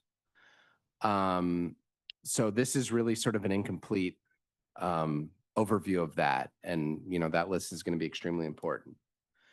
So as I mentioned, we had letters from departments, and also there are some motions that are on the council file. And those are all in that list that CLA presented a while back. But we went through those to take out the personnel related items. So you can see there's a number of them from various city departments. And sort of the process the city has decided to do is the mayor, has asked the personnel department to really streamline all the recommendations from the departments. And so that's what they're going to be presenting. So we put these, department recommendations in, as well as that motion, just for the record to give you some sense of, what has been proposed in the past, but, these are from 2024. So yeah, we do really need those new set of recommendations. So moving on to budget, some of the big items here are, developing the 2-year operating budget. That is a CAO recommendation, but we also received a lot of recommendations on this at our planning and infrastructure meeting. So we're sort of listing all the groups that suggested that. And then we have, a number of recommendations that we included from Fair Rep LA relating to the budget process and, increasing transparency. And then, moving on to the last topic of periodic charter review. So the ordinance that set up this commission does have language on doing periodic charter review. It says that, periodic charter review should happen no less than every 10 years. That, there should be an outreach engagement plan, and that the recommendations will be reviewed by the city council. So, one of the big topics is whether to put charter review into the charter as opposed to it being in an ordinance. Another one to think about is whether it should be independent. So instead of reforms going to city council, they go directly to voters, which is the process in other cities. And we also have, a range of recommendations here again by Fair Rep LA.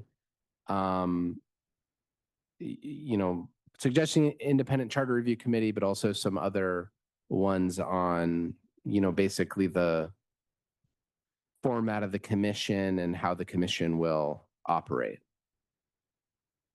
So yeah, those are our recommendations. We are having another town hall on personnel in December. Also, we'll most likely, need an additional meeting to go over those recommendations from the personnel department. But yeah, happy to answer any questions you may have. Commissioner Andrades and then Field. Can you speak a little bit to whether or not there are going to be policy reports, either in the committees or at large, that will analyze the impacts of any potential proposals? And are you doing that, or are we hiring a policy consultant to do, formal research or? So yes, you will be getting that. The first one you all will be getting will be on planning and infrastructure, which is going to come on the 22nd. That report currently is about 30 pages long. And we have hired a policy consultant that's assisting us with it. We're also meeting with CLA, with departments, with city attorney, CAO, and those documents will have a bibliography of reports on all these issues. So, yes, you're going to have much more exhaustive reports.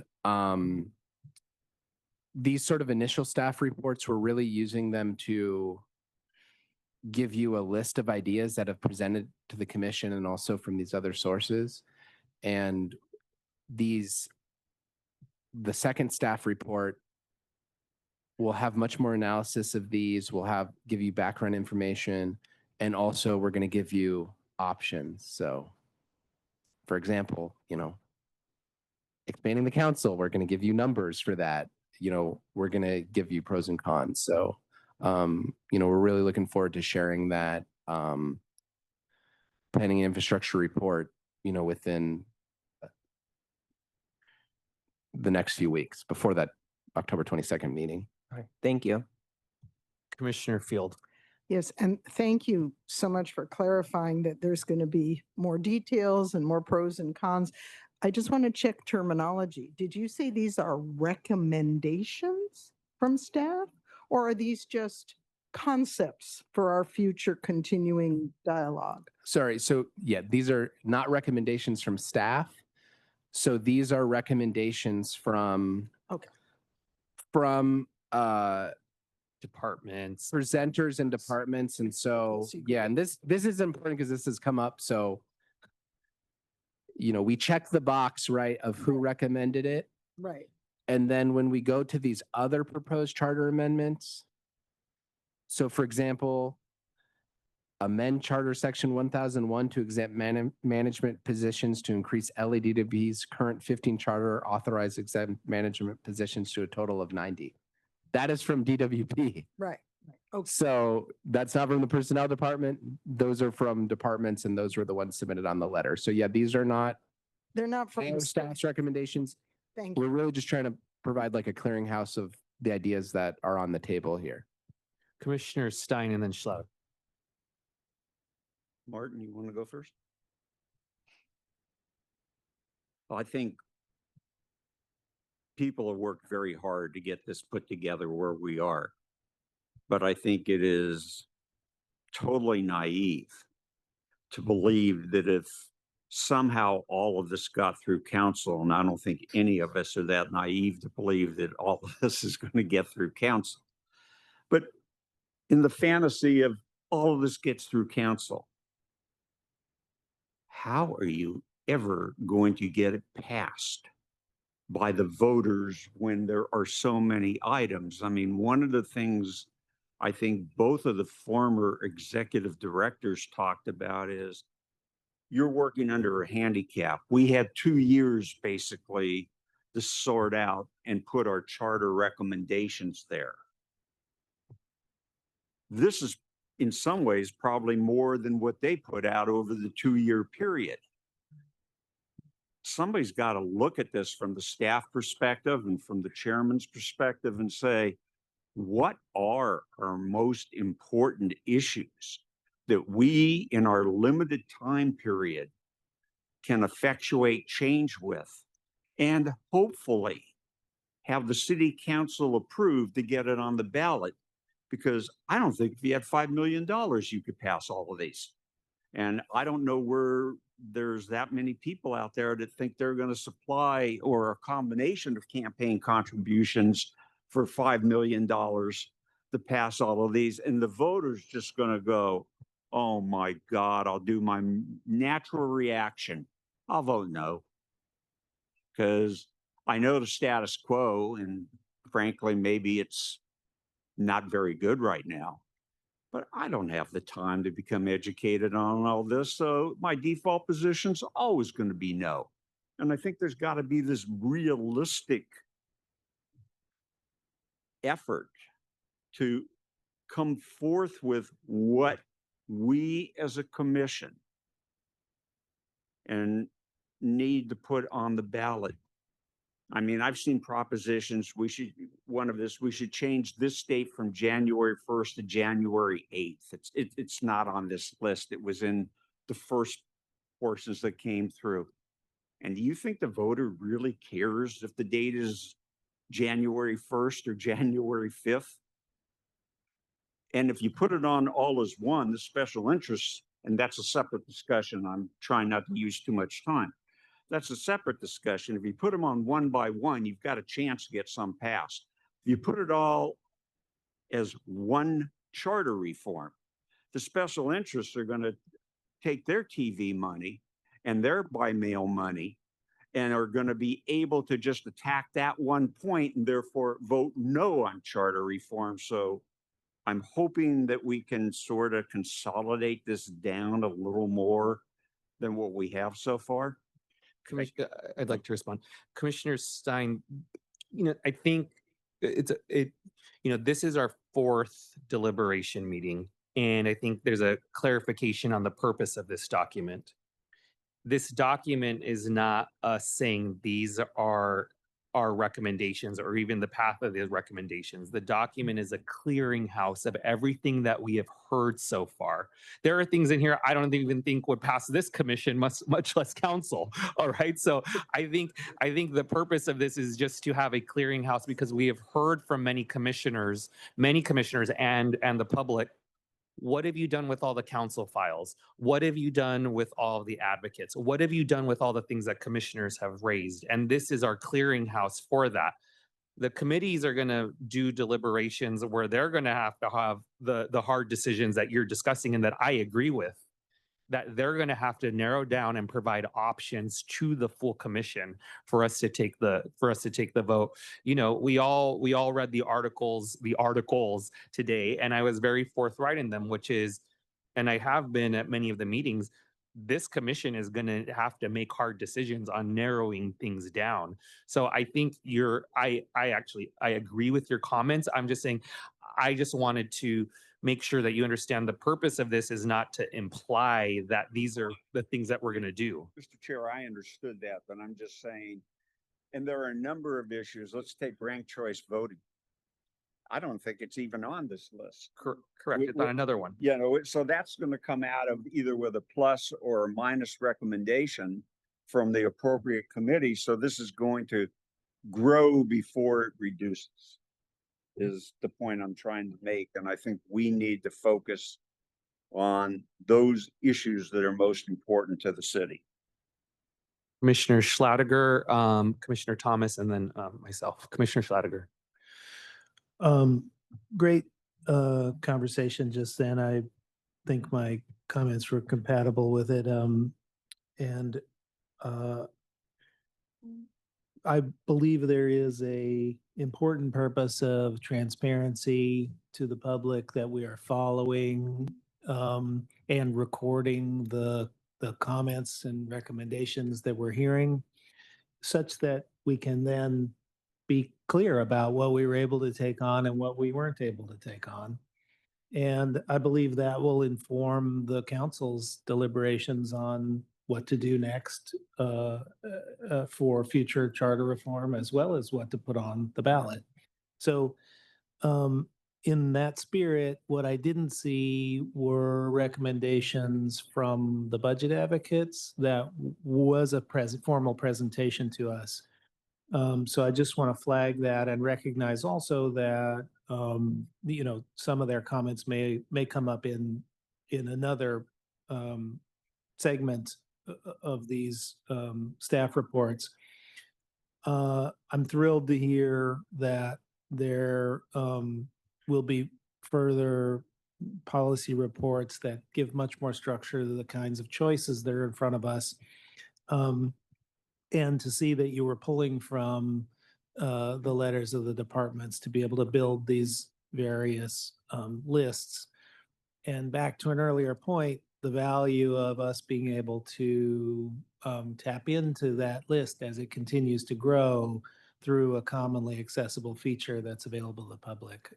I just think it's all coming together, this point that we're having to get broad before we tighten up, and there's going to be leftovers that we need to be able to show clearly that can be a starting point for future discussion beyond us.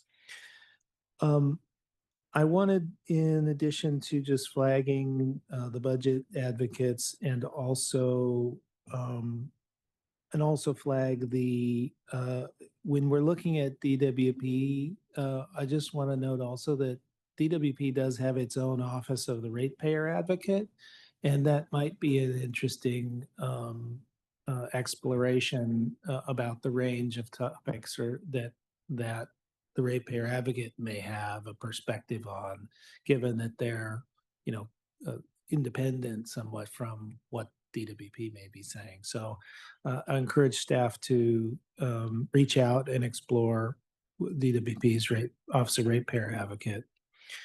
And then I was just hoping to flag some of the comments in the personnel section for the personnel committee, and to encourage that when they do look at some of these recommendations, I recognize we're going to get further recommendations from the department, that this question of exemptions that came up in the DWP letter, and I have some of the comments in the staff report here, about doing a deep enough dive on exemptions, about their adequacy in number, given the growth of budgets and demands on the city, how they are spread proportionately or not across the different departments and work of the city, and does that reflect kind of the weight and demand that the different departments have to tackle, and also what kind of flexibility or agility the executive office or the mayor's office have to deploy those exemptions for, short-term needs, emerging concerns, or positions that may not have an appropriate, at that moment, an appropriate list or exam or classification. So there's a real value in those exemptions for those reasons, and making sure that the city can make the best use of them is something that I would encourage us to look at. Thank you. Commissioner Thomas.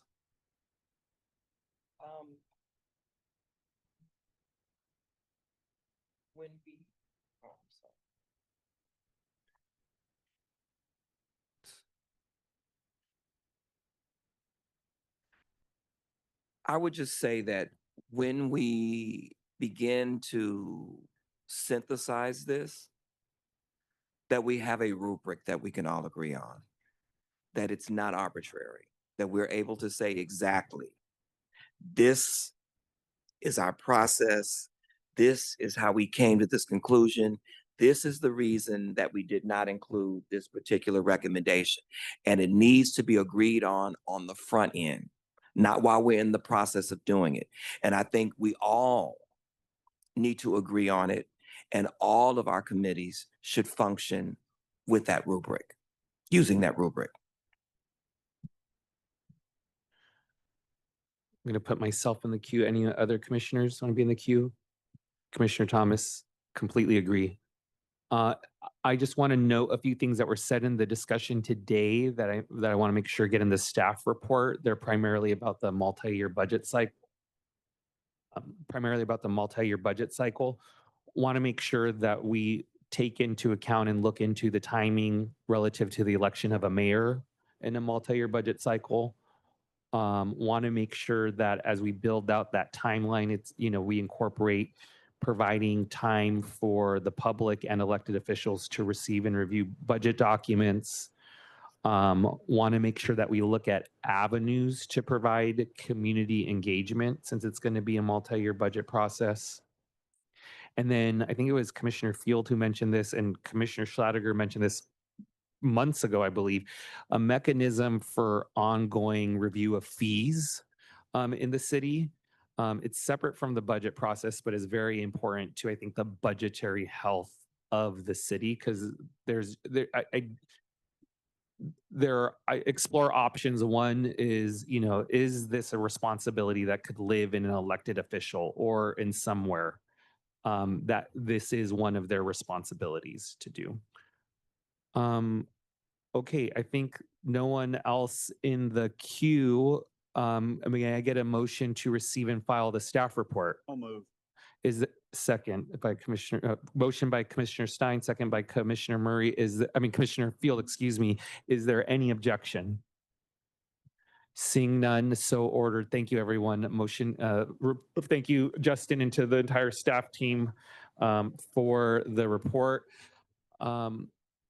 Okay, we now move on to item number 4 on the agenda, potential amendment to the bylaws. I'm going to hand it to Commissioner Field.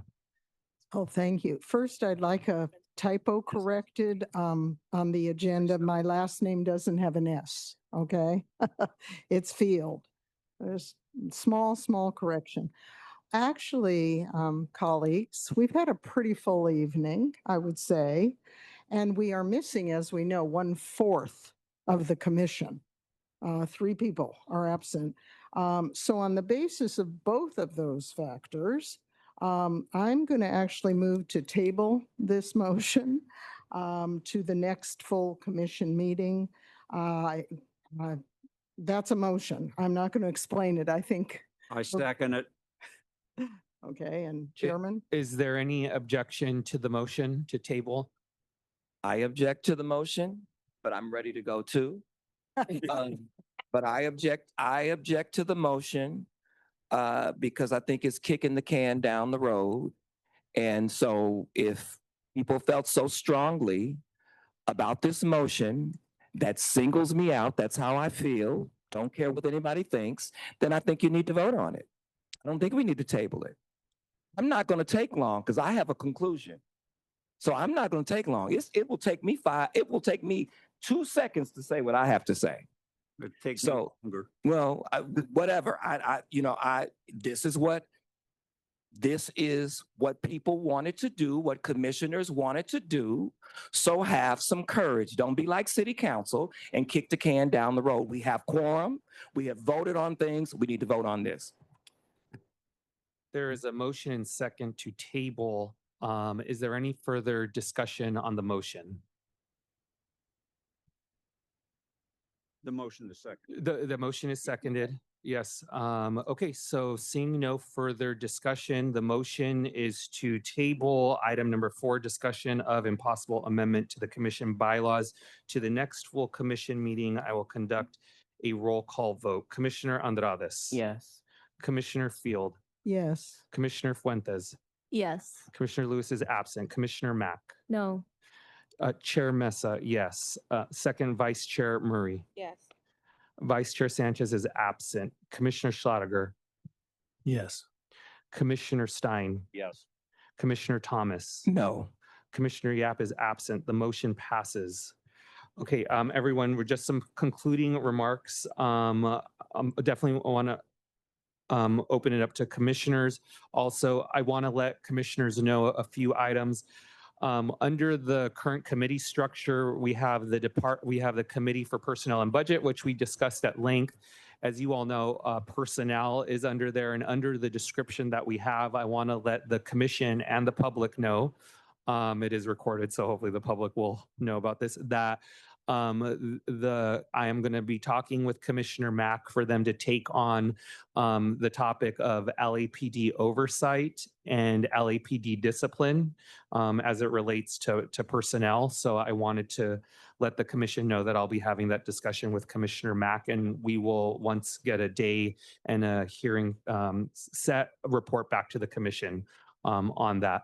Another item is just to let you all know is I'm still working on incorporating the feedback that I received and the input from the commission on the committee assignments. So there will be forthcoming changes. I'm not ready with them yet, but I wanted to let you know that has not fallen off of the radar, and commissioners will be notified of that too once they're ready.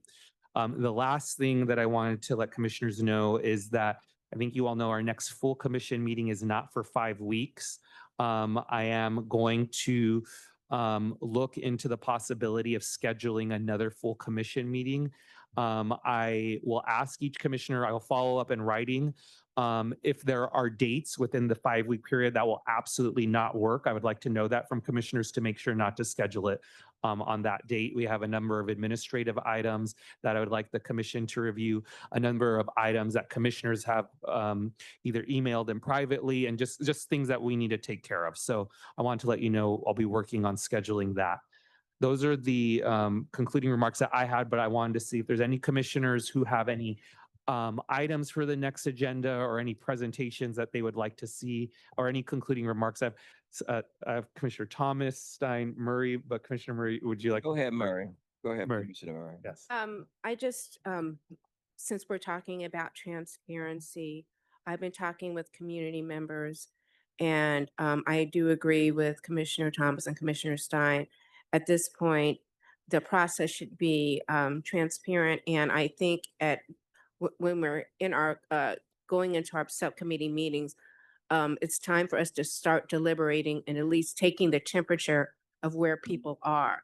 There's some very controversial items, such as expanding the city council budget, how the police actions are going to be incorporated or not incorporated into the budget. Are we going to get rid of Board of Public Works, the 2-year budget, all those things? I think we need to just start taking the temperature, at least of the subcommittee members, to see where we are. Because if it's like a completely unanimous, then maybe we need to focus on other areas that are discrete. As Commissioner Stein said, we have 15 different items on this budget, and if some of them are non-controversial or where everybody's in agreement, then we could propose it just to start moving the process along and getting the deliberations going. Commissioner Stein. I agree with you 100% on that. I want to know how we can amend the bylaw that I think was an oversight. It basically said that whatever is set forth in the bylaws is valid unless it's overridden by a state statute, a city policy or stuff, but they inadvertently left out the word federal. The word federal. And obviously the Constitution's federal and such. So rather than trying to make a motion, have somebody second it, waste is the wrong word, but take more time that is necessary, if somehow we could just bring something forward to add that word federal and be done with it. We will ask city attorney, and if there's not a workaround, I will pose it at the next meeting for unanimous consent. Commissioner Thomas. Okay, my question is, you want to? No. No, I thought he was going to answer the question. So I'll take another look at the bylaws. I thought that it was mentioned at least once. If it's not, I can tell you right now that obviously we are subject to federal law. So whether or not it's in there, your bylaws need to make sure that they are compliant with federal law, but your point's well taken. We can make a technical amendment to it. Thank you. Okay, so my question is so we're going to have a special full commission meeting. And so at that special full commission meeting, we're going to discuss what we've tabled today. We're going to move forward with what we tabled today. Or are we going to have that at whatever the other meeting there was? We will have it. If there is another commission scheduled between now and 5 weeks, we will have it then, amongst a few other items. Then I think that makes the motion different then. To table it different, because we should have known that prior to. The date was extended. I'm not going to belabor the point, because my position is going to be my position regardless. So I'm not going to belabor the point, but I want to make it clear that I stand by the things that I have said. And this is another example of what I mean. I'm not saying that it is malicious. It's not what I'm saying. What I'm saying is that we had a motion to table it. This was supposed to go full steam ahead. It's been in the media. supposed to go full speed ahead, and then all of a sudden, we don't have time. We're ready to go, and nobody's more ready to go than I am. Nobody's more ready to go than I am. And then we vote on the motion to table it. And then we say, oh, let's schedule a meeting. When I think we should have taken that in consideration when we did it. And what and I'm gonna say this, and I'm going to go. You need to be very clear on the perceptions that you're giving. You need to be very clear, and I'm not talking about you, I'm talking about all of us.